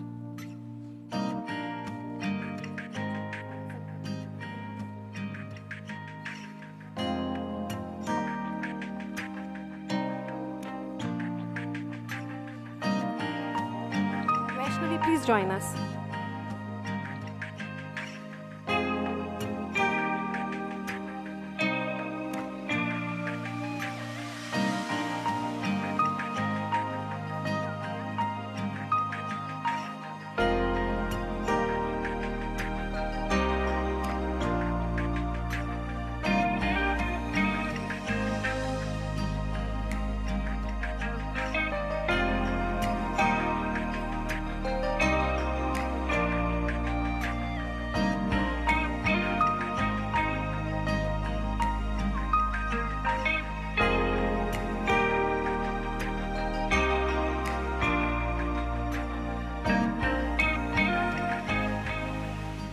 Thank you so much, Captain Parashar, and I think he really walks the talk, and I see that Mrs. Parashar is equally responsible for success of the organization, so I think you make a wonderful team, and thank you so much for supporting the report.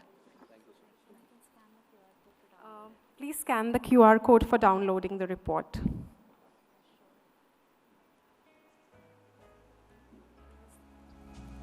Can we play the Yeah.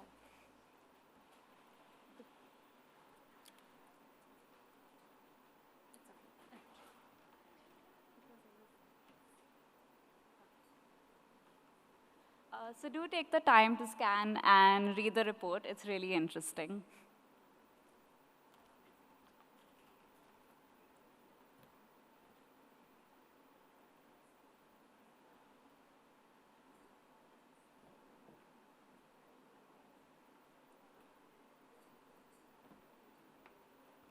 There we go.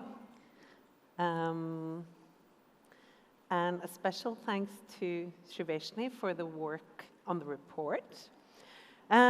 We now have the space for a little bit of community poll.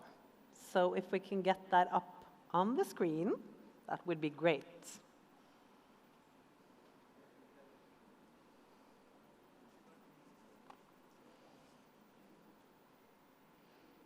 See? Ah, excellent. So by now you know the Menti quite well. So let's start with the first question. Are everybody ready? Up with the phones. Menti up. I will open mine as well.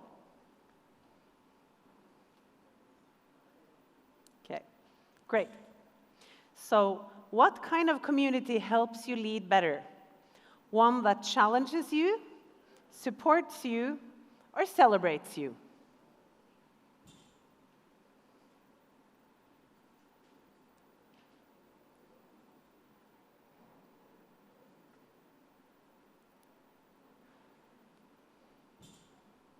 Could we also just have the code back up in case not everybody got it? So you see that there is a menti.com, and you have the code 15640347, even though it's a slightly small writing. Okay. Ah, excellent. Thank you, guys. There we go.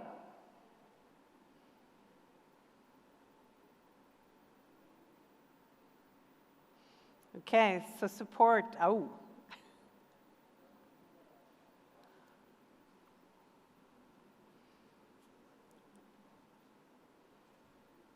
So it seems that people want to be equally challenged and supported. That's great. It's promising. More on support.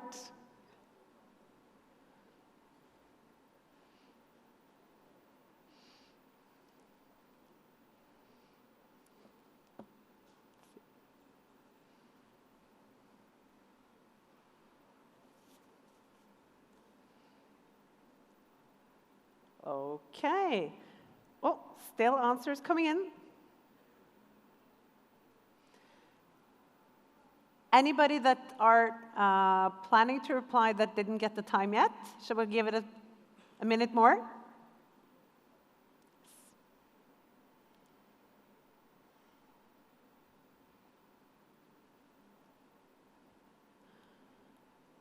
Okay, ready for the next question?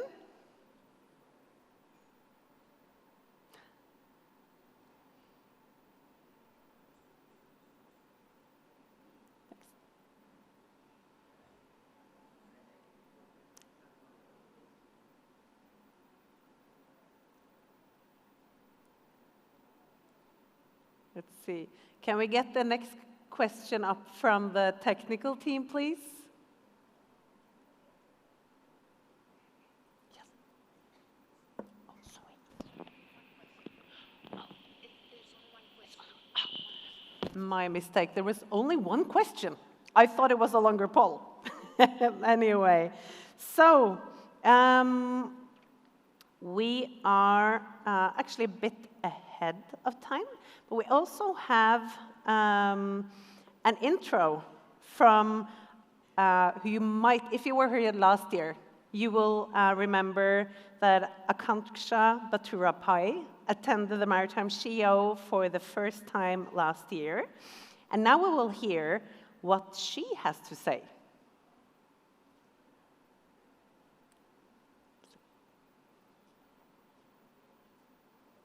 Attending the Maritime SheEO conference was life-changing.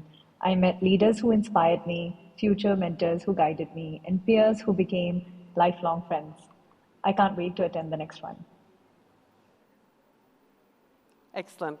And it was so amazing to meet her here on stage last year, taking home one of the awards and also having her next generation of family business owner with her on stage at a very young age. Our next speaker will share an introduction speaking on the topic from inclusion to involvement, culture change in maritime. So I'm very happy and honored to welcome on the stage Captain Matt Shirley, the CEO of Safe Harbours Australia. Welcome, Matt.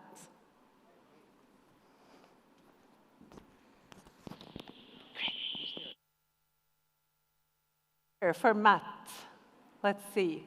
We had a clicker before. Let's see if we can bring it back. And hopefully the presentation as well. Yeah. Let's see. I think the technical team is on the case. Very good. Excellent. And as we are, for I think, as probably the only Indian conference in the world, we are ahead on schedule. So if you want to have a little bit of extra speaker time. I'll take my time, thank you. Excellent, very good. So clicker on the way, great.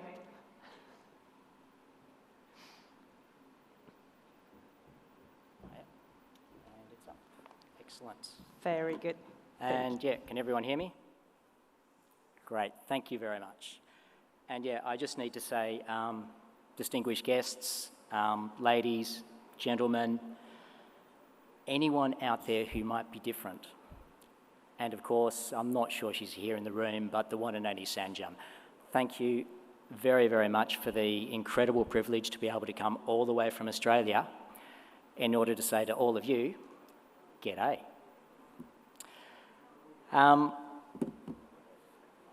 So, with no further ado, let's go on an adventure together. So after all, a sea voyage is, by its very legal definition, an adventure. And to do that, I'm going to tell a few stories, beginning with mine. And yes, that's me. Quite a long time ago, all the way back in 1991. I was a young 19-year-old cadet, straight out of school, who'd run away to sea in search of balloons. Oh, not really. I was chasing adventure. What I found, though, was something very different, because before I'd even joined my first ship, a bosun, who looked something like that, stopped me on the wharf, introduced himself, and told me his plan was to either break me or kick me over the side. It was not exactly the welcome I'd imagined. You see, at that time, the Australian maritime industry was trialling what I now think of as a kind of social experiment, trying to break down the barriers between officers and crew. And the idea was simple. Every new entrant, cadets, officers, crew, would all start from the same place. The theory was, if we began together, we'd understand each other better.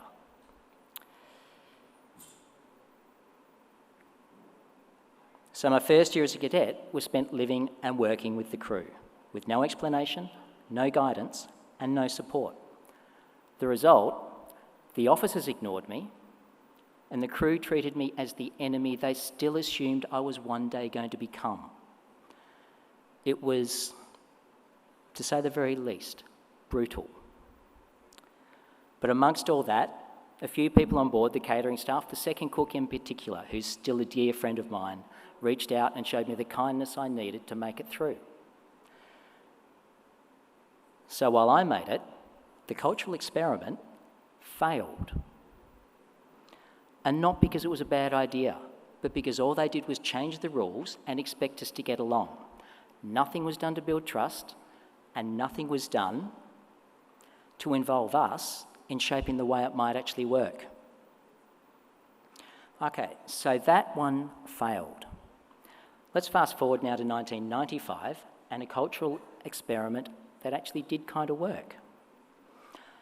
I was back at sea aboard our college's training vessel, around in the northwest tip of Tasmania, which is actually where I live, by the way. But, it's also one of the windiest places on Earth. And that night, it was living up to its name. It was the first and only time I've ever been properly seasick on a ship. And look, as an aside, if you are going to be seasick, and I'm not suggesting anyone here actually wants to be seasick, but if it does happen, ice cream and strawberry topping is not a bad last meal. Anyway, the next morning in calmer seas, just 100 miles away from where we'd been, we heard some news. One of my company's ships, the Iron Baron, had run aground. Not because of the bad weather and not because of bad luck, but because of a failure of teamwork and a lack of communication.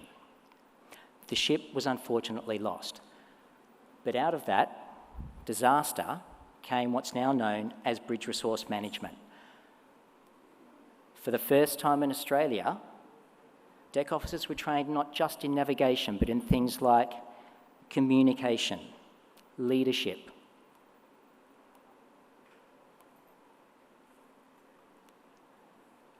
and error management. I'm sorry if this is lagging behind a little bit. And we're also asked to start thinking about the way people work together, which was really, really new for all of us. We're being taught that leadership isn't always about leading from the front. It's about involving your team to make the most of every situation. And as I said, that cultural change kind of worked. So what was the difference between the social experiment and bridge resource management? Both were industry-led initiatives and both included everyone, but one failed and the other worked. Well, to understand that, we need to understand what culture is. And I do apologise, this doesn't seem to be working terribly well. Anyway, what's culture?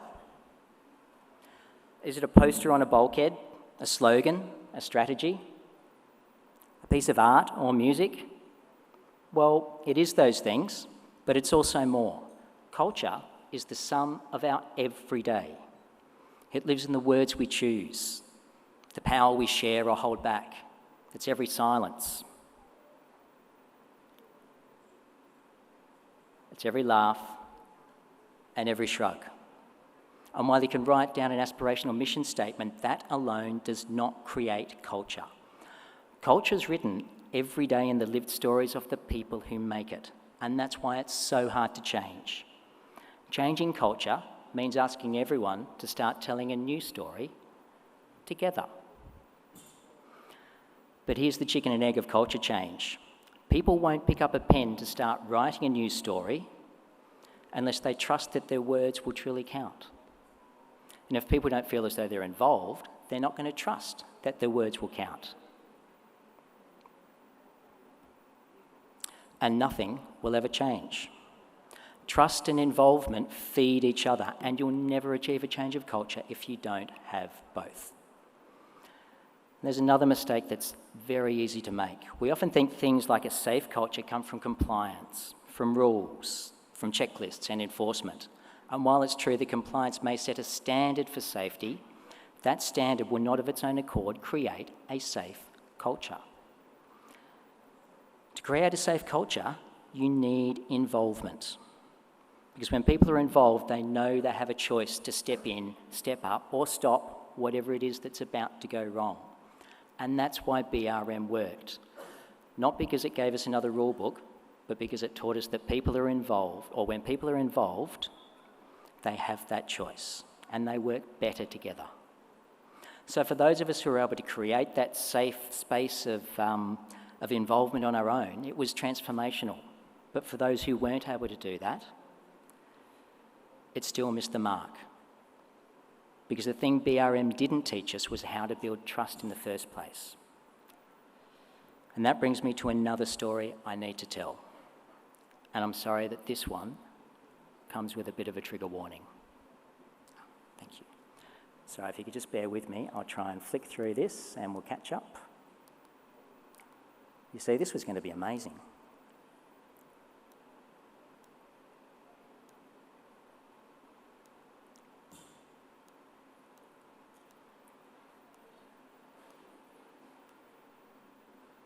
Okay, and I am sorry about this. A few years ago, near the port I worked in, a young cadet went missing. Days later, their body was found washed up on the shore. This ship was in the inner anchorage, so they weren't very far from the shore. All that was known at the time was that they disappeared one night and no one had seen it happen. Having lived through my own early days at sea, being made to feel useless, isolated, and treated as an enemy, I can imagine some of the weight they might have been carrying. And it makes me wonder, what was the difference between their story and mine? Why am I standing here today and not them? And I can't know for sure, but maybe the difference was this. As I said earlier, on my first ship, a few people chose to care. They showed kindness. And that gave me just enough reason to stay. And care, well, I think there's a bit of a lesson there for all of us. Because care is the thing that BRM didn't actually teach us. Because while involvement depends on trust, trust itself rests on three essential ingredients: integrity, doing what you say you'll do, competence, being able to do what you say you'll do, and care. You need to care not just about what you're doing, but about who you are doing it with. Because when people feel cared about, they feel safe to choose involvement. And that's what makes a culture safe. BRM showed us the power of involvement. But without these three ingredients of trust, involvement couldn't take shape. And what does that look like? Well, let's revisit my first story and that attempted culture change. I was on a ship where everyone looked like me. We were all white, Australian, males. But there was no trust, no involvement, and very little care. Let's take that a step further now. If a shipload of men who all look the same can fail so badly, imagine what might happen if you combine those same conditions with differences that are even more visible. Gender, nationality, ethnicity, sexuality, generation. Too many people around the world have found themselves excluded not just because they were going to become an officer, but because they looked a little bit different. I survived, and I'm here today to tell the tale. But for every story like mine, how many don't we hear? How many choose to walk away because they're discriminated against, bullied, harassed, or worse? And that's a truth we have to face. A poor culture doesn't just make life hard. It can end careers and lead to disasters. But by the same token, the right culture can save lives. And that culture is built on care, trust, and involvement. The interesting thing about this is it's not just a recipe for repairing something that might be wrong. It's a recipe that can also help make a good culture even better.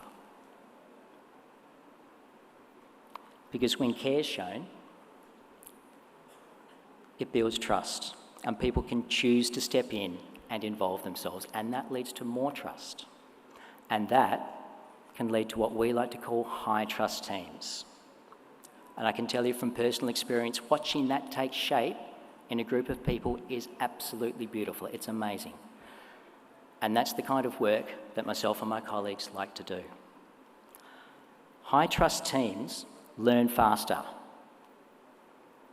adapt better, and speak up sooner. And they don't just survive tough moments, they grow stronger through them. Because they know that when more people are involved, more people are able to give more answers when you need them the most. And those are the teams that have the safety and resilience our industry depends on.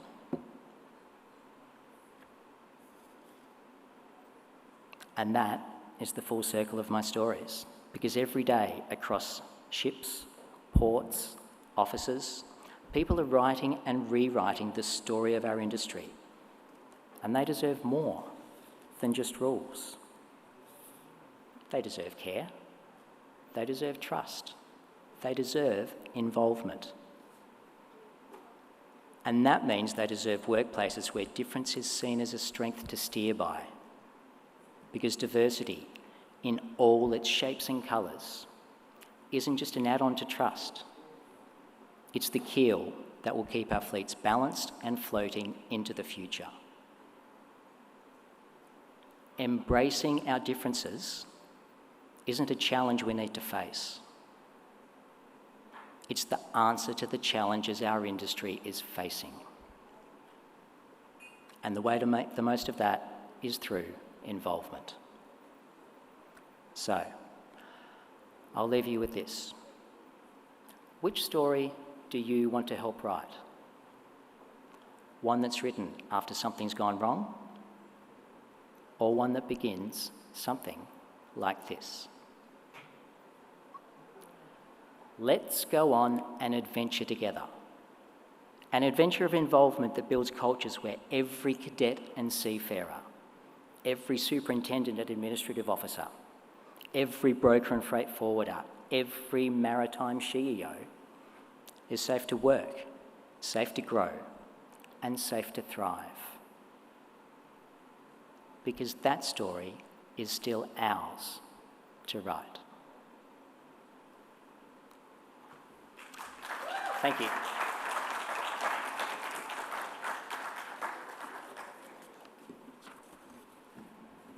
What a way to end this session before giving all of you guys a well-earned break. We will now have a networking tea break sponsored by Destin Ship Management until 4:20.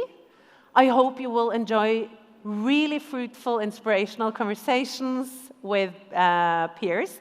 For those of you that represent the seniors of the industry, please make sure to grab hold of our young talents, cadets, and the next generation here today. And for those of you representing the next gen, don't be shy, approach us, okay? Enjoy your tea, enjoy some snacks, and good conversations. See you back here at 4:20. Thank you.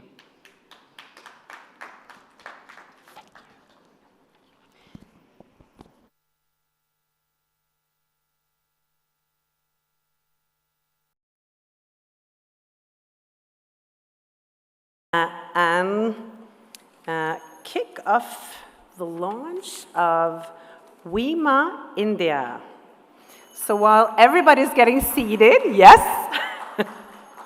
while everybody's getting seated, I will just make sure that we have our speakers in. I see that we have Saleh Shaikh here. Sanjam, are you anywhere near? Let's see.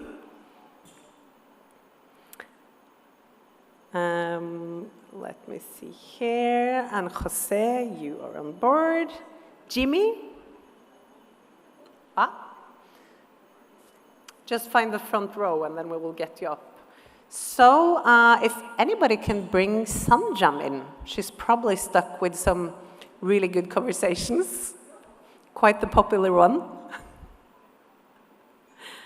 And for those that can hear me out in the coffee break area, if you're still with your coffee and a good conversation, make sure both to bring your colleague and your coffee inside the main room, as this is a launch you will not want to miss. Let's see. So let's see, I still don't see Sanjam. Mrs. Gupta, are you there?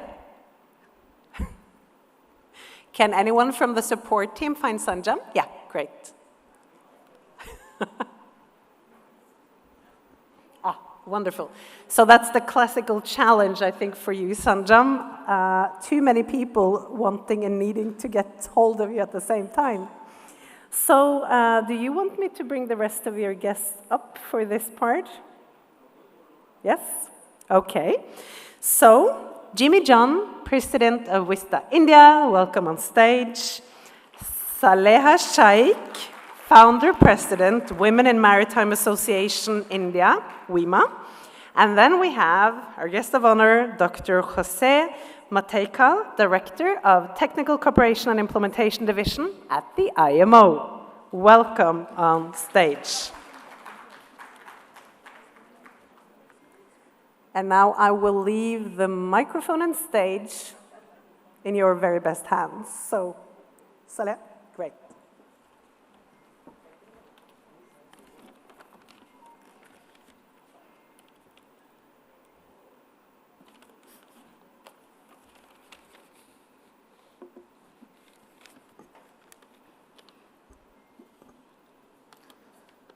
A very good afternoon to Dr. Jose Mateika, Ms. Sanjam Gupta, Ms. Ginny, to all our distinguished guests, colleagues, and friends. It fills me with immense pride to stand before you today at the launch of WIMA India, the India chapter of the IMO's Women in Maritime program. The IMO's Women in Maritime initiative, launched in 1988, aligns closely with the United Nations Sustainable Development Goal number 5 of gender equality. Its mission is to create a world where women in maritime have equal access, recognition, and opportunities to lead, innovate, and thrive, both at sea and on shore. When I first learned about this global program, I knew India, with its vast maritime heritage and capable women professionals, had to be part of this movement. Since 2023, I have worked tirelessly to bring this vision to life, navigating challenges and setbacks along the way.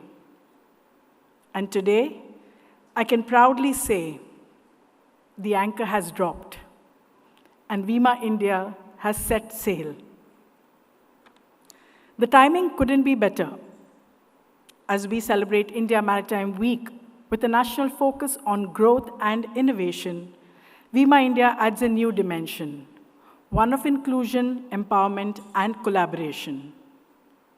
Going forward, WIMA India will work closely with the Director General of Shipping to support the Government of India's Sagar Mein Samman initiative, along with Maritime SheEO, IWSF, and Vista India in promoting gender equality and expanding opportunities for women across the maritime sector.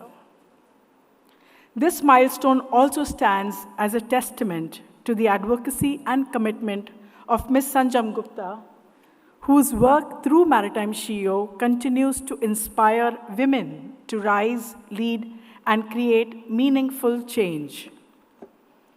As we begin this new voyage, I invite every organization, every institution, and every individual here to join hands with us. Together, let us chart a course toward a future where women are not just part of the maritime story, but are shaping its direction and destiny. And now to take you through our journey, the vision, the purpose, and the spirit behind WIMA India, please join me in watching our launch video. The journey begins.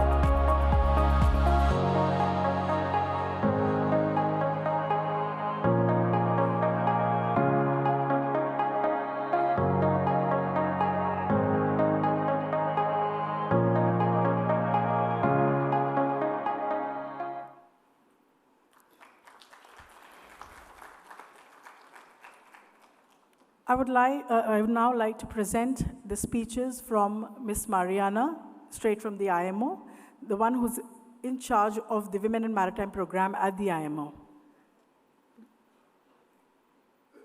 Hello everyone, and warm greetings from the International Maritime Organization here in a very rainy London.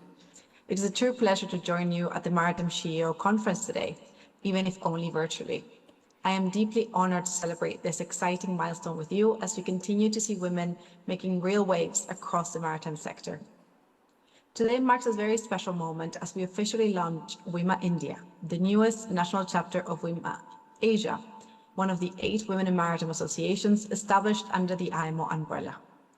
On behalf of the IMO's Women in Maritime program, I extend our heartfelt congratulations to Saleha Zahir, founder of WIMA India. Saleha, your leadership, passion, and dedication to advancing women's participation in maritime are truly inspiring. This achievement is not just a chapter launch, it is a statement of purpose and of possibility. What's especially exciting is how WIMA India has already hit the ground running. This chapter is poised to make a strong impact, contributing directly to the implementation of the global strategy for the IMO WIMAs in India and driving tangible change across all levels of the industry. As the IMO Secretary General, Arsenio Dominguez, recently emphasized during the International Day for Women Maritime, diversity is not just a moral imperative, it is essential for a sustainable and resilient maritime future. By championing inclusivity, we strengthen innovation, safety, and the overall performance of the maritime sector. I would also want to express my sincere appreciation to the Maritime SheEO team, and especially to Sanjam Gupta, for their tireless efforts in supporting the establishment of WIMA India and for their ongoing work to connect, empower, and celebrate women across the maritime value chain. Your vision for mentorship, leadership, and collaboration mirrors the spirits of the IMO's own global strategy to ensure women everywhere have equal access to training, technology, and career opportunities. The launch of WIMA India sends a powerful message, not only to women in maritime, but to the entire industry, that talent has no gender and opportunity should have no boundaries. By working together, sharing knowledge, and strengthening our global WIMA network, we can build a maritime community where women's voices are heard, their skills are recognized, and their potential is fully realized. We must continue to break down barriers, challenge stereotypes, and ensure that women are visible, valued, and vital in every aspect of maritime activity. Once again, congratulations to WIMA India on this milestone achievement, and sincere thanks to Maritime SheEO for hosting today's celebration. Let us continue to champion inclusion, nurture leadership, and inspire the next generation of women who will steer the course of a safer, greener, and more equitable maritime future. Here's to strong partnerships, bold ideas, and a wave of change led by women across the oceans. Congratulations, and celebrate this remarkable journey together. Distinguished guests, esteemed colleagues, and dear friends, it is with great pride and heartwarming to join you all on this historic occasion. The official launch of WIMA India, an inspiring new chapter in the growing network of WIMA Asia, established through the Women Program of the IMO. Today, as WIMA India joins our vibrant regional community, we are not merely expanding our network. We are strengthening a shared vision. A vision of empowerment, collaboration, and innovation across the maritime and industrial sectors of Asia. The world around us is evolving at a remarkable speed. We are entering an era defined by digitalization and decarbonization, where technology, sustainability, and human talent must move in harmony. WIMA Asia believes that women will play a defining role in shaping this transformation, leading with insight, resilience, and purpose. WIMA India defines and embodies this spirit. It will serve as a hub of innovation and opportunity, connecting professionals, organizations, and ideas that drive positive change.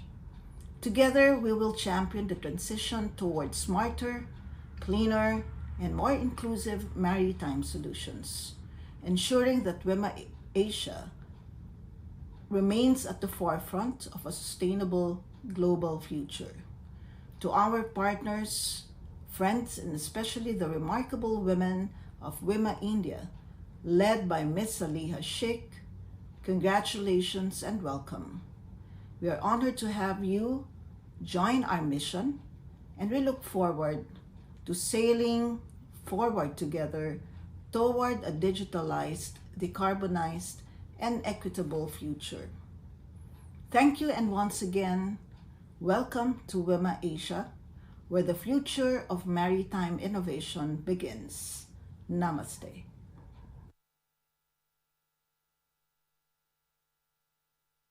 May I now request Dr. Jose Mathical to address the gathering.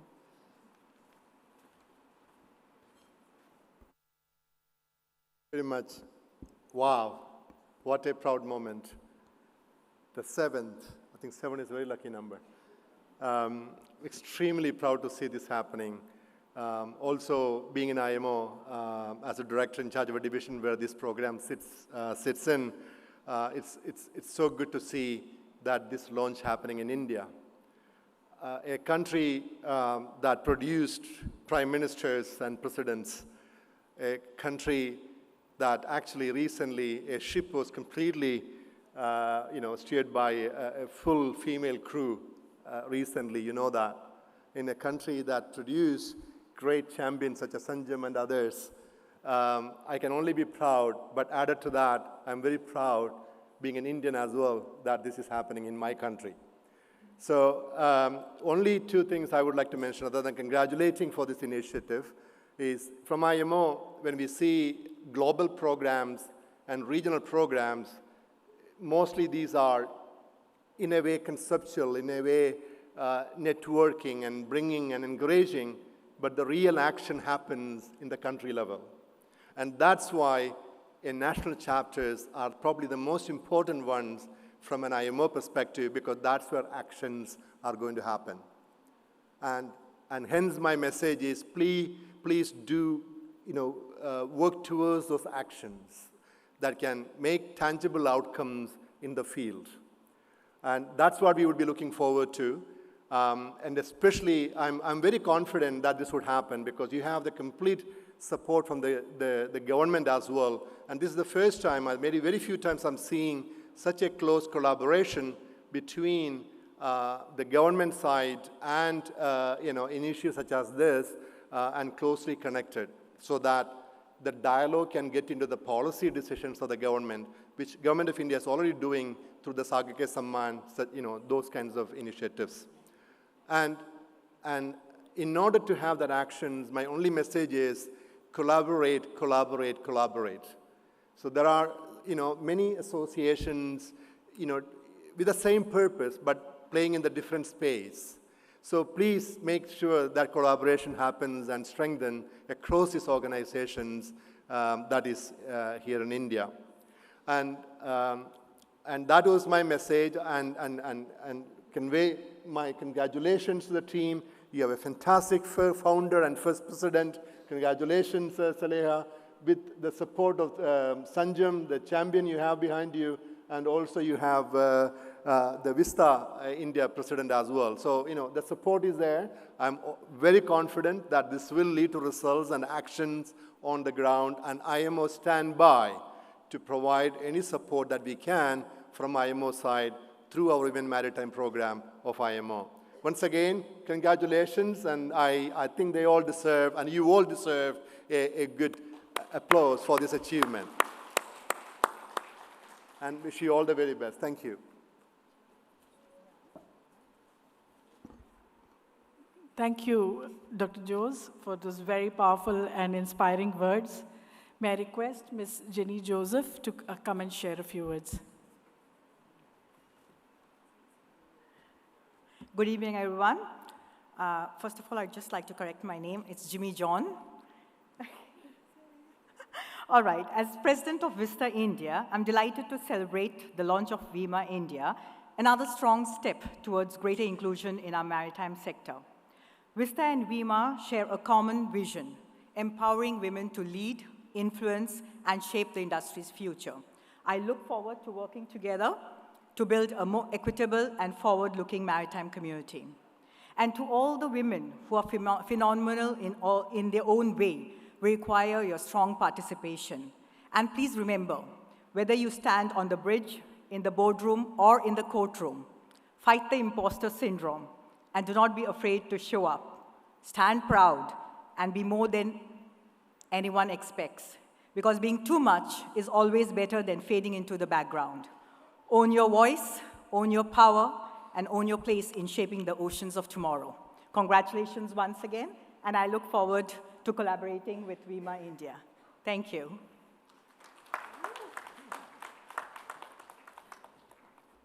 May I request Sanjam to share a few words, please?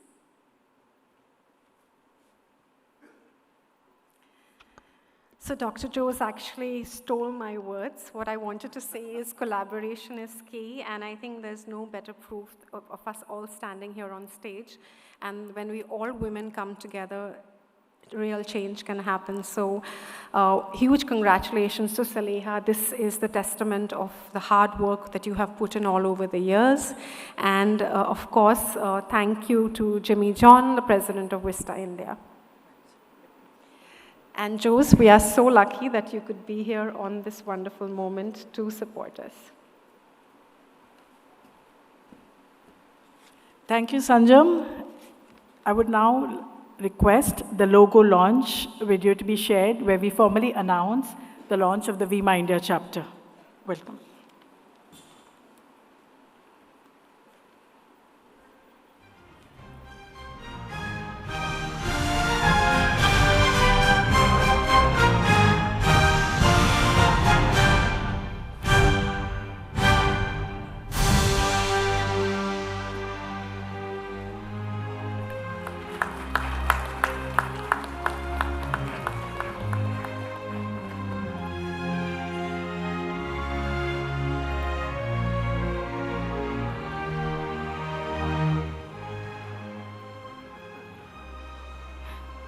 Thank you, everyone. Thank you, Dr. Jose. Thank you, Sanjam. Thank you, Ginny. And we all invite you to join hands with us for Women in Maritime Association India chapter.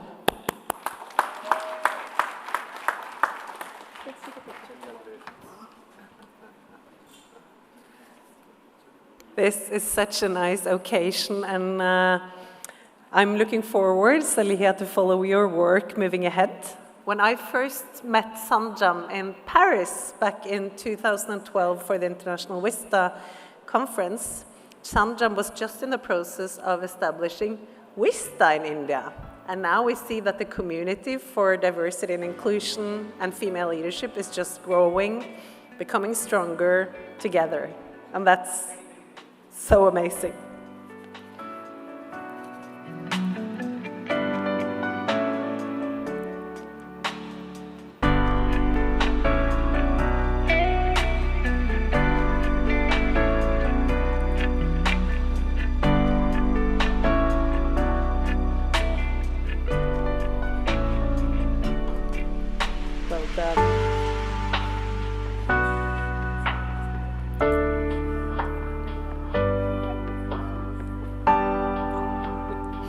Okay, before introducing our last panel for today, and those that are in the panel can just now get prepared to get on stage.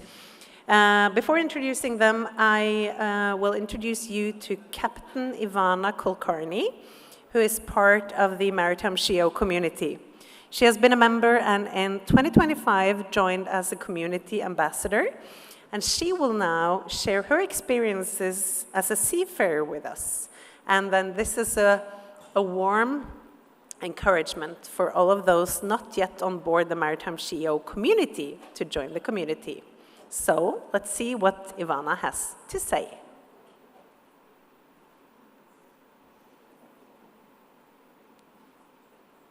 As a woman at sea, it sometimes can feel isolating. But through Maritime SheEO, I found a network that understands, supports, and empowers me to keep going. Sign up on www.maritimesheo.com/community to join us.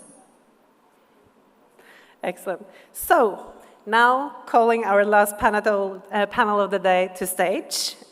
This panel will be moderated by Deepak Shetty, IRS, former Secretary to the Government of India and Director General of Shipping, Ministry of Shipping.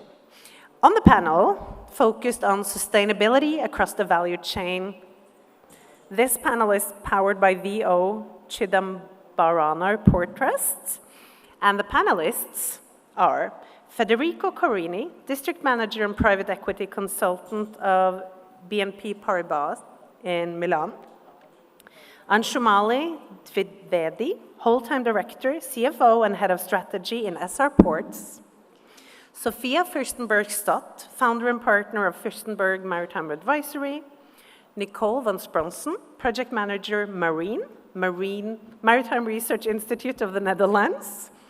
So welcome on stage, all of you. I'm really looking forward to lean back and follow your conversation. Sorry, one more.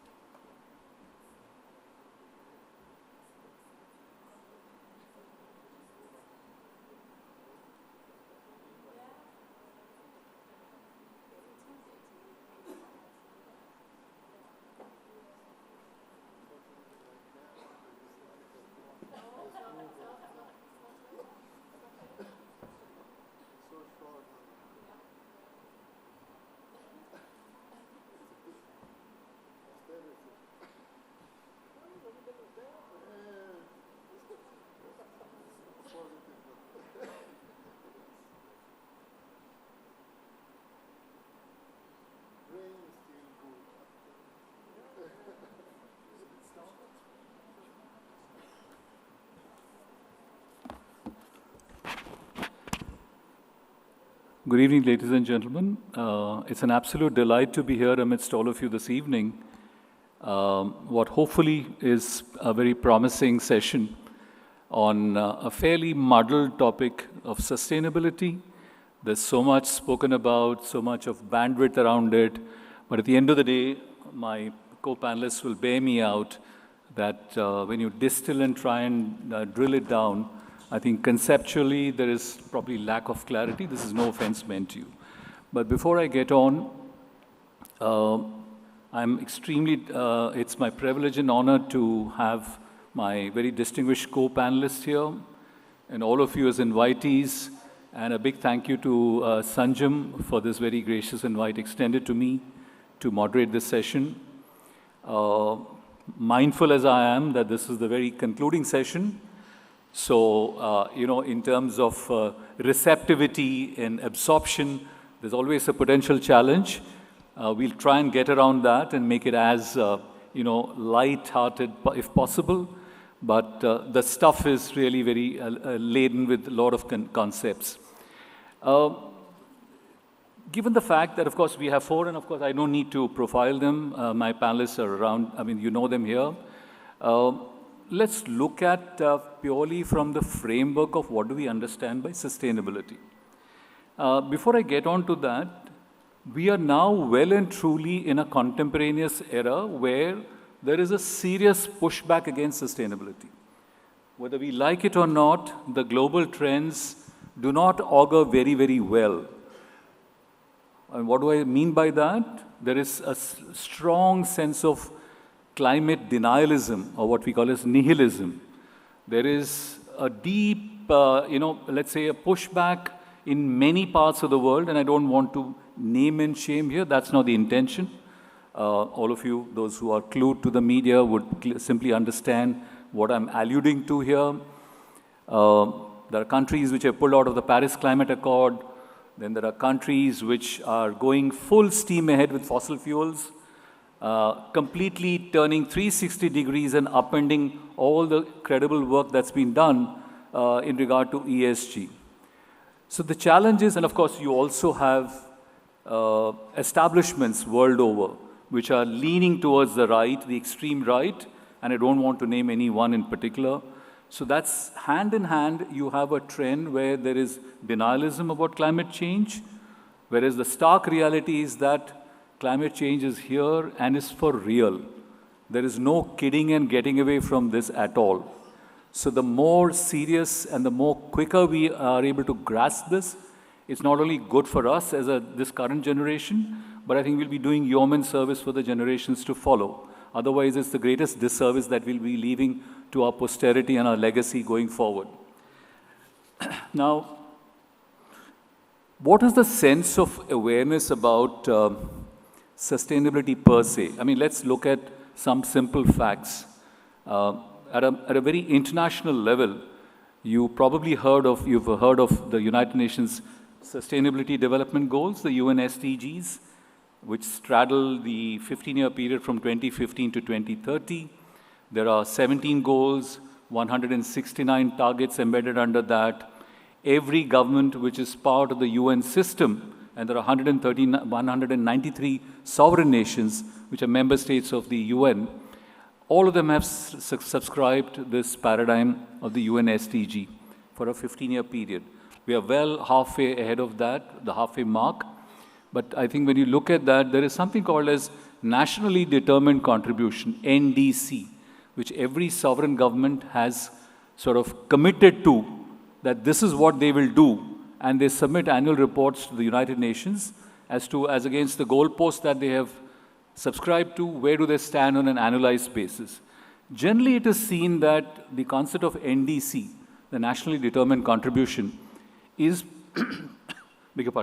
perceived to be a sovereign function, which is the state's responsibility, the government. So it's that easy to palm it off. Whereas it's far from it. It actually trickles down from the government to the various, when you say government, it's not just the government in the center in India, as we understand, the federal government, then there's a provincial or a state government, and right down to the district administrations. But at the same time, there's a larger responsibility. There's a co-ownership on the part of the largest citizens group, the citizenry, including the stakeholders in the industry. Now, we are now into the 9th year of the UN SDG, but I don't know how many of you are aware that this is part of our joint responsibility to subscribe to the nationally determined contributions and contribute to the climate change, both adaptation, resilience, mitigation, risk management, call it whatever you like. Now, what are the action plans when you look at for climate change? I will now get into a question answer because I think the template that's been prescribed is that there are no presentations. So I'll sort of feel but this is just to set the tone and the context broadly. Now, at the end of the day, when you look at a matrix or a paradigm of climate change, adaptation, resilience, or whatever you may call, it has to be simple, doable, cost-effective, and scalable. Because you cannot be very, very ambitious and say, this is what I will look at, and you can set targets, you can go to the moon and say, this is my target. That doesn't work. It has to be doable, actionable at the end of the day. Now, do we also look as corporates, and that's where the question which I'll be posing is, where is the fine line or the red line that we can draw potentially between profitability, which most corporates are and should be guided by, the top line, the bottom line of every company, or do we also subscribe to sustainability as a longer goal which we all cherish? Now that's the dichotomy. The anomaly is how do you draw that fine balance? It's literally a tightrope walking. Do you look at bottom lines, the top lines of companies? Do you also push the boundaries of, doing? And that's where I want to introduce very quickly, and I won't take more than a minute or two further, is the introduction of the concept of stakeholder value. Today, companies look at shareholder value addition, which means you have a shareholder who's part of your, let's say your ecosystem, and it is intrinsically your responsibility to ensure that there are enough returns that are generated for your shareholders. Otherwise, you won't have a set of shareholders really. But at the end of the day, is it all that you're looking at? Now, today there's a larger paradigm of stakeholder, where you co-opt stakeholders. And who are the stakeholders? If you're a company, it's your employees, it's your, let's say, distributors, retailers, you have people in the community. Let's say you have got a plant, a manufacturing facility. You need to look at, and if it's in a rural area, you need to look at the villages around that. Because you need to ensure that everybody gets a reasonably fair deal, because without that, your plant will not be up and running successfully. You can't scale it. So that's where the concept of stakeholder value addition comes in. So these are larger discourses that we need to do. And finally, just one or two strands. With all of this noble intentions, how do you ensure that we are not indulging in just tokenism, symbolism, which means that, okay, we all pay lip service. Yes, I'm doing SDG, I'm doing sustainability, but fundamentally whether that's making a difference, or can I say, we get into what is called as greenwashing. Greenwashing is, just for the sake of reporting, everything is hunky-dory, everything is goody-goody, you write a report, and, and that's it, that's about it. It goes, by post or electronic, and everyone is happy, and everyone goes and says, everything is fine. But that's greenwashing. You're only kidding yourself. And I think today, there is an era where you have smart investors who will call your bluff. If you indulge in greenwashing, your bluff will be called out sooner than later, because they are very, very perceptive to the idea that, do you subscribe to this really? And there are institutional investors, advisory firms, who have no hesitation in calling you out in an AGM, the annual general meeting, and say, what you're saying is plain BS, if I may pardon me for my saying, that this is plain BS that you're talking about. So are we getting to that? So what do we do? It's not just greenwashing. Do we have internal checks and balances? Do we do audits? Do we do inspections adequately? Are they robust? Are they transparent? Are we, being open and candid in terms of having a conversation with our stakeholders? And finally, the last thing that I wanted to say is, do we need this to be driven through regulations, which is the top-down approach, and that's a heavy-handed approach? Or do we look at it from a bottom approach? That is, you do it on a voluntary basis, and it is driven by you, not compelled by a regulation or a state legislation. Because that's counterproductive, usually. That's very regressive. And then finally, the subscription to the concept of sustainability will have to be genuine and very, very bona fide. I hope what you get a sense of what I'm saying. With this brief background, what I intend doing is probably we'll field some questions and have it circulated amongst the panel. We have 5 very, very eminent persons representing different disciplines. They bring a great depth and width of experience and expertise, and from international settings and national settings as well. 3 are from overseas, as you can see here. And then finally, I believe we have the schedule up to 6 p.m. Correct me if I'm wrong, unless you're, want to draw the shot. 550? 550. Okay, I stand corrected. Okay, so we have exactly 50 minutes to go. But usually, I don't want this to be a monologue, which means that we just keep, yakking here. We want you to participate, engage. So the last 15 minutes, say at about 5:35 or so, or 5:40 thereabouts, we'll open the floor. Hopefully, we can have 3 to 5 questions, and please raise. And I would much appreciate, not again for tokenism, if the ladies can come forward, field questions. I mean, that's the way forward. We become more interactive and engaging. With that, scene setting, let me go back to my seat, and then we can get on to the deliberations. Thank you so much.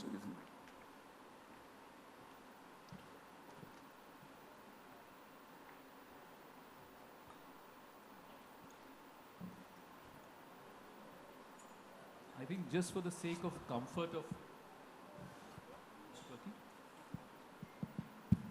Am I audible? Yeah.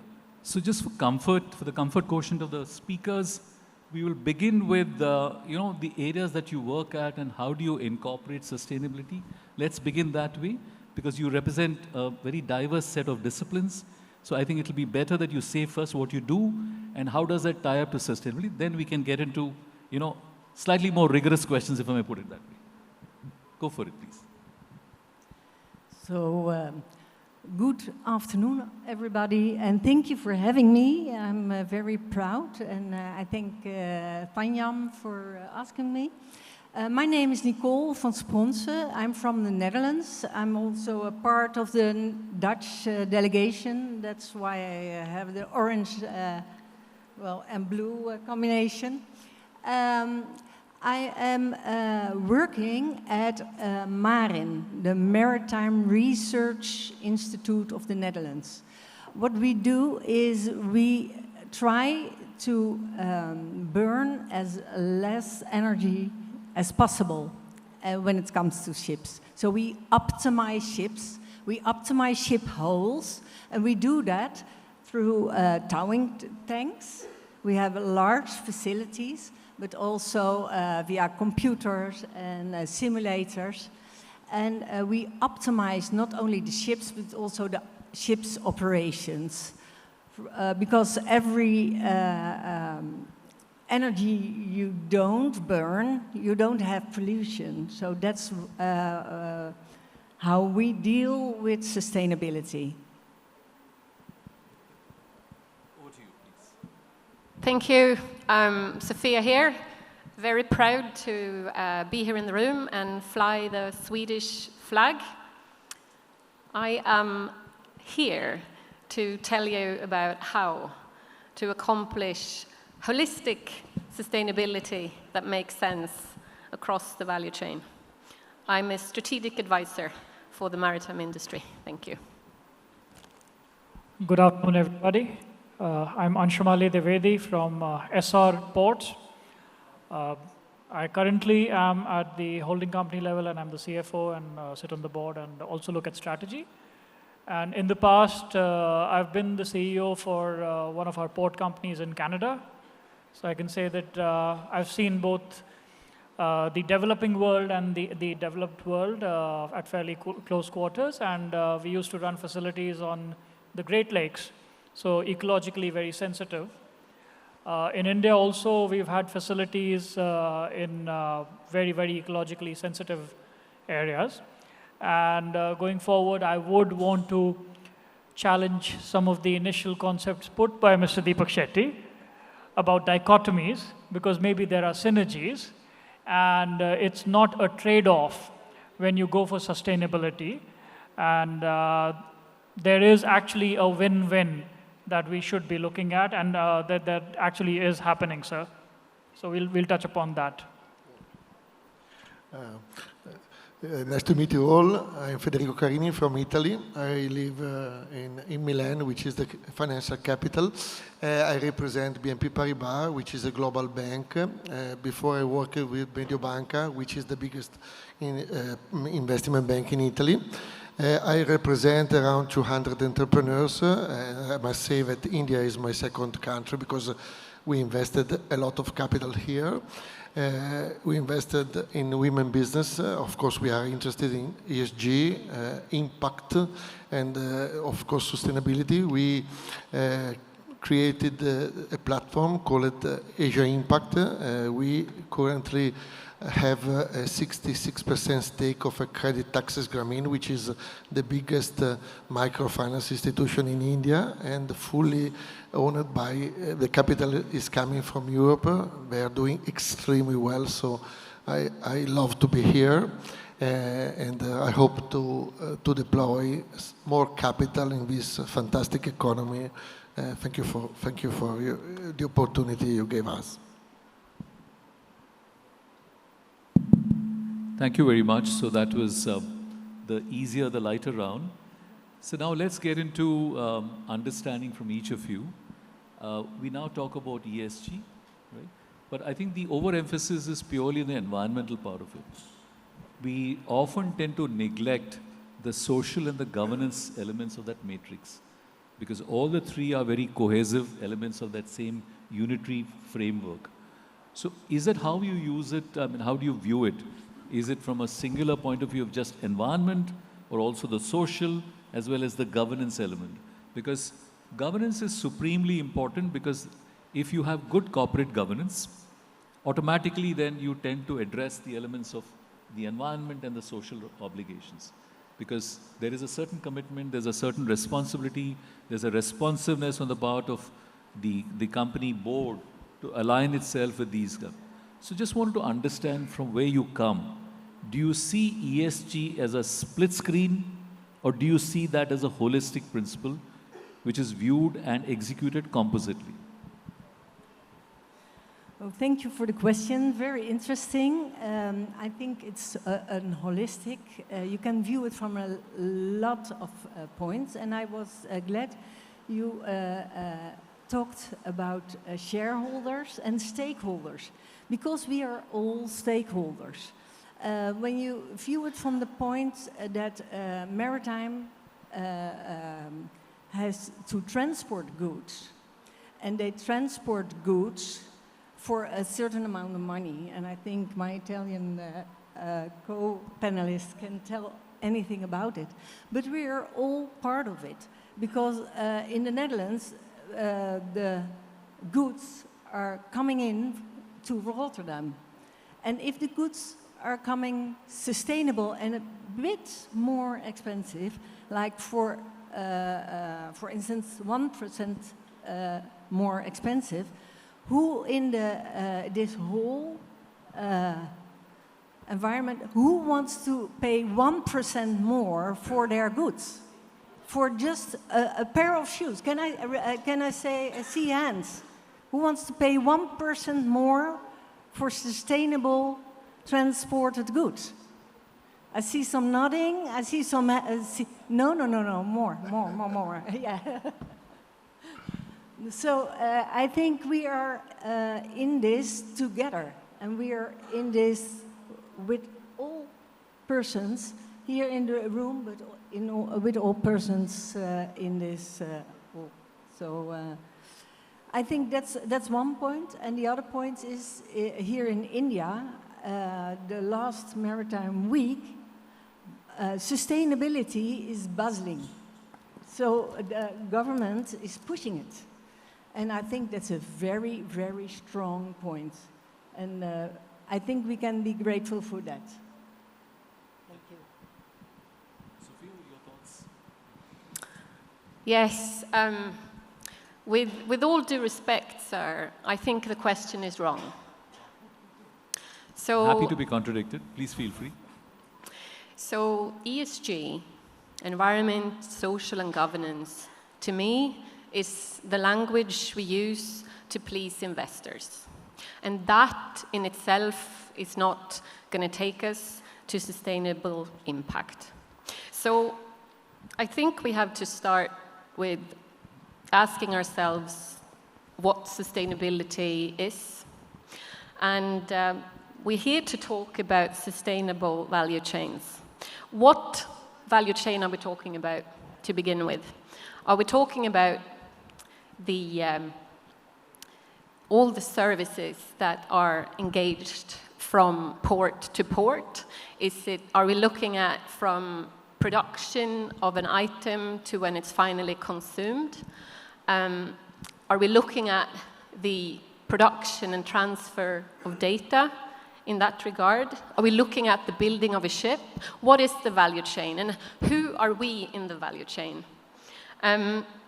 What is the value we're talking about? Is it only monetary? Can it also include human values?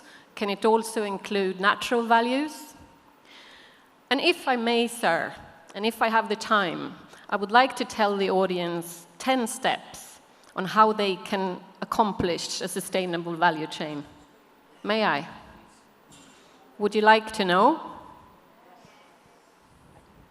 So the first thing you need to do is you need to agree what sustainability is for you. You need to create a common language in your immediate network and preferably across your stakeholder environment so that you agree what you're talking about. You need to understand your place in that universe. You need to do your double materiality assessment. You need to know how you are impacting and how you are impacted by planetary health decline. You need to understand your opportunities and your risks, because there is a problem in the industry, and that is that the industry is extrapolating towards the future. What if globalization fragments and actually reverses? What if transatlantic cooperation eventually breaks down? What if we're not going to see the emergence of renewable fuels, but actually investment will rebound into fossil fuels? What if the Panama Canal eventually dries up?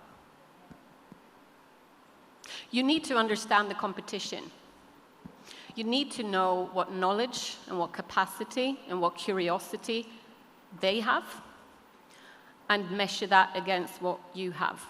And did you know that 75% of a company's footprint comes from the supply chain? And did you know that 60% of Asian companies are still monitoring that through spreadsheets?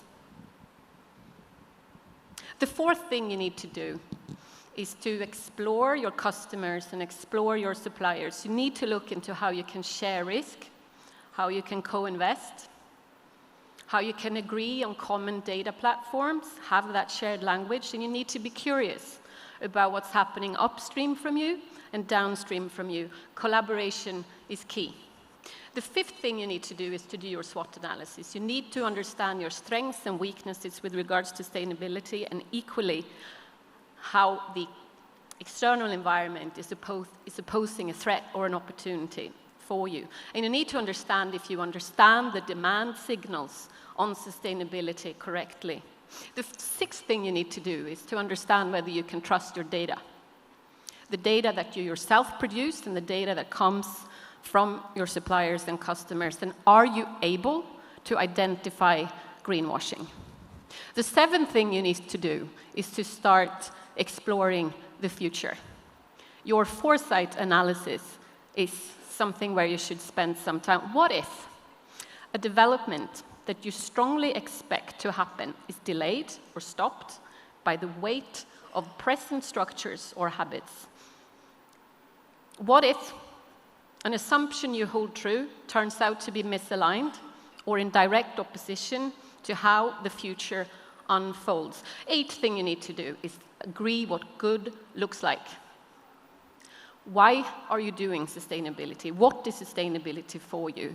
Who are you doing it for? Where are you doing it? When are you doing it? Is it only about climate change, or is it also including the ocean, people, communities, finance, transparency as well? The ninth thing you need to do is to find your principles for sustainability. And when you have those, when you agree what you want to do, you can circle in on your priorities, because nobody can do everything. But you need to identify where you can have impact.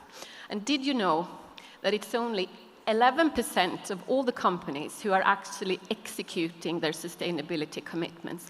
But those companies that go public with their commitments, 60% of those meet their sustainability targets. So the last thing you need to do is to set your strategic roadmap for sustainability impact.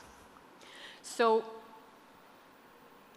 I strongly believe that looking at that questions above you, it's not a myth. Sustainability is real. You should pursue it even though you don't see the profit yet. And ESG is not the right question. It's holistic sustainability that we need to look upon. We need to find the opportunity for shared impact. Thank you. That's extremely well taken, but I don't want to join forces with you, but I just wanted to just pick on one of the strands that you mentioned. You said that each company will have to look at and then integrate it into the overall ecosystem, the value proposition. But isn't it that you first need to introspect within the company that are you committed to this? And would you pursue it regardless of whether what happens in the external interface?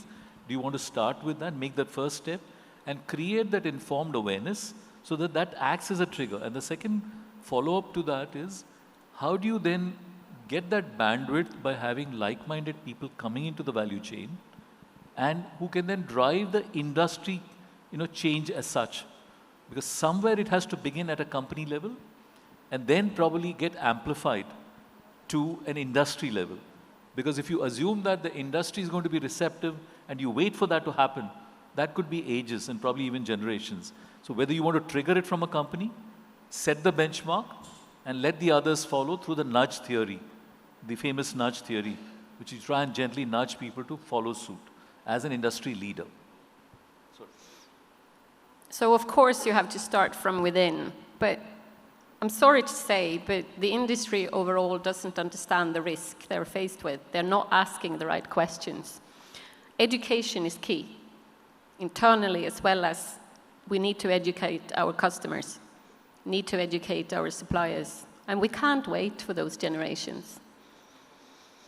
So that's a long haul process, but we need to do what we need to do and hope that the others are also aligned to that overall objective. But I think we'll park that thought for now, and we'll get into it in the course of, maybe request Mr. Anshuman for his views.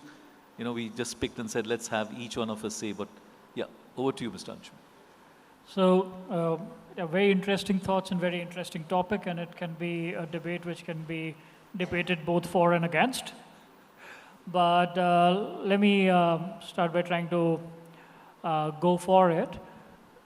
When Mr. Shetty mentioned the SDGs and the associated trickle-down, let's say, policy environment that can be laid out by the government, that's only as much that the government can do.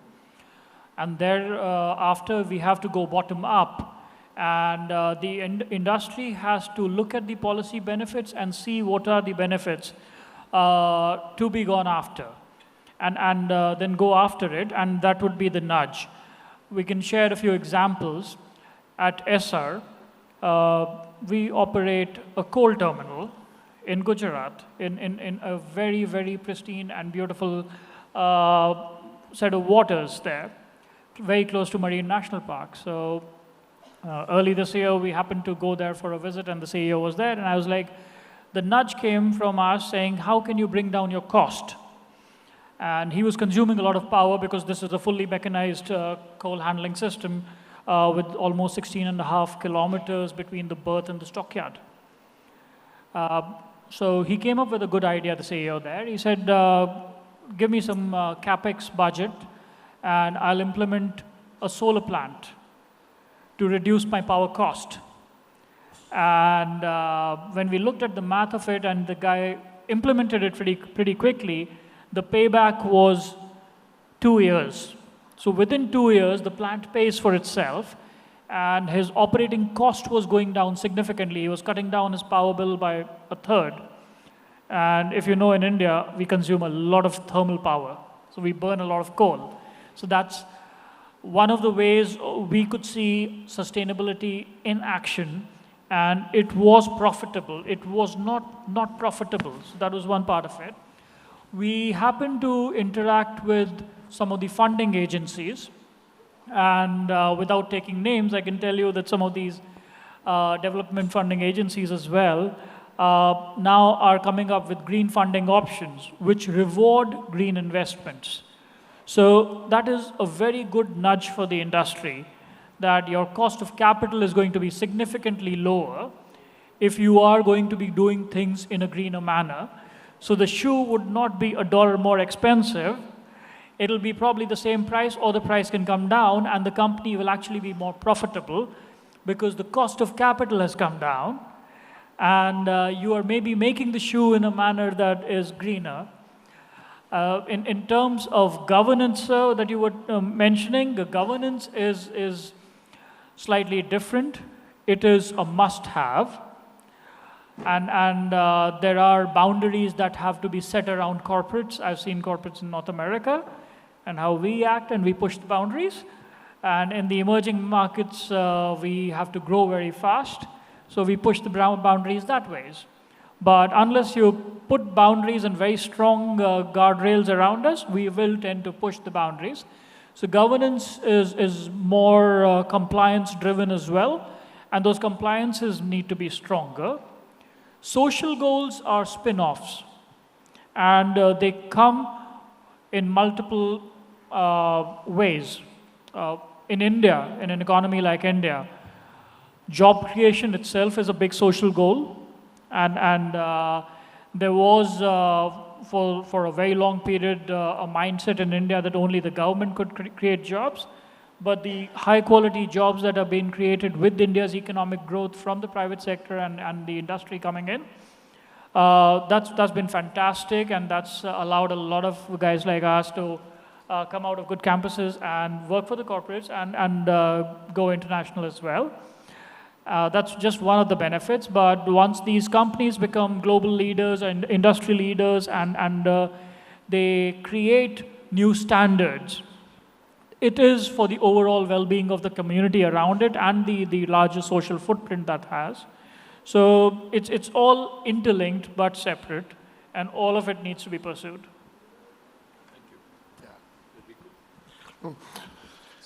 Yeah, maybe my testimony, because I manage people's money, so they ask always which could be a good investment opportunity for the next future. We see, of course, circular economy, impact investing, of course, sustainability in impact investing as a way to move a lot of capital, which can be really, we can create something incredible together. For example, our government in Italy just introduced it 3 years ago, a tax back. If you invest in green economy, in impact investing, you get back 50% of what you invest from a taxation point of view. So you get back a lot. We moved around 10 billion euros last year in new opportunities, new technology. For example, we are now investing in a new propulsion system, wings that are able to move boats with wind, commercial boats. And this has been possible because also of capital which is easier to deploy with new fiscal rules coming from Europe. So I have to say that I see impact investing very, very linked to the environment and the way you can create an opportunity to develop well in a circular economy we are living in. I must say that the return on capital of this is high. Is not.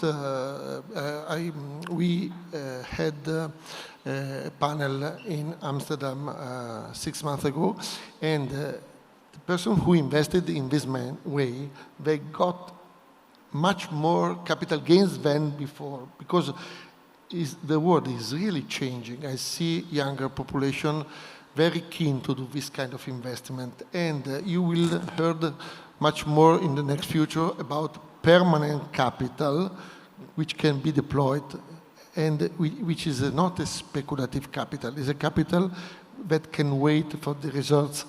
So my testimony is that we have to move in this way, and a lot of banks are able to finance green projects around the world. And so I'm very positive for the future. Thank you very much. I think that was fairly insightful.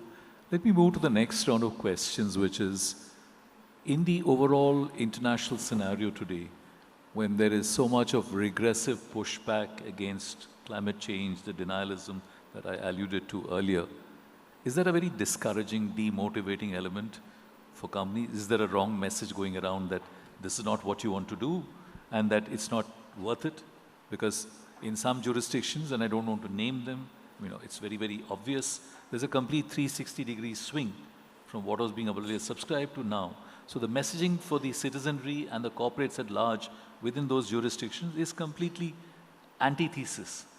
So is that a deterrent that, we are going to, instead of moving 2 steps ahead, we're almost moving 5 steps behind, and it's not even status quo, we're probably regressing.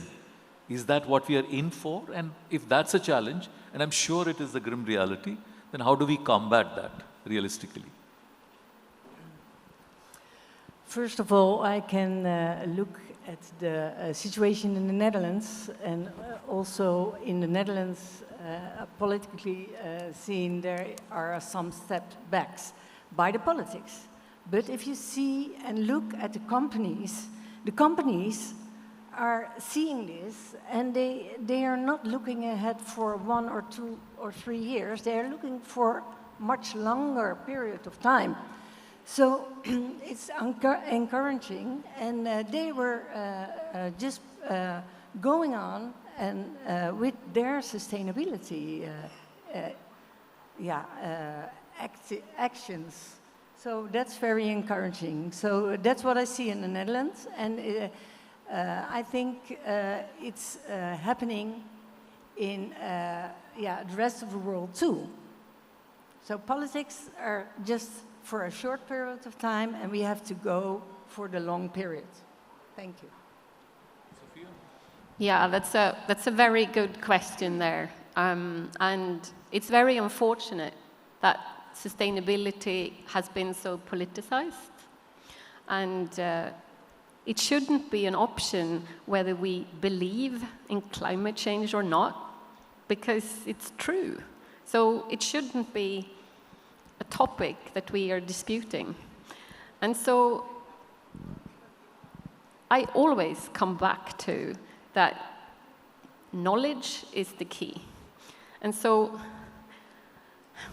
I really hope that we can continue to focus on what science is telling us, that we bring the science of planetary boundaries into the boardroom, and that we continue to ask ourselves, am I a good ancestor? And I hope that we can create change, even though this is a very politicized conversation, that we help each other to go back to the why. And I continue to stay positive, and I believe that knowledge and inclusive education is what's going to take us there. Thank you. Mr. Anshuman? I'll be more direct. I think drill baby drill will have a shelf life. Sorry, come again? Drill baby drill will have a shelf life, and there is only a few more years to go, and change is coming. Yep. So that's the good news. Although I'm not wanting to get into the political discourse, I don't share the optimism, but be that as it may, please go for it. And global capital is free to flow. Now, why this has got limited shelf life is because capital is moving. With the SDGs and the targets, what is happening is that, let's say, I'll take an example of sustainable aviation fuel. There is a mandate that gradually aviation fuel will start getting blended with biofuel. And they're starting with 2% going up to 10% in a phased manner. Now, what is happening is investment is already happening to catch up with the demand. And that investment is happening in different pockets. So somebody like SR is investing in a biorefinery in India, where they'll be probably bringing in raw material and feedstock from Southeast Asia and processing it for Europe and UK. And we are investing in a fairly big hydrogen cluster in the UK to catch on to the opportunity there. So capital will find its way, and there's a lot of opportunity in the green transition that's happening. So there is a lot of focus on energy transition. We're seeing a flurry of EV plays coming out, and all of that is good for the environment and more efficient from every perspective, including for the humans who run those machines. So it is going to be a win-win, and while there are problems in certain pockets, opportunity will move to the other pockets which are smoother. Sure. That's very well taken. But if you look at what really played out in the International Maritime Organization, just about a little over a week ago, I don't know whether we have the sense of optimism, because what's been, the can has been kicked down the road. We don't know where it's headed for. But be that as it may, I think I'm as much a robust optimist as you are under the given circumstances. So Federico, do you think that... No. I was thinking about knowledge because we do a lot of meetings with university in Italy, and I'm positive because I see huge interest in younger generations. My work as, let's say, a private banker, private equity manager, when I approach an 80-year-old entrepreneur, I see less interest. So old-minded people are not so keen to innovation, impact, but younger generation, I see a huge opportunity because you see in their eyes the future of this. And so we have to invest a lot. Yeah, when we have to take some time to explain what is going on. We linked our studies to 3 universities in Italy, and we are seeing good results. So we have to do that. So especially what you were speaking about for me is crucial. Thank you. I think I need to manage the time, so we've got about 5 to 7 minutes ahead of us before we open up the floor for questions from the audience, because we need to have as interactive as possible. I'm sure you'll indulge in me. But I have just 2 winding up questions to formulate. One is, given the atmosphere that we just spoke about at reasonable length, do you see scope for a campaign, crusade mode, advocacy, activism? And I don't mean activism just for the heck of it, but an activism which is genuine, which is proactive, which leads to something. Do you see that there is a potential scope for either activism or advocacy, and how do you do it? Who takes the lead? Is it through a public-private partnership, or is somebody just done, just goes bonkers and says, okay, let me do this, but will it lead to something? Can I have your thoughts? This is the penultimate question. There's one final one coming your way. Well, I'm very optimistic of this. We have to collaborate in this.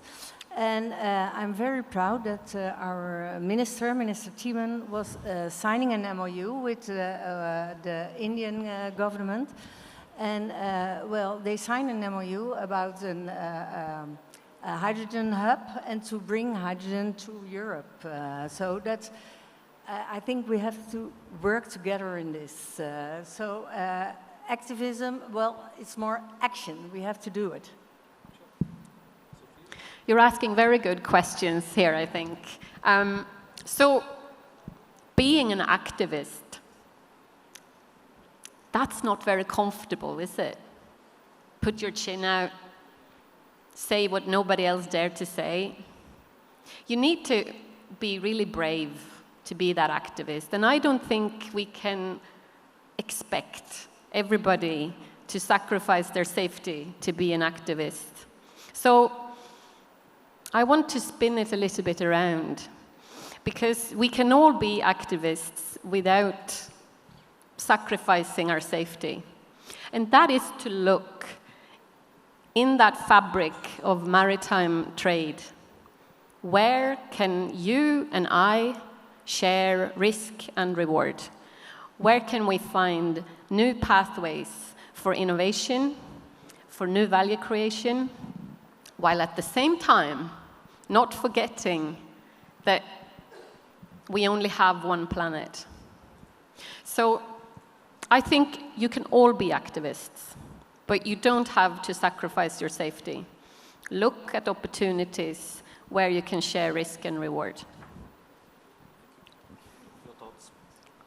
Again, I'm slightly different, I think, on the panel here in terms of thoughts. So I would be more of a supporter of action rather than activism, because activism these days goes more towards scaremongering, while action is what is needed. And if we can act on what we are thinking, I don't think that much of activism would be needed. And there's a lot of propaganda that goes around as well, which can be done without. And if we can incentivize action, you will see real change rather than a lot of fanfare about a very small movement. Thank you. When I meant activism, it was not just activism for the heck of it, which is not to earn brownie points. And we have, of course, a plethora, an army of activists perceived to be the climate change warriors, but they're anything but that. They're only for the optics. What I meant is substantive. How do you nudge that change? It's become a business model. Yeah, it's a business model, for sure. And there are n number of, pardon me for saying that, Federico, there are n number of investors who are willing to back these for the purpose of for driving an agenda. So you will be surprised. At times, there are extortion models built around them. And these are like much more sophisticated extortion models where there is an expectation of you to fund a certain movement. Otherwise, there will be protests. And I'm talking not just of geographies like India. I'm talking of the West. Wherever you go set up a port, suddenly fishermen will arrive, and they've not been fishing there for decades or ever. But they will come with their fishing nets. And there'll be hundreds of boats at a time, unless you pay them off. Sure. Well, Federico? Yeah, no, you have to act. So when you invest, you make a decision. So of course, the impact you produce, you see immediately. For example, in 2000, Italy had only 7% of the energy produced by was renewable energy. Now 45%. Imagine, in just a matter of 25 years. So if you want, you can do. This is what I leave to the new generation. I don't like the word no. It's unfeasible. No, it's feasible. Yes. And the impact you can produce is very, very important. So investing in the right technologies can help develop a new way of treating the planet. And when I see, for example, how easy it is to install solar panels on the factories, it's stupid. It's a no-brainer. But in 2000, in Italy, only 5% of our factories had solar panels on the roof, and now around 80%, which is incredible. So, my suggestion to this beautiful country, India, for example, recycling facilities you can install recycling facilities all over India. Of course, you are doing so, but we have to do much better in the next future because our city will say thank you to that, and also our sons. So I can bring by myself here a lot of new capital for this, which could help your country to develop more. So I hope that with these few words, we give a sense of what can be done together. Thank you very much. I think that was fairly insightful. And the final question before we open the floor is, there's always this general thought process. What is in it for me that I need to, subscribe to this? That's off. What is it in for me? If you say climate change, what is it that I benefit out of that? Because everybody is looking at a cost-benefit analysis. So what is in it for me, if I may use the word quote and unquote. So in that context, would you look at what is your wish list for the government to do to try and nudge and shape public policies to ensure that there is a reasonable incentive and as well as disincentive? There are some carrots, there are some sticks, because at the end of the day, you have to apply that fine balance between a carrot and a stick, so an incentive and a disincentive. Is that the way forward to get over this belief that what is in it for me? What does it take for me to bite into this proposition? How do I buy into this? Well, thank you for this question. What's in it for me starts with we all have children, nephews. We all have a future. So that's in it for me, but also for you. And what can the government do? What can we all do? It starts with awareness. And we have to be aware of this whole situation. And I think when everybody has the awareness, you can make plans, and if you have plans, you can roll them out. I think that's the short question.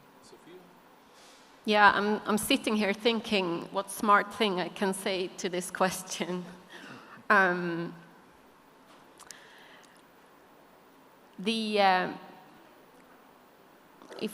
If we look at what happens in Sweden, where I come from, we have house owners who live in an area that is so prone to flooding that the insurance companies won't insure their house anymore. That's an example of where it becomes very pertinent and very personal to you what's in it for me. And unfortunately, I think a lot of people only care about these things when they start to hurt. And finance has a very important role to play. Research shows that the biggest impact a company can have on sustainable development is where they choose to invest.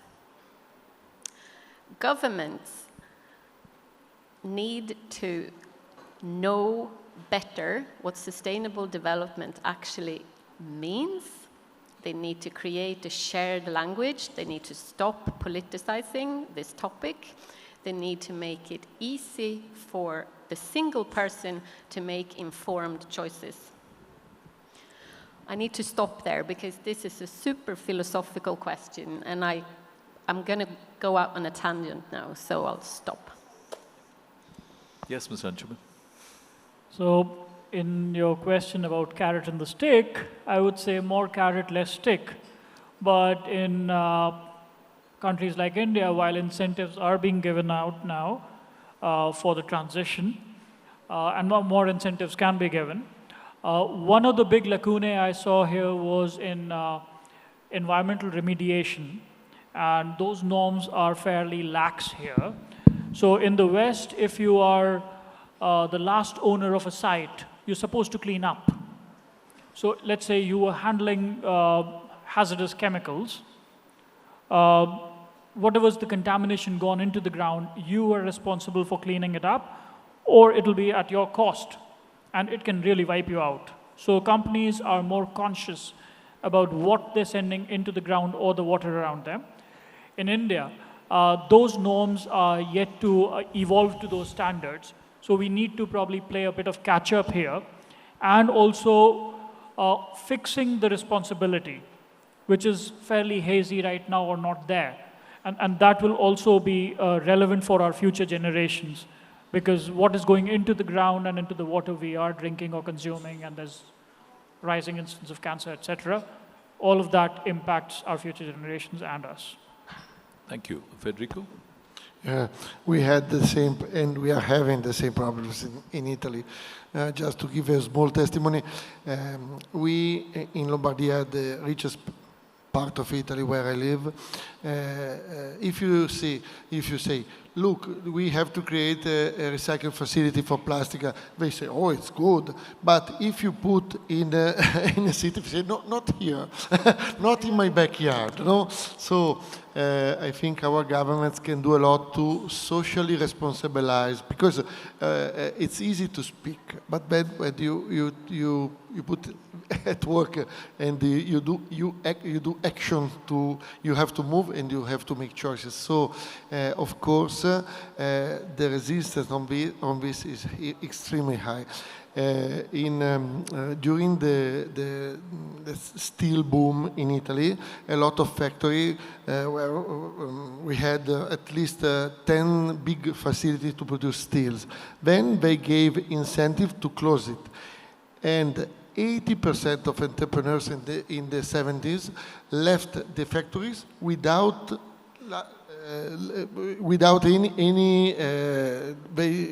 all the waste, the pollution was left there, because the mentality is still a problem. And so I hope that our politicians understand this and improve what is still needed to develop a greener countries. Thank you very much. I think we are now pretty much drawing to a close. So before I wrap up, I'll open the floor for questions. If you still have the appetite at the end of the day, and unless you've had an energy drink during the break. So please go for it. I think we can take a max of 3 questions in the next 5 odd minutes. And please do stand up, identify yourself, and please indicate as to which amongst the panelists you would want that question to be addressed by. So could we have the mics going around? If, first of all, a show of hands, if any. Sorry? Yeah, okay. There's a gentleman. If you can please hand over a mic to him.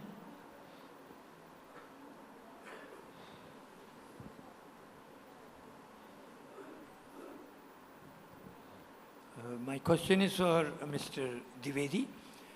You mentioned that we are not having as rules and regulations like the ones where the person is responsible for whatever he's either putting into the ground or into air or wherever it is. And you said that we are not that level. Do you see any efforts towards working? Because now the nuclear ones which we are doing now is also not being, is being diluted. So what do you see ahead? Because you are obviously in the knowledge of it. Well, sir, nuclear is something fairly far-fetched. It's something very basic, like a fuel pump transitioning to a non-fuel pump site is also not being cleaned up. And that is full of contamination. So we are full of examples across the country, and those norms are yet to come in, I think. So they're not there. Yeah. Anyone else, please? Please don't hesitate. Yeah, I think there's a lady there. That's very encouraging to have a lady ask, by all means. Please identify yourself. I'm Catherine Logie from One Ocean. A question for Sophia, or the panel. Sophia mentioned the importance of companies sharing risk and reward. I'd love to know of some examples where you see this working in practice, please. Thank you for the question, Catherine. One good example can be seen in Norway, where you have shipping companies partnering with energy companies, partnering with fish farms, for example, where they are, in this particular case, they are co-investing in a plant for green ammonia, where you have residual heat that is used for a fish farm, and you have multiple kind of users of that energy, etc., etc. We have another example in the Kingdom of Denmark, where we have the pork industry collaborating with the aviation, freight, and shipping industry to co-invest in a plant for green ammonia. So those are kind of examples where they are looking at, I mean, really big asset investments, where they look at how can we share that risk. And so I think for the green transition in shipping, we need to see more of that curiosity, looking upstream and downstream and across where you are, and be curious about where can we, you know, what can we do together? How can we lower our risk? Thank you, Sophia, but I'm just reminded, just to pick a nuance from that, these success stories which have got generated, I think it is so critical that they are all amplified. Then that's spoken about in the media, by the governments, by the communities, by the industry, because these are then exemplars who then would trigger, hopefully, the others to possibly follow. But often it happens that these stories get submerged. It's all buried. There is no amplification of that. So I think it's a pity, while these are stellar case studies, but I think it's also equally important that you need to sort of propagate that and have messaging done. Very good point, and I would say to all of you who are engaging in doing the world's first, doing pilots out there, you have a responsibility to share that insight. Why should the next company go through the same errors that you did? Look at, hang on, maybe we can share something, and maybe we can create a shared language, shared standard. The maritime industry has a history of being secretive, not sharing, and that's a barrier for innovation. Thank you. I think it's just about time for a final question, if there's any. There's another lady over there, right at the back. If you can kindly stand up, ma'am, and so that the mic can be passed on to you.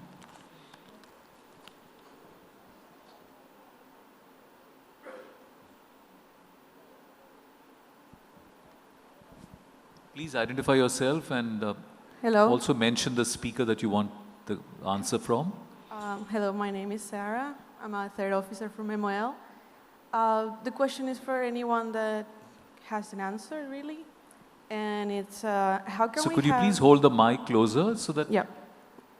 How can we have a green transition when most companies don't acknowledge and take action regarding the main contributor to climate change and pollution, which is animal agriculture? Thank you.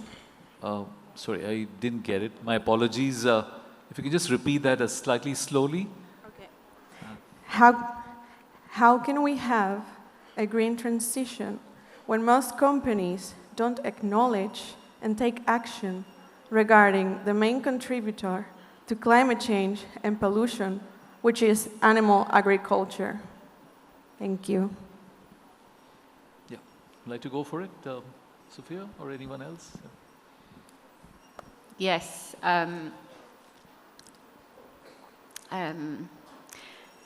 If I understood your question correctly, is that the companies themselves are not pursuing action.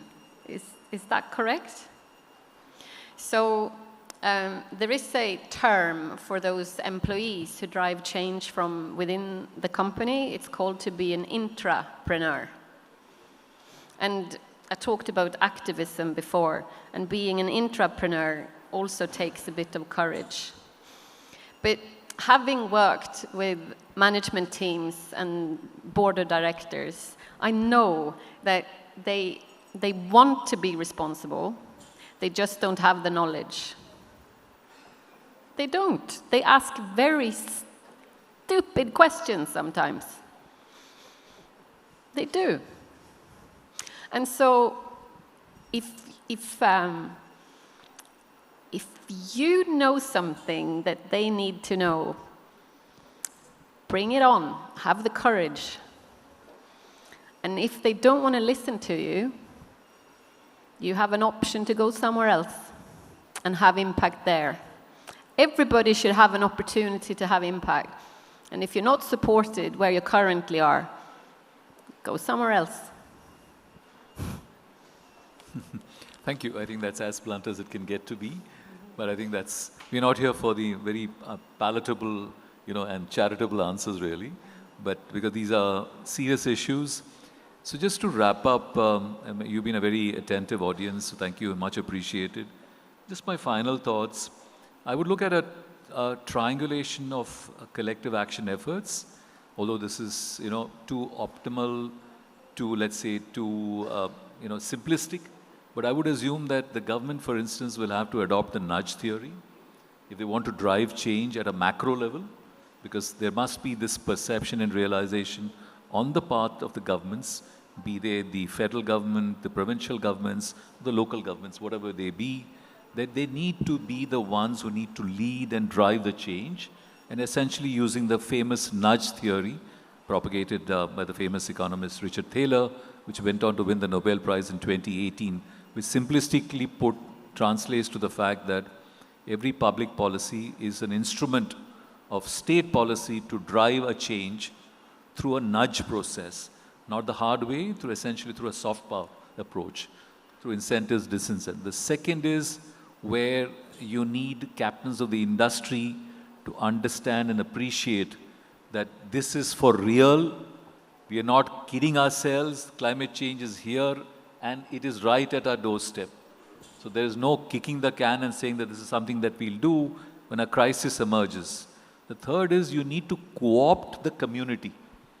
You need to bring the community into the fold so that they are participating in an inclusive approach and they're part of a decision-making process, so that everyone feels involved, so that there is a sense of belonging and the sense of co-ownership to this entire process. It's a tall order, it's too much of an ask, but that's how we need to go about it. So many, many thanks. And at the outset, I would like to express my personal gratitude to all my fellow panelists for a wonderful and a very perceptive response. I hope they found it as engaging and productive as it was personally for me. Many thanks to you, and please join me in giving them a round of applause. And also a round of applause to all of you for being an extremely patient and attentive audience at 6 o'clock in the evening. And I think kudos to all of you. With this, we'll wrap the panel, and I'll hand over the mic to the organizers. Thank you so much.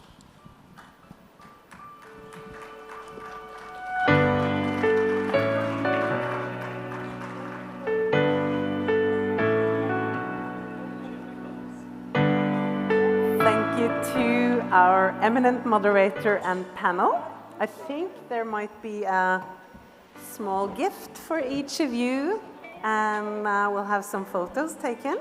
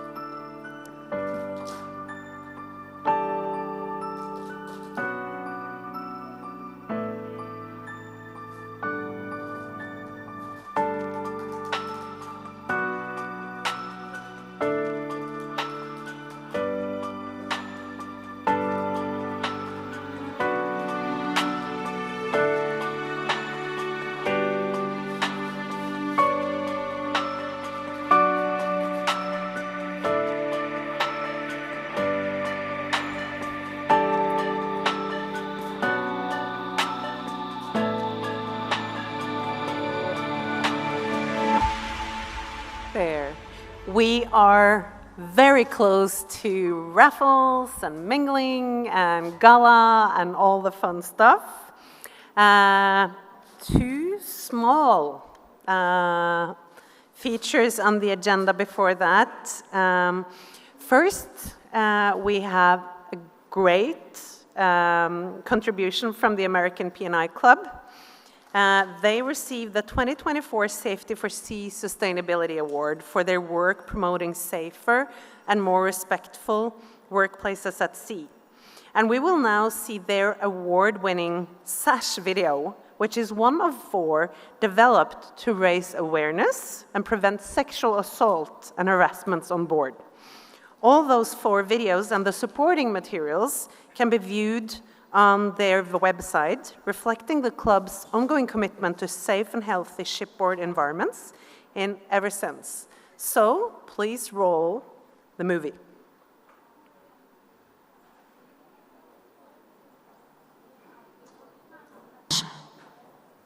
A female third assistant engineer reported on board a ship. She completed the sign-in process and stowed her belongings in her stateroom. She next reported to the chief engineer in his office.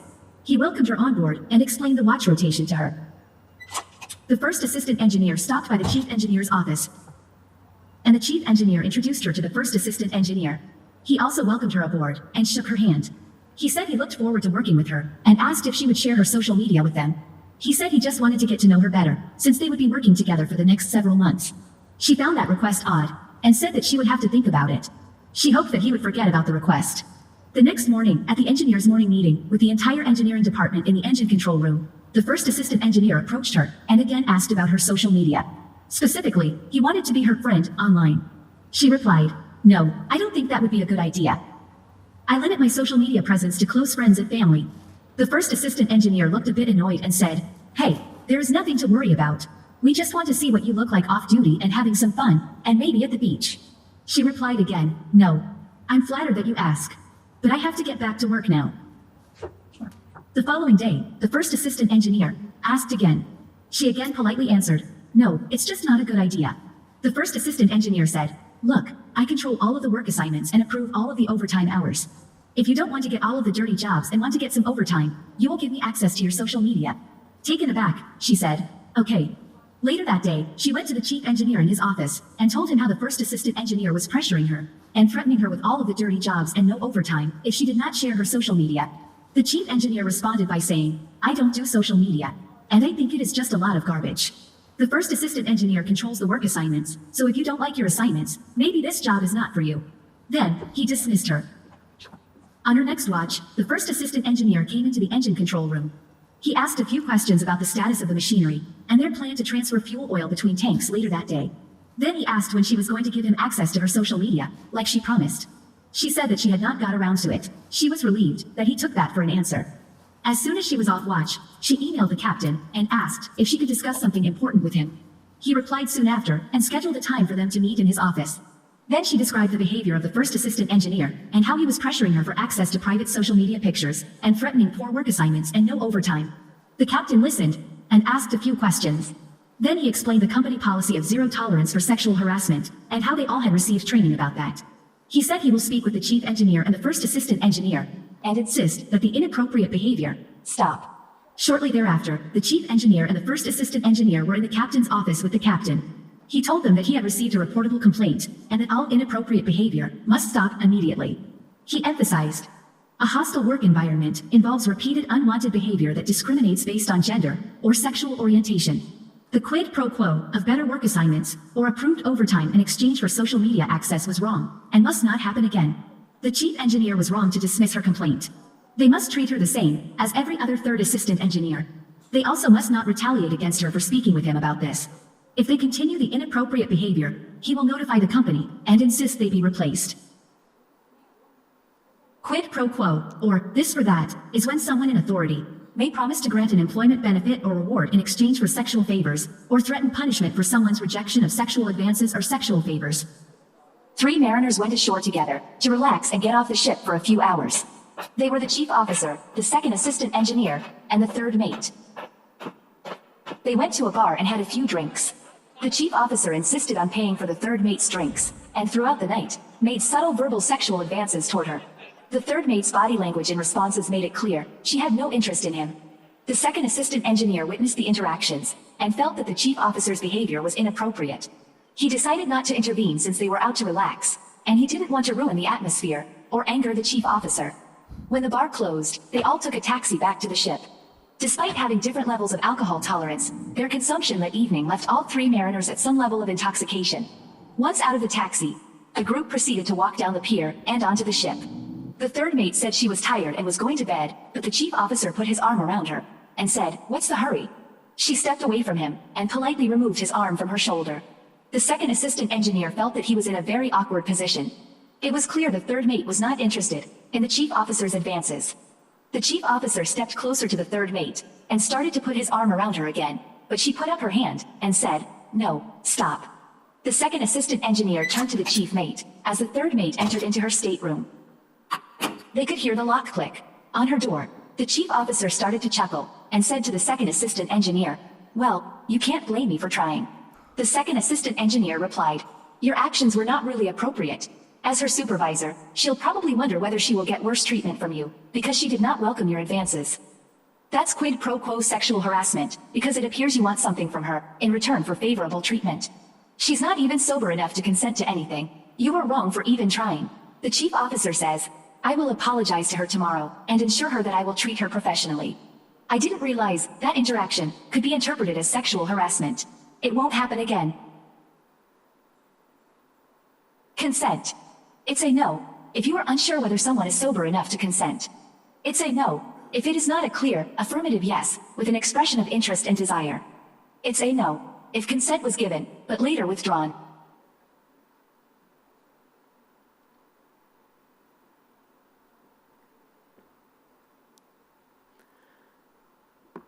Quite eye-opening videos, right? I think that this is a really good signal of the positive direction that our industry is moving towards when we can start opening up about these situations and actually create a culture change. So this was the contribution from the American P&I Club, and thank you so much for putting this on the agenda in our industry. Now, before we move over to raffle and awards, we have a more positive note. We have the children's book launch by Sanjam and her team. So I would like to welcome to the stage, obviously Sanjam, and then Naomi Matsushita from MOL, and Sri Vaishani Natula, who's the Strategy and Com Manager for Maritime SheEO, and who has been working on this booklet, Ocean Sheroes.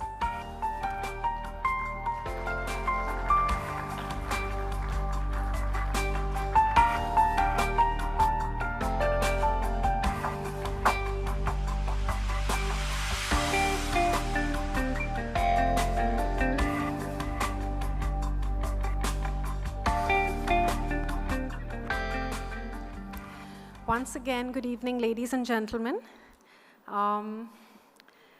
When my son was very young, I saw him reading books, books about being a truck driver, a firefighter, and I realized that there were no role models about somebody in maritime. And going further, I realized that there was actually nothing even more about being a woman in maritime. So we thought, why not just start a book for giving young children role models for women in maritime, and also say young boys in maritime. So we launched today Ocean Sheroes, 8 stories about women in maritime. This book covers 8 women from different parts of the world. We have Karen Orsel from the Netherlands. We have Suniti Bala from India. Katharina Stanzel from the UK. Naomi, who is here with us. Captain Radhika Menon from India. Nancy, and we have from Kenya, and Janine from Australia, and Jacqueline from Burton from Norway. These are just small stories which I feel will be very apt for young boys and girls. They're easy to read, and I must say a lot of effort has been put into it by Vaishnavi, so I think we should all give her a big hand.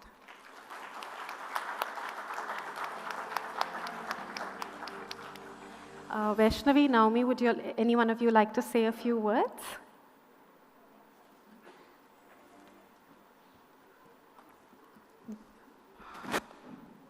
Good evening, everyone.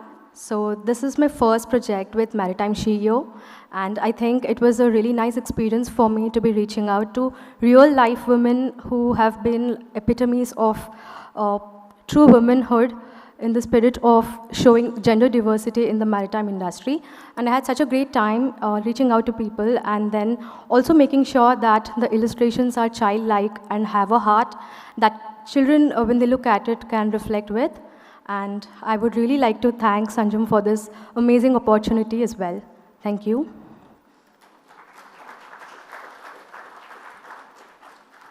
Hello, my name is Naomi from MOL. I'm a captain. So thank you very much involving this child picture book. And I think it's very good opportunity for the kids to understand. There is now there are the seafarers, also shipping industry, that marine women seafarers, also women employees open already, so they can know that they have the opportunity in the future to have a career in shipping industry. I'm really glad to be involved with this child book. Thank you. A copy of the book will be available shortly on our website, and we will be following up with a second edition soon. Thank you so much. Should we come for a picture?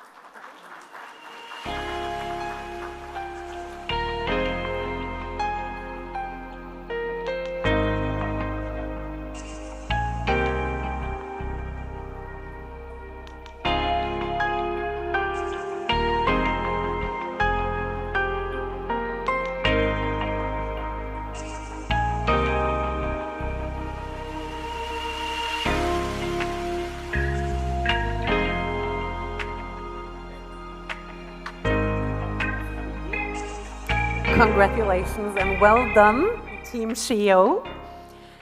We are now at the part where I am concluding my role at this year's conference, handing over the reins to Zoe Upson for the raffle draw award ceremony. It has been amazing to be back here in Mumbai with all of you another year, and my family has promised that next year they're coming along so that we can take a longer trip and visit to Mumbai and India. And now we have a short conference wrap-up where you are able to give your feedback instantly with your phone. So let's see if we have Menti rolling. So let's see here.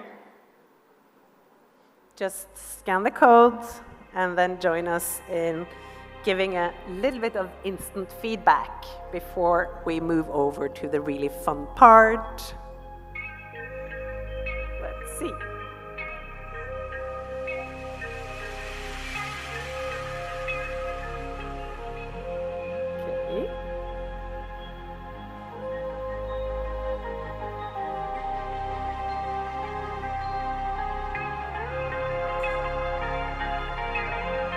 Okay.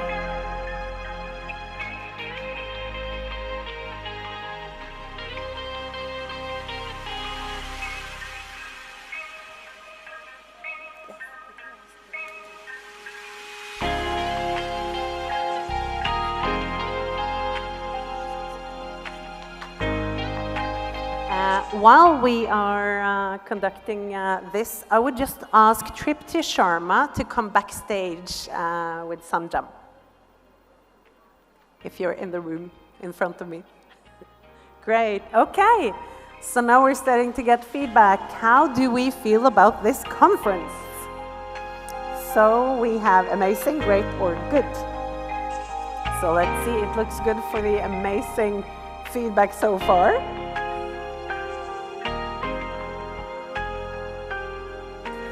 And I also know that for anyone who wants to give like direct feedback on improvement suggestions, good names for like speakers, topics, etc. I know that Sanjam's team is always looking for all the different ways of making this conference even better for next year.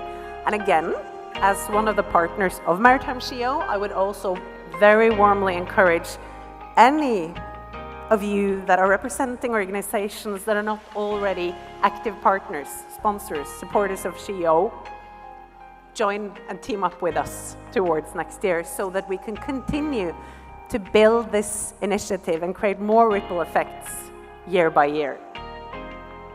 Let's see. Okay. then let's see, what did you enjoy the most?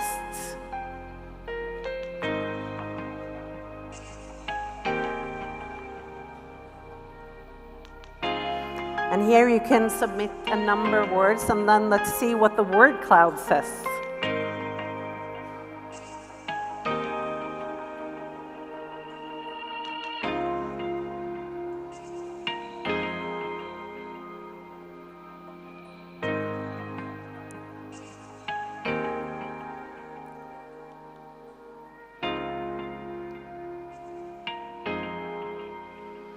So it seems like networking is certainly the key here.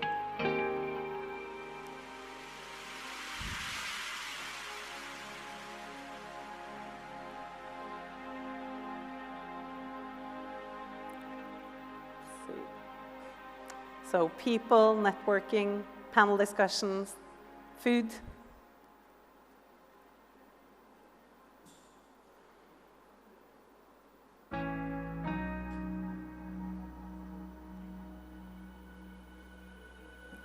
Okay. So it seems clearly that it's networking at the heart of everything here this year, which is very good. I think this is also one of the very few arenas that I know in the industry where you have such a mix of men and women across all age groups, seniority levels, people on shore positions, seafarers, that is truly making the SheEO a unique arena.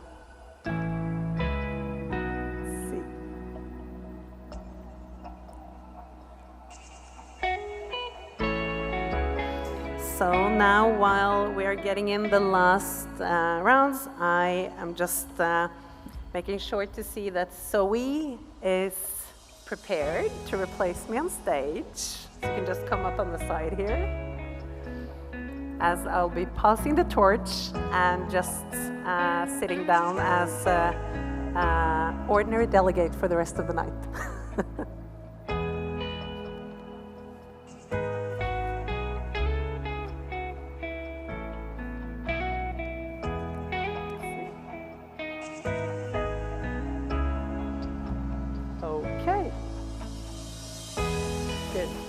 So, thank you so much from my end. This has been so much fun as every other year here at SheEO. And Zoe, are you all set? An amazing role model, by the way, who will now lead us through raffles and awards. Thank you. Let me just sort out. Hello, can everyone hear me okay? That's great. Okay, so ladies and gentlemen, distinguished guests, before our awards begin, we're going to start with something a little fun, and we're going to do it a little bit differently. The cadets are now going to come out. If you could put your business card up in the air, and we're going to get them put into the bowl, and they're going to come round. We've got 3 incredible prizes tonight. The raffle draw is proudly sponsored by Amet University. This is one of the pioneering maritime institutes committed to advancing education and opportunity in our sector. So everyone, can you get those business cards?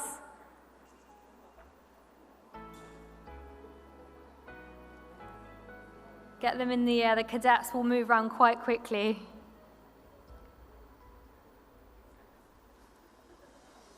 I'm really excited to see what the prize is going to be. And annoyingly, I do not have my business cards on me.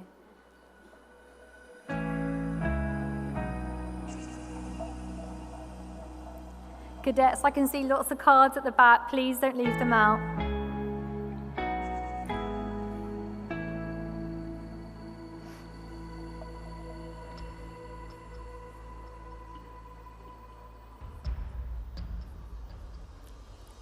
Any more cards? Nice and high, cadets, get them going. Right at the back, right here.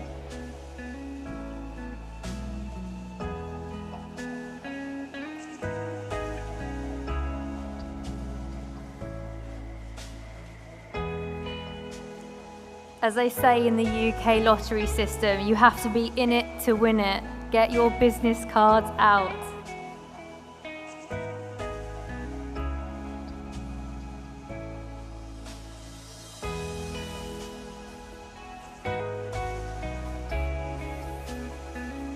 there.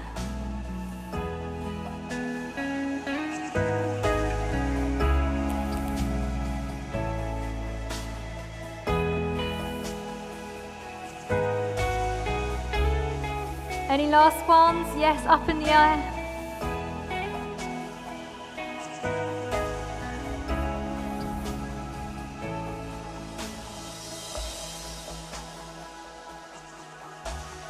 Okay, I think we've probably got the last 10 cards. So whilst we're getting those in the fishbowl, if I could please have our representative from Amet University to come onto stage as we're about to pick the winners.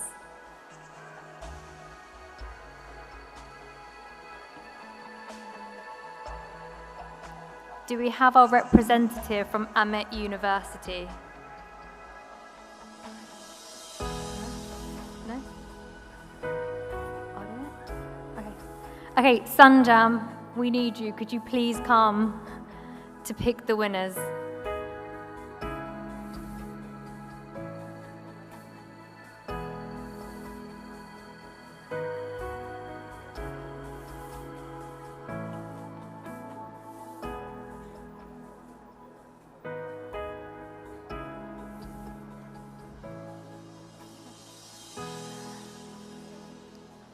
And we have a future cadet coming on stage, I think. Hi, Sanjam. Okay, thank you so much to the cadets. If you could bring the bowls on stage. Thank you, ladies.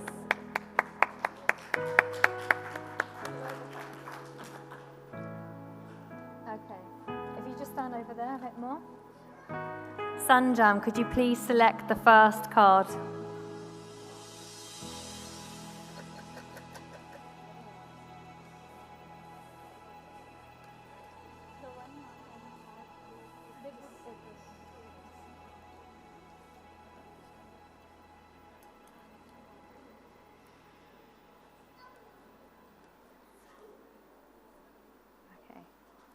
So, our first lucky winner is Zay Francis from Marrow Aquind. Woo!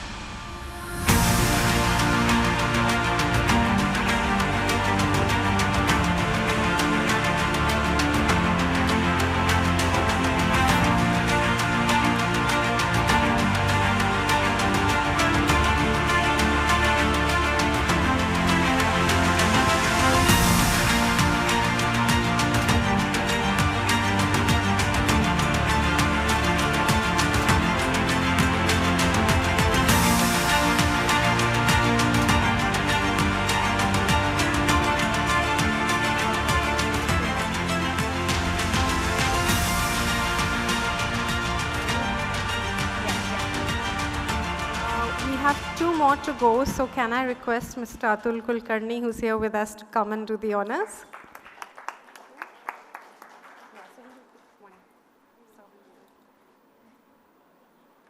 Okay, let's get this a bit more exciting now we're warmed up. If you could drum roll whilst he is selecting. Come on, room, let's get going. Yes, thank you. Okay. So our winner is Rohith Agarwal from Bansal Evergreens. If you could come forward to collect your prize.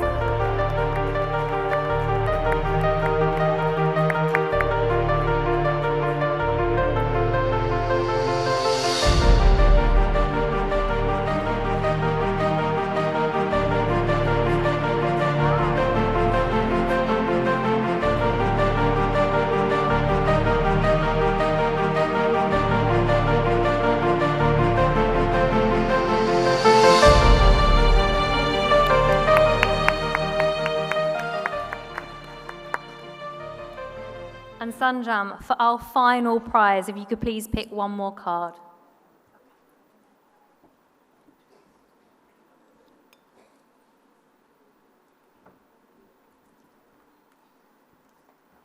And last but not least, our final winner, Nazir Apaidai. That's from Siba Ma.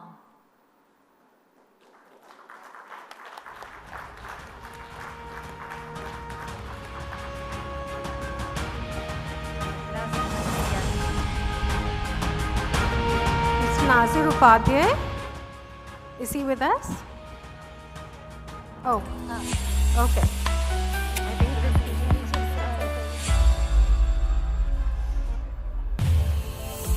A long-standing legacy of over 120 years. A vision. Yes, yeah.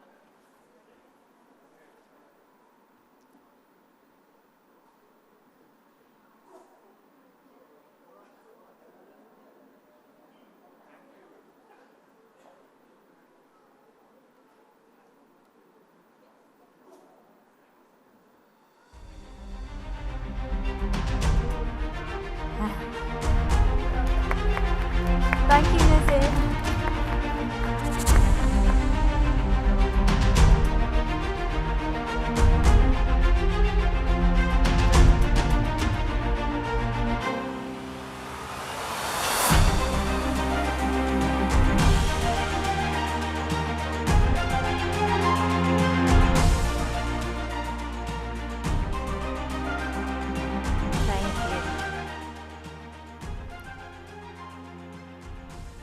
Okay, so now we've kicked off with the raffle draw and a little bit of excitement, we can now move on to the awards segment.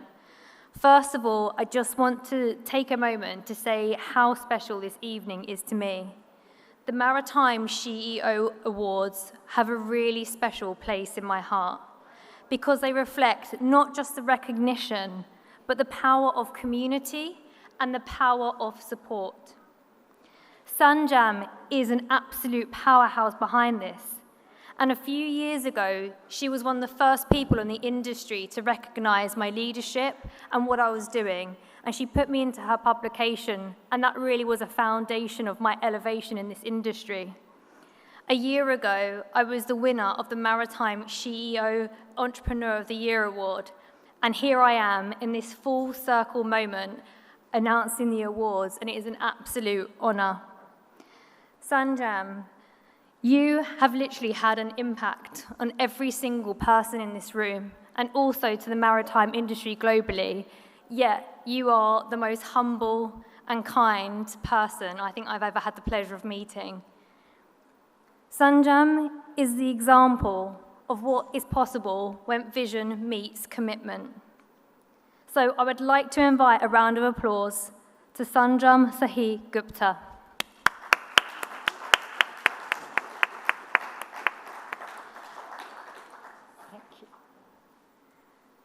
Thank you so much. So, without further ado, if we could please have the Maritime SheEO Awards jury come onto the stage. Not everybody could make it here tonight, but I will list them anyway. Umsha Gagenjan, Gummi Makur, Gillian Carson Jackson. Gillian should be here.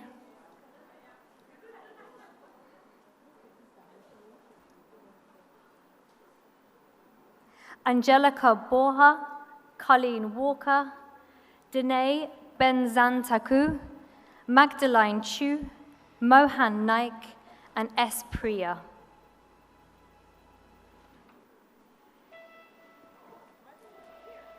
There's a few more. Danae, you should be here. And Magdalene Chu should also be with us.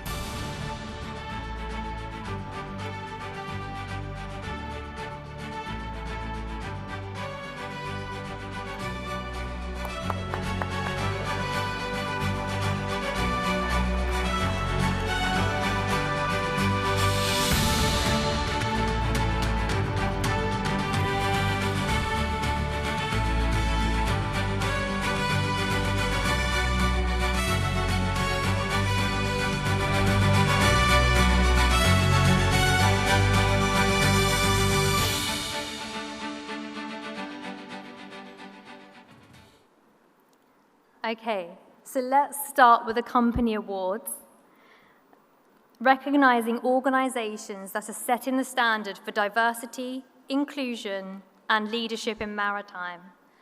Our first award is the Best Practices in Diversity for companies that have successfully implemented strong, measurable diversity policy. The award honors organizations with a proven track record of building inclusive maritime workplaces. And for our presenter tonight, if you could please come on stage, Captain Naomi Matsushita from Mitsui Lines.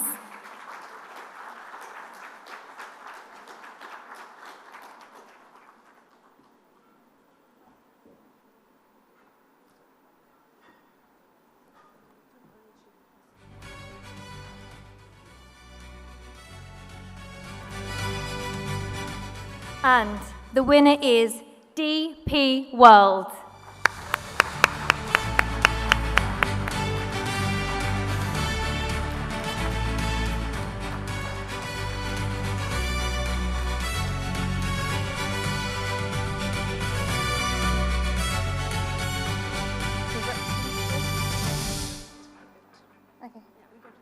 Okay. Do you have a representative? No? Okay. So moving, thank you so much. No? Okay, sorry. Okay, sorry.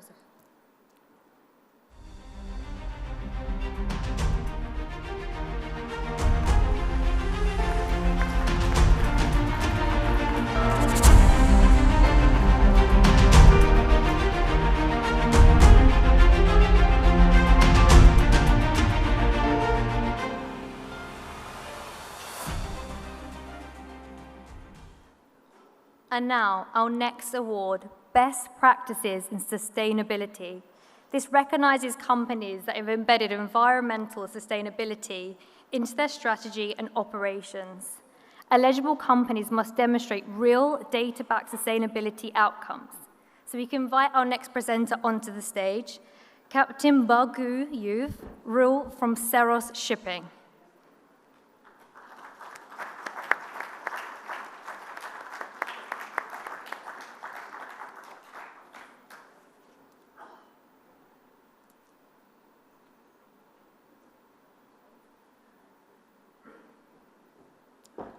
Thank you.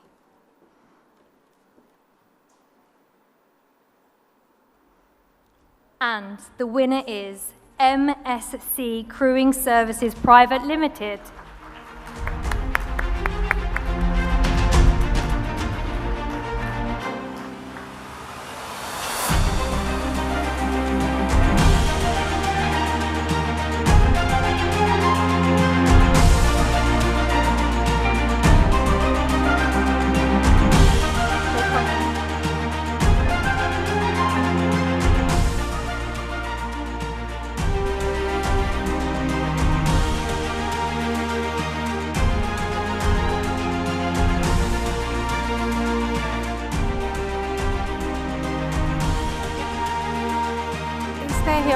Is there anybody here from MSC who could collect the award?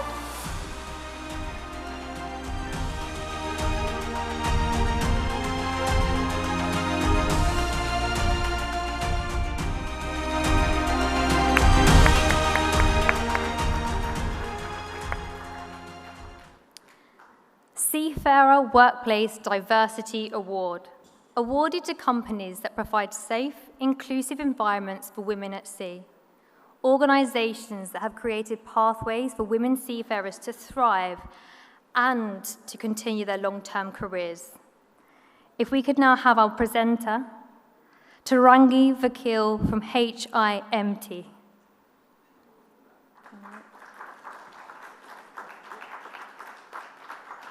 Okay, and Sanjam will be doing this for that. Yeah, okay. Yeah, Dr. Sanjeev Vakil, please welcome on stage. That was supposed to be his wife, and she could be. Okay, that's okay.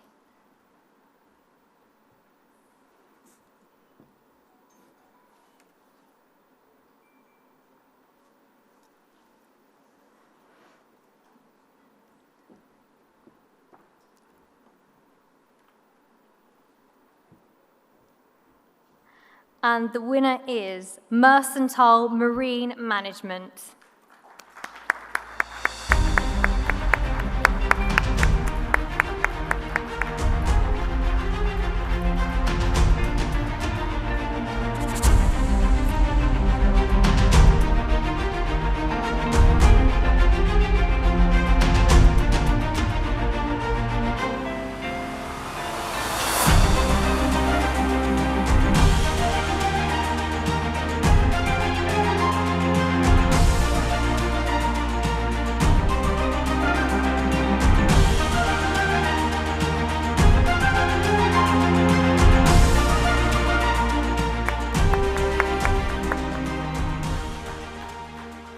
Now, for our SheEO Leadership Catalyst Award.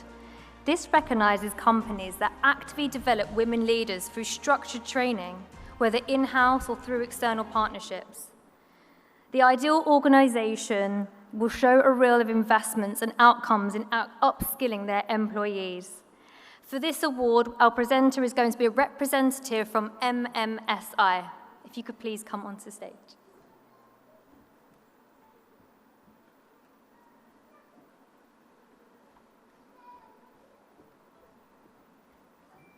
Sanjam?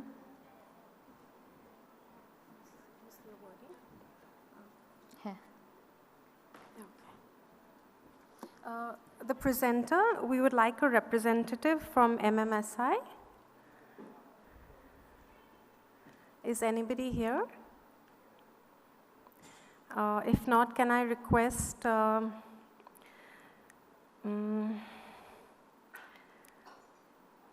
Captain Bhargava to come on stage again? I'm so sorry.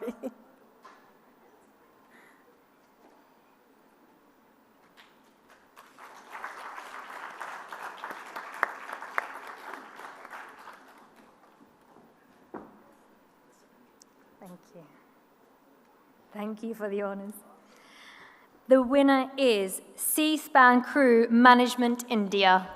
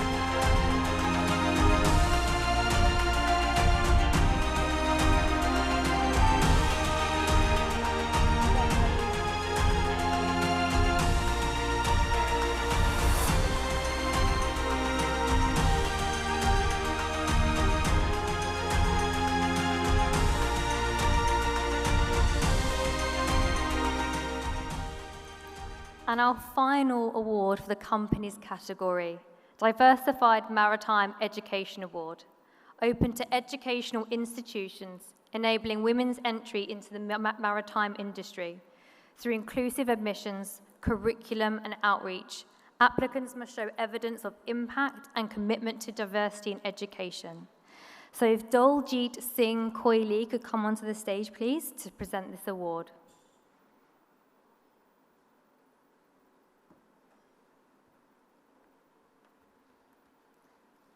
Daljit, are you here from Port of Antwerp?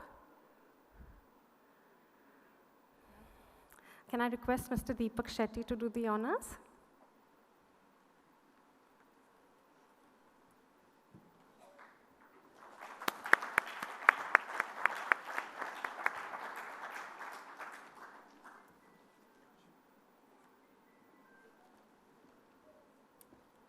And the winner is the International Maritime Institute.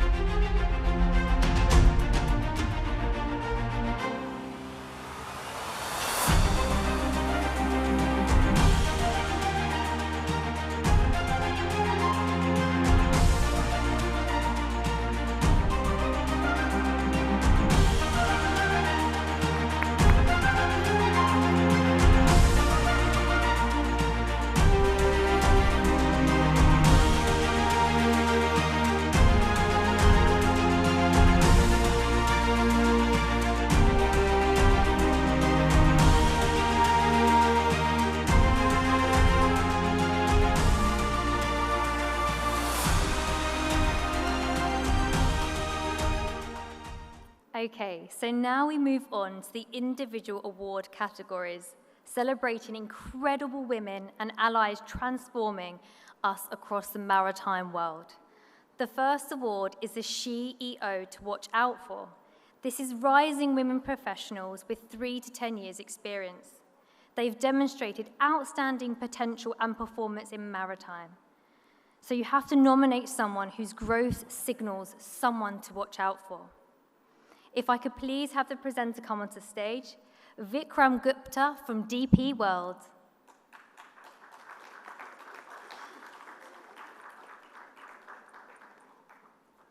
Okay, now I believe this might be a first, but we actually have 2 winners tonight.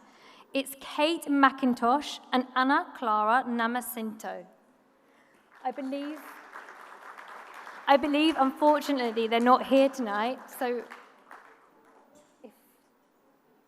okay, thank you so much, but we are going to move on to the next award. Okay, sure. So the next award is the SheEO Leader of... No, I think, sit down, sorry. Sit there.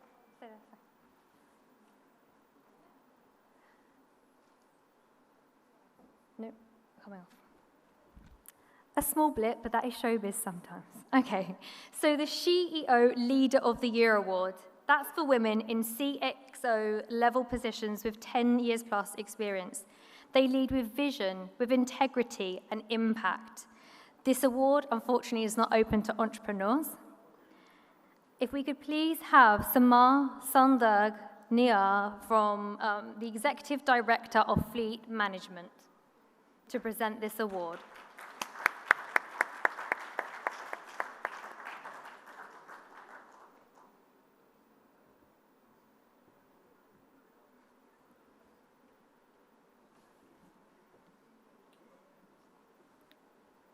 Okay, and the win is Dr. Joanna Eugenia Bakuni.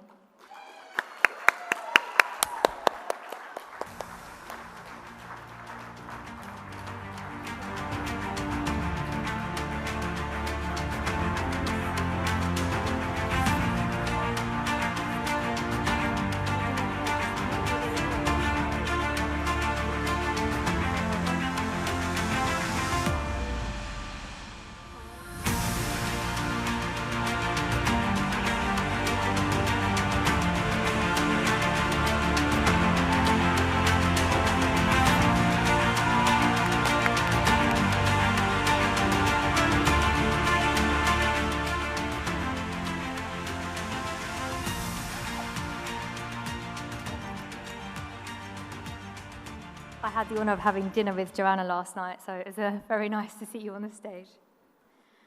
This award, again, very close to my heart, is the SheEO Entrepreneur of the Year Award. It recognizes women business owners who have launched or scaled maritime ventures with innovation and resilience. They have to provide proof of business performance, growth milestones, and new contributions to the industry.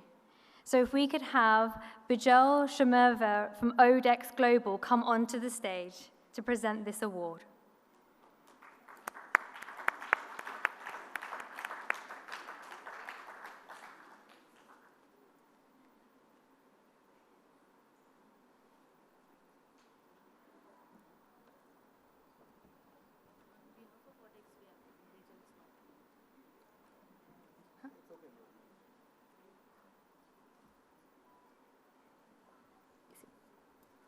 Sorry, the representatives from Not Ship Management, thank you. Okay, and the winner is Alicia Fredrickson and also Khushbu Singh.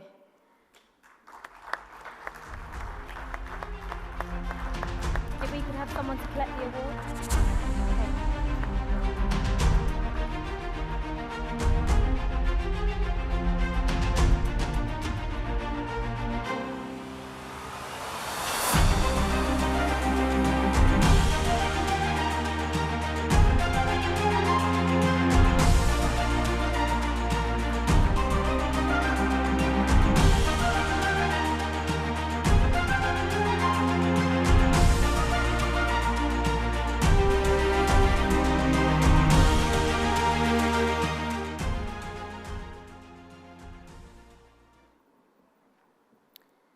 For our next award, the SheEO Seafarer Rising Star Award.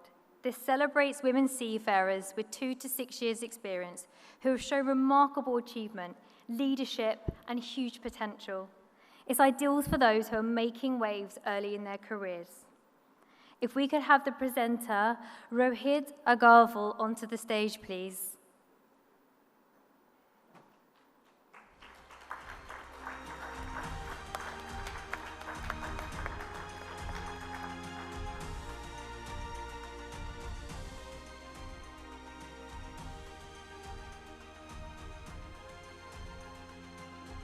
Okay, and the winner is KC Abigail Chin.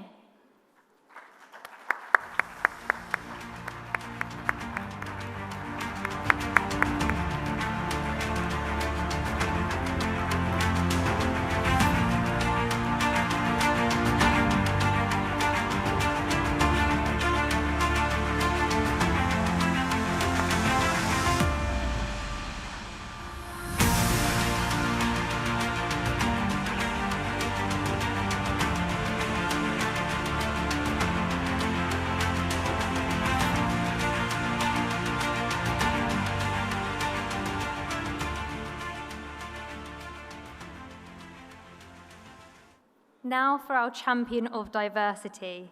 This honours men who have consistently advocated for gender diversity and amplified women's voices for seafarers. Eligible nominees have to show proven actions and long-term commitment to driving inclusion. So if I could have to present this award, Rachin Aya from Kailash Global Logistics.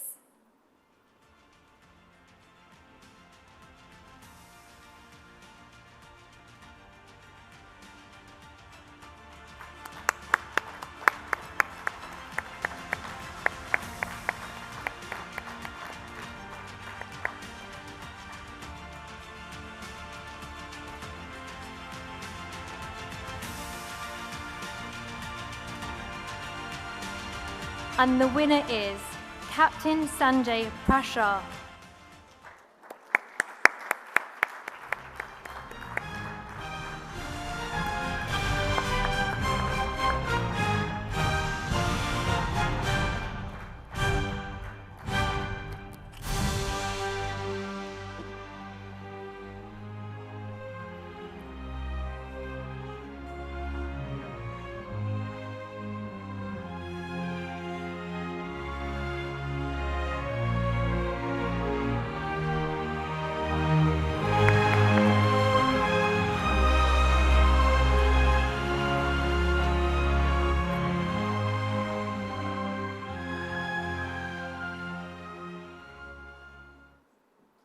And last but not least, this is a Lifetime Achievement Award, awarded at the discretion of the jury to a woman whose lifetime contribution have shaped the maritime industry.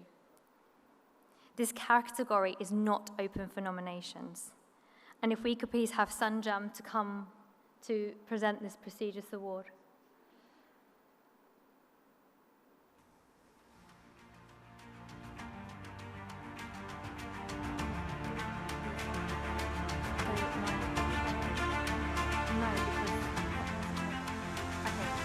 And if we could also have Mayul Iyer to come on to present this award as well, please.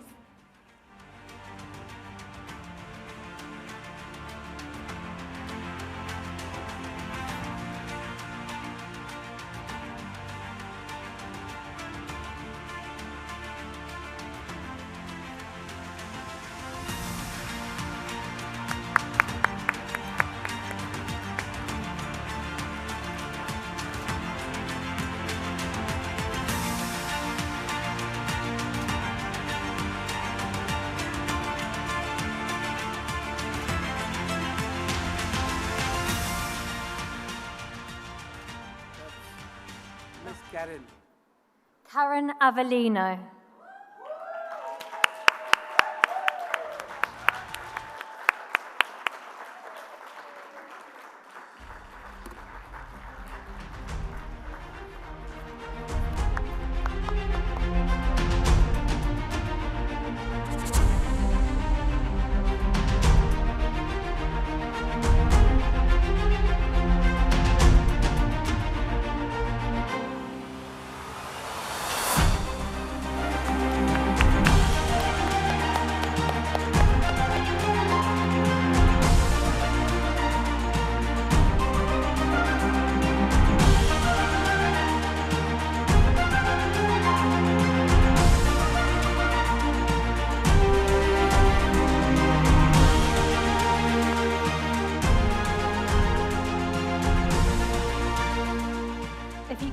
down the stage, as we are now going to invite all our company and all our individual award winners to come onto the stage for a group photograph. Let's give them all a huge round of applause for their incredible work.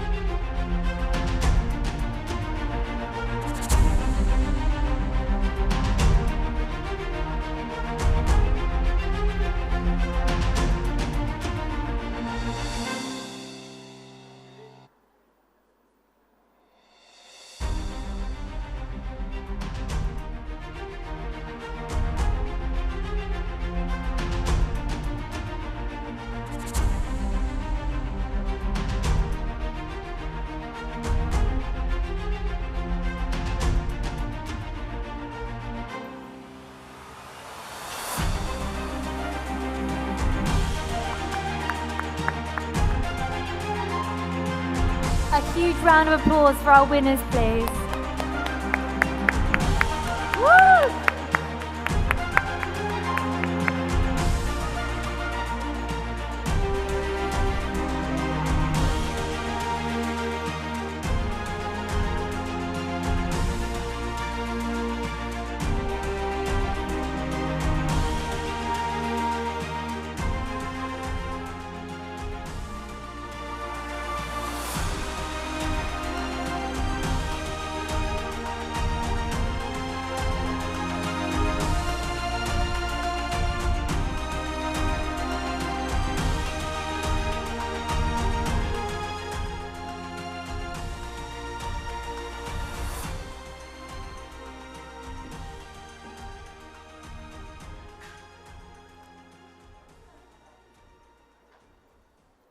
Okay.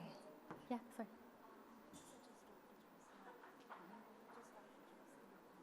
I thought to Joe's cool, yeah? Okay, back.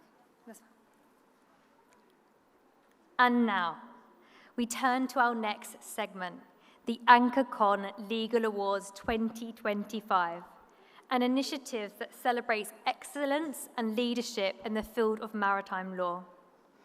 Be a part of the premier international maritime legal conference where global legal experts and industry professionals come together to address the future of compliance, arbitration, ownership, and risk. While tomorrow we get to attend and listen to those sessions at NESCO, today we recognize the brilliant legal minds shaping maritime governance, ensuring fairness, compliance, and innovation across global waters. So, if I could please ask to come and help present these awards, Dr. Jose Mathicul from IMO.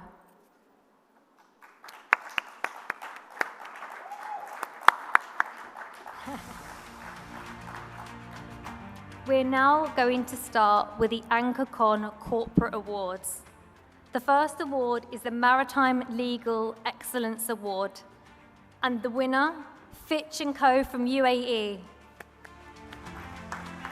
They've won this award for setting new benchmarks in maritime legal excellence, driving global best practices from the heart of the Middle East.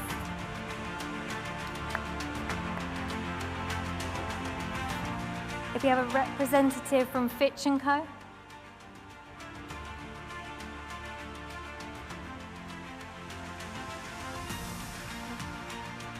Okay, we'll move on to the next one.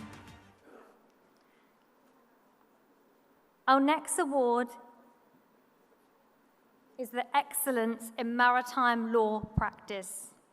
And the winner, Renata Partners.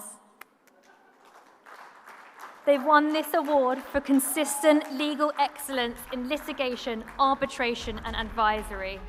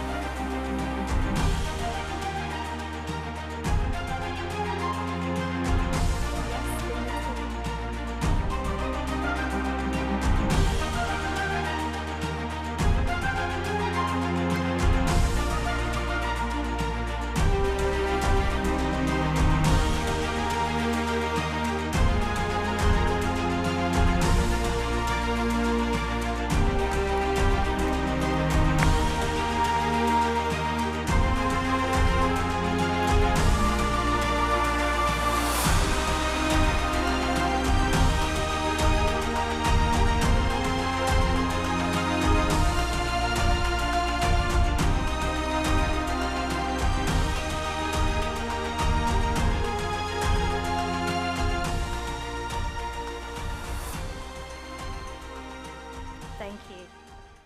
And our final award in the corporate segment is the Legal Leader of the Year in the maritime sector.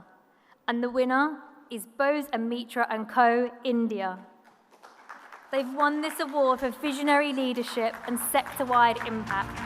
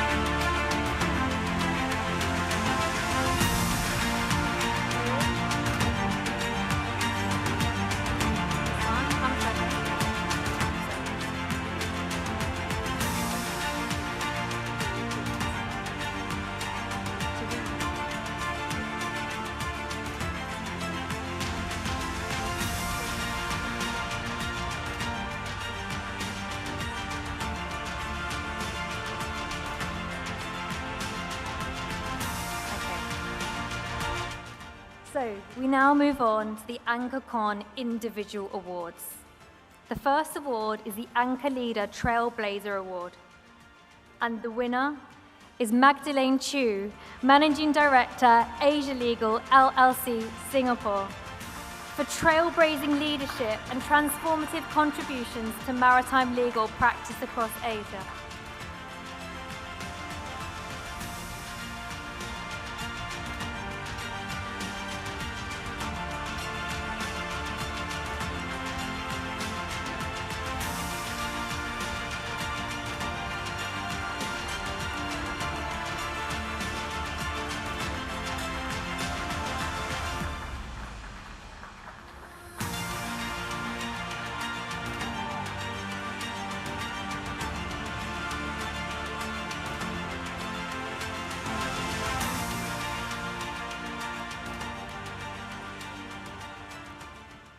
Our next award is the Global Maritime Legal Leadership Award.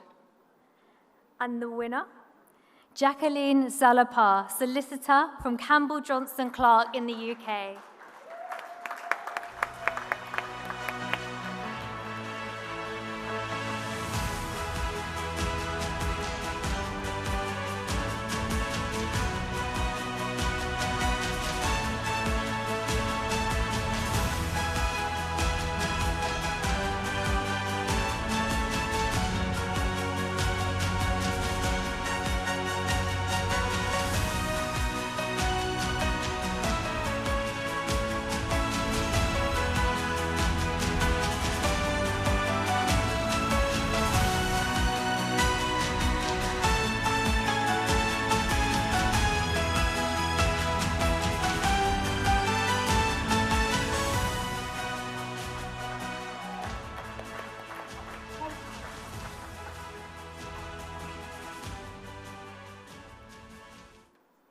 Now, for our Maritime Legal Leadership and Advocacy Award. And the winner is Amsha Gangun. She is the president of WISTA South Africa. She has shown exceptional leadership in the maritime advocacy and advancing women's participation in global maritime law.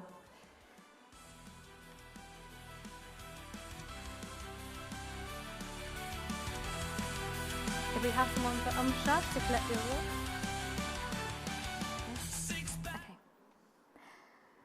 Now, I would like to invite Monica onto the stage as she is going to deliver the Lifetime Achievement in Maritime Law and Policy.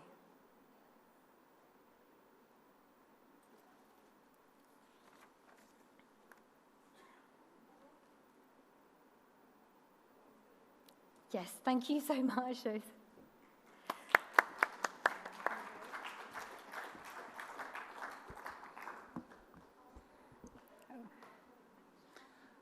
Ladies and gentlemen, it's wonderful to be here, but I just want to say it's an honor and a privilege to welcome to this gathering a jurist of exceptional caliber and distinction. He was also my first boss. So Honorable Mr. Justice K.R. Shriram, the Chief Justice of the Rajasthan High Court. Shriram, it's a pleasure to be able to give you this award. And I actually fought to say, can I read this out? Because, you know, we have so many memories together. So please.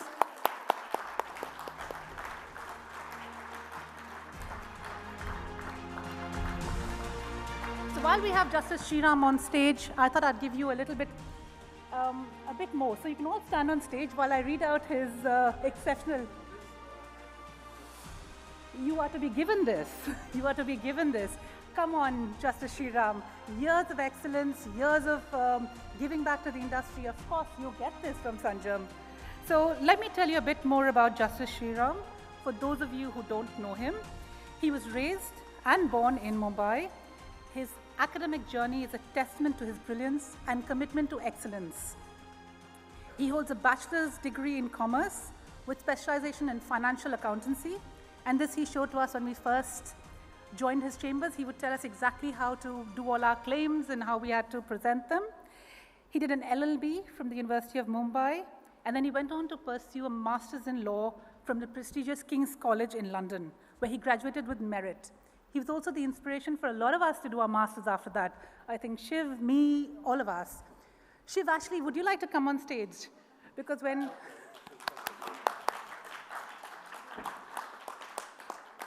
Justice Shriram set up on his own, Shiv was his first junior. For me, Justice Shriram was my first boss. So there's a bit of circles being closed today. So we are both thrilled to be here today. You know a lot about his academic excellence, how brilliant he is. He's been a Chief Justice of the Rajasthan High Court, the Chennai High Court. He was an inspiration to a lot of us when Maritime wasn't so big. We didn't have these awards. We didn't have Maritime. We were a small outfit doing a lot of Maritime. But over and above how Justice Shriram was as a jurist, he was also an exceptionally kind and wonderful human being. He would take us on holidays to Matharan. He would get us every 4:30, we knew it was 4:30, because he would come out of his cabin and say, okay, who's going to have vada pav now? Who's going to have chaat? And all of us would get a sign of that. You know, every one of us, from the clerk to the partners, everyone knew 4:30, we were going to get a treat. So I must say, you've taught us how to be the seniors we are today. You've taught us to be great maritime lawyers, and we are thrilled to be giving you this award from Jose and Sanjam. So I'll just leave you to say, I'm so, so proud to have known you all my life.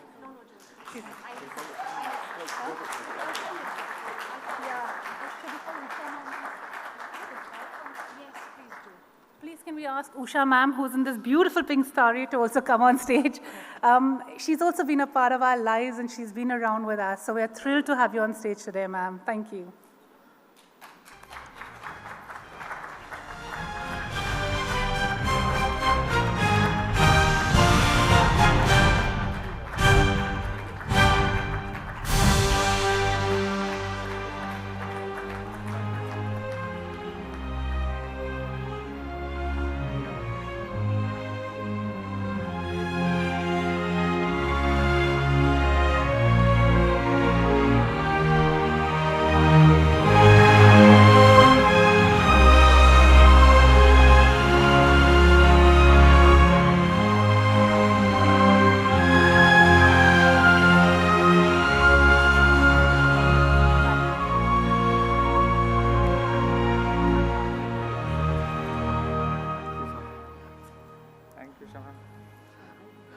Good evening, everybody. In fact, this came as a surprise to me when last week I was contacted and said, would you please come to JW Marriott on 29th evening. Monica mentioned about our connection way back, and that's mid-90s, so almost 30 years ago. And then when I moved out, Shiv was one of my first juniors. And in 2013, I was called to the bench. Monica said, Chief Justice of Rajasthan, well, I demitted office exactly a month ago as Chief Justice of Rajasthan. Before that, I was the Chief Justice of Madras High Court. And then before that, a judge in Bombay. So I've had the opportunity to deliver justice in 3 different states of this great country. and in 2 of them as Chief Justice. As a lawyer, I had practiced maritime law, and as a judge also at one time, for some time, that was only maritime admiralty, the court which had admiralty jurisdiction. So I had that honor. But over the years, you end up becoming a generalist when you are a High Court judge. And then I ended up being called as an expert in income tax, from maritime law to income tax. It is quite overwhelming today, and I should only thank the organizers and Sanjam Gupta Sahi for having taken this initiative. And I should mention, when she came to see me, I recollect having seen Captain Sahi, her father, when I was a pupil. I was doing my pupillage with Mr. Venkateshwaran, senior advocate, who is no more. So I've seen him, met him today for the first time. And thank you very much, everybody. This is going to be the most cherished moment of my life after being made the Chief Justice. Thank you very much.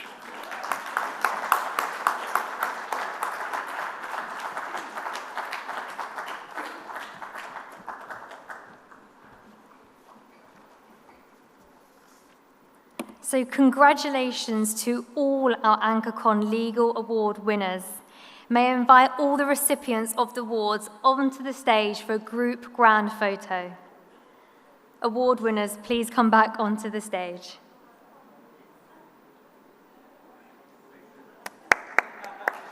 Come back.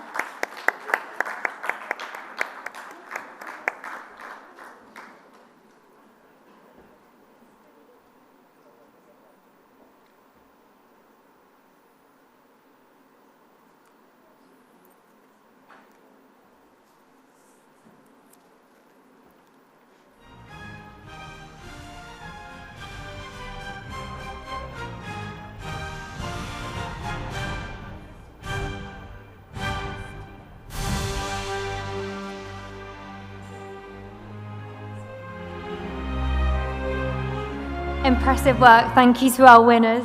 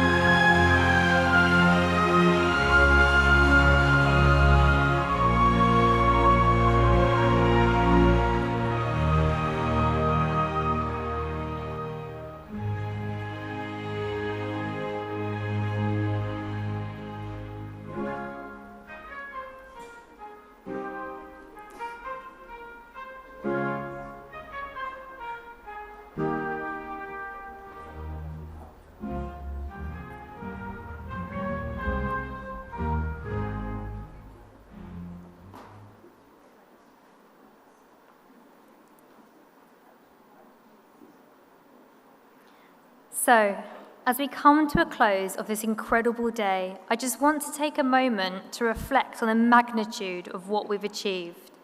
This year, nearly 500 people participated in the Maritime SheEO conference, and today we've been joined by over 300 people. And we represent so many companies, so many countries, so many cultures, and so many perspectives. Some of the countries who are here today have come in from Australia, Brazil, Cyprus, UAE, Germany, Greece, Hong Kong, Indonesia, Italy, Japan, the Netherlands, Norway, Panama, Philippines, Russia, Singapore, Sri Lanka, the UK, and the USA, which is absolutely incredible.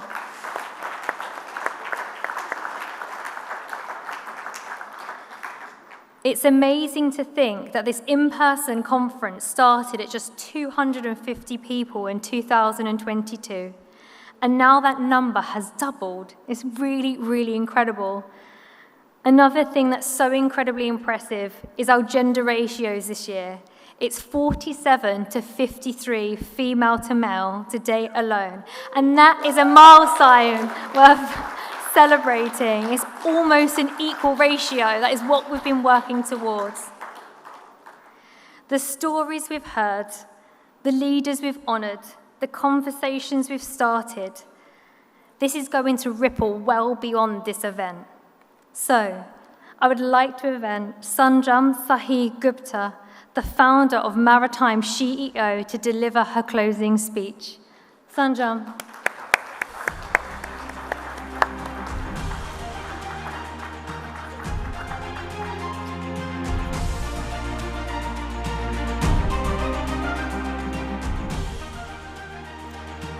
Can't believe it's close of day 2 already. What a night. What a night.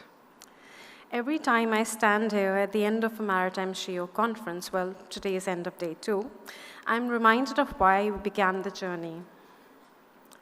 It started with a simple dream to create a space for women in maritime who could be seen, heard, and celebrated. And tonight, I see that dream not just alive, but thriving. It's standing right here in this room, in your stories, in your leadership, and in the ripples you're creating every single day. Our award winners tonight have shown us that leadership isn't about position, it's about purpose. About choosing courage when the seas get rough and stirring forward when others hesitate. But the truth is, every one of you here deserves a round of applause.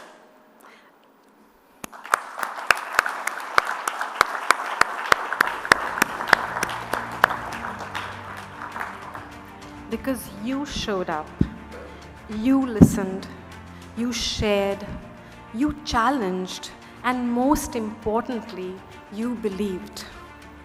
It happens in your office, your ship, your classroom, in those quiet, everyday choices. So as you leave tonight, well, after the dinner anyways, I want you to carry this one promise with you. Take one step. Just one. Mentor someone. Rethink one hiring decision. Start that sustainability project that's been waiting for you someday. Because when each of us takes one small step together, it becomes a movement. And movements don't fade, they transform. The maritime world isn't just watching us, it's waiting for us. Waiting for leaders who don't just navigate ships, but navigate the future. So tonight, let's celebrate not just what we've achieved, but what lies ahead. Because we are the SheEOs who refuse to stay anchored when the horizon calls. And a special message from the girls of Himachal Pradesh who couldn't be here today. They would send their warm regards and hope that they will all join you next year when they're here from the ship. So let's raise our glasses today to courage, to compassion, to conviction, and to the incredible tide of change we are stirring. Thank you for being part of this journey. I can't wait to see you tomorrow at NESCO as we launch the next chapter together. Let's keep making waves together. Thank you.